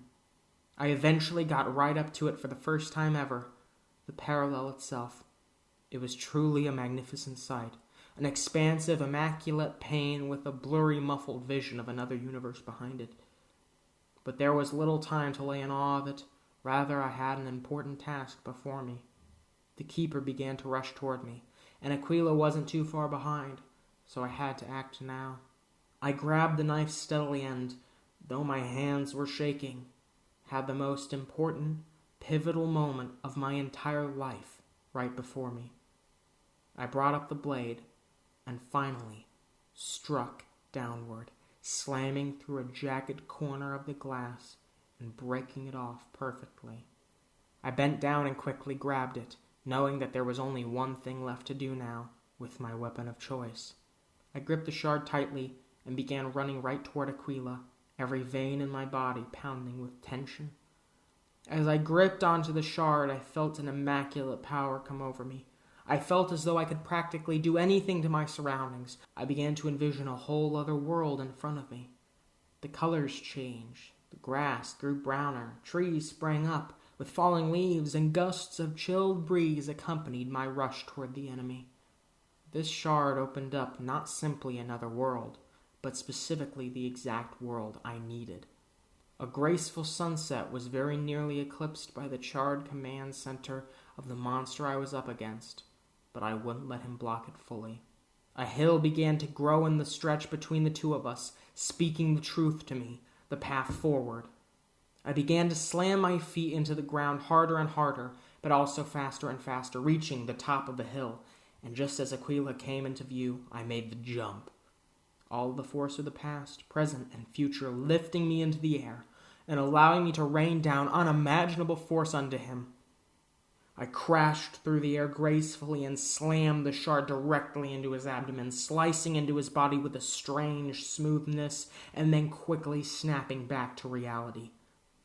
I held Aquila's dying body gladly, looking into his teary eyes with true contentment. He struggled to utter his final words, but slowly aloud, You will never truly end this," to roll out of his gasping corpse. "Perhaps, but this is, at least, the end for you," I replied, letting his body fall onto the ground with a powerful thud. I looked down as the world fully returned to the regular parallel plane, and turned around briefly to see that the shard hadn't disappeared, but rather the corpse. I saw a small pile of glass shards scattered along the floor, almost exactly in the shape of Aquila's body, and as I turned back around, I saw the keeper standing before me, a horrifying mixture of anger and joy on his face. Chapter 19. Parallel Purposes. The parallel plane grew tumultuous with silent unrest, and the keeper's gaze began to cut into me. "So you've finally done it. You crossed that line," he said, disappointed and disgusted. "Yes, but I've also finally done what needed to be done. I killed that bastard, and at the expense of a mere shard," I replied, a bit of anger not fazing me at this point. "Oh, don't worry. You've cost me absolutely nothing," he said, walking around me to the previous side of Aquila's corpse. "In fact, you've really brought me a gift here." He grabbed the shards that lay in the monster's wake and held them tightly. I looked at him, perplexed, and was met with a wise smile as he started walking toward the parallel. I followed along. "What exactly are you doing? And why has his body even disappeared and turned into glass? How is that possible?" I began to ask urgently, like a fly buzzing in his ear. "Well, you see, my child, there's more of a benefit to the end of these lives than you think. Not only do we protect the parallel by stopping them, we heal it." He continued to walk along, a quaint smile painting his face as if he were gazing upon a glorious sunrise. "What do you mean by that?" I asked, to no answer. I tapped his shoulder, then asked again. "What do you mean by that?" I shouted out, but he simply kept going. After a few moments of light frustration, he randomly replied, "You're about to see." And soon enough, we reached the parallel, which had a large and clear crack in it, one left by me. However, as I looked at it more thoroughly and with more regard for detail than the first time, I saw a variety of other cracks all over it, in places higher than any person I'd ever witnessed. He placed his hands full of shards up against the glass, and it was somehow absorbed entirely by the parallel. A great gathering of refractions began to move around the parallel, all seemingly magnetized to the cracks and fractures within it, and as that beautiful light shined on them, some strange sort of healing process took place. I turned to the keeper, and he made eye contact with me as a result. "Isn't it beautiful?" he asked, a glimmer in his eyes. However, in my eyes, something very different was happening there. "Those other cracks, how did they get there?" I asked, concern blanketing me like discomfort at twilight. "Oh, they formed over a long time, son. In fact, there were many more of these fractures before you came along. But thanks to you, we've made the parallel look pristine once more." I looked right at him, realizing what he was saying. "And how have we done that exactly?" I asked timidly. "As I said, all of those foes you've defeated, they have a very special use to us. Their horrible, corrupted minds, when sacrificed, can be used to heal the parallel." "Isn't it magnificent?" he responded, still viewing the conversation through his lens. He couldn't see that I wasn't falling for his psychotic positive spin.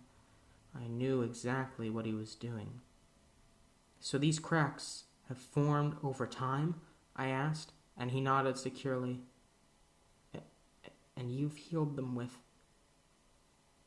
I trailed off, but he had no trouble finishing my sentence for me. "The blood of our opponents. See, now you're getting it." He gripped my shoulder and continued, "You see, we can't let the parallel fall. Our universe and the other one, there has to be something protecting them from us, from people like your mother or Aquila, people who want to take and use them. So, if I weren't to kill them, to kill those wishing to destroy the parallel, it would fall?" I asked, tears welling up in my eyes. "Of course. Why else would I have reached out to your mother?" I felt my heart sink. "So, all of this, everything between her and I, everything with the Ordinance, the Order, all of this brutality, to keep the parallel from falling apart? How can you justify something like that? How can you possibly justify something like that?" I began to shout at him, angry and hyperventilating. "You don't understand yet, but as you serve me more, you'll come to realize that without this, life may form in the second universe. They may wish to integrate with us, and humanity must be spared such a headache. You've already seen what some wish to have. These killers want to destroy them all and reap the benefit from it. But we can't let that happen."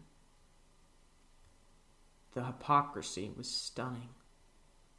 "Killers? You mean the killers you created? The killers you created to destroy and reap from? To have me kill so you can use their bodies to keep your barrier from falling, to stop nature from taking its course?" A crazed anger started to sweep over me the more he spoke. "And you're just not getting it. We can't afford to let the parallel fall. It would mean chaos." He trailed off, weakened by my anger. "Maybe if you hadn't lied, if you hadn't created this motive to kill and destroy in the first place, then this chaos you're so afraid of wouldn't exist," I screamed out, turning away from him and trying to contemplate what to do next. "I'm sorry if that's a rude awakening for you, but it's the truth. And like I said, As you get used to working for me, you'll grow to... I snap back around. I am done. I am done working for you. Do you understand? This is it. I'll no longer do your bidding. Will no longer kill in your name. If you put a stop to all this, if you let the parallel fall and the second universe become part of this world, then I'll just go on my way. And we'll never need to speak again.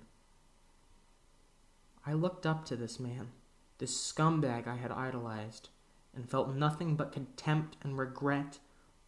Fine. Just step back through that threshold, and you'll be able to go back. I turned to see a fracture in non-existent glass, with the promise of Troy, John, and all the others behind it. I walked up to it, glad to finally be in the reach of an end to all of this. Perhaps not the most pleasant one, but I was by no means expecting such. However, as I came within mere inches of the threshold, it disappeared right before my eyes. I'm sorry, but you're too important to let leave, he cried out. As I turned to face him, I saw a broken man with tears streaming down his face. You know, you were always like a son to me. I just can't let this be over. I know you'll find it in your heart to forgive me. I couldn't believe this pathetic display. Nonsense. I was never like your son. I was your greatest weapon in a war between belligerents unknowing. And you did nothing but use me. I snapped back, but it was too late. You'll forgive me, son, but first I just need to remove all these distractions from you. The space around us began to transform. I could see Troy, John, and the others celebrating within a local town saloon. There was an inkling of darkness as I looked at Troy. I walked up to him, seeing him slumped over whilst the others remained cheerful. Troy! I shouted out, an ember of joy within me. He turned around to face me and smirked lightly. Was it finally over? He began to switch his gaze over to my side, where I soon enough saw John walk right by and embrace Troy, trying to comfort him. This picture of sadness at my absence, an unfamiliar sight. Listen to me. You may think they care about you, but the truth is, I'm the only one who ever helped you fight, the only one who knows your true purpose. Do not forget that. He raised his hands up high as the space around us began to transform. We were now outside of the building where, at a beautiful dusk, a lone car began to drive down that dirt road. I looked closer to see that it was none other than a car full of Order members. They will never forgive you for his death. Your fight isn't over, said the keeper, and then he slammed his hands together. A loud clap echoed out through the parallel, and the situation I was seeing began to speed up, as if he were manipulating time itself. The car began racing down the dirt before a group of about 4 men stepped out of it, armed to the teeth with guns and bottles, just like the one we had used before. They all started walking toward the building where the group was in unison, lighting a cloth atop the bottle on fire. Each threw one of the bottles, which crashed into the building. The wooden saloon burst into flames, and the men wasted no time before setting themselves up at the front and back of the building. As the crowds of people rushed out of the building, the cultists unleashed fire, causing a horde of corpses to topple over themselves at both exits. The faces of horror and fear contorted with urgency as they attempted to run away, but no one was spared. The men, women, and children of that building were mowed down with no emotion but pure, targeted anger, and as I gazed at the mass graves in front of the building, I soon saw something that painted the deepest sorrow across my face. Fabio, Sven, John, and Troy, all of them lay there, just another couple of casualties in a massive pile. All of what made them who they were, stripped away by a couple of bullets. Eventually, the shots stopped ringing out, and the speed of everything became normal once more. I could hear every footstep of the keeper approaching me like another bullet being fired, and as his hand slithered onto my shoulder, the tears began to tear across my face harder than ever before. "Now, you'll never leave me," he whispered into my ear, and then I turned around to find myself in front of the raging fire, seeing what both of us had wrought. The wind blew in my hair, and I knew that this was now a true, horrifying reality, one that left me with nothing. The end. Thank you all for listening to this audiobook for Parallel 2, A New Ordinance.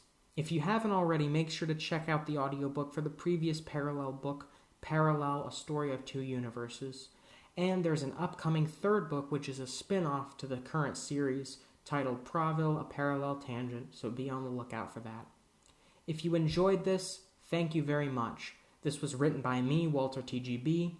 The cover of the video, which is most likely going to be used as the thumbnail, is by Prince Bapple Apashamalama Ding Dong, and this book was produced by S.L. Pravil, who helped make sure everything was up to snuff. I really hope you enjoyed, everyone. My next videos are coming soon, including a review of Spider-Man 2, among others, some horror videos as well. Thank you for watching, / listening, I guess, in this case. Be safe, everyone, and goodbye.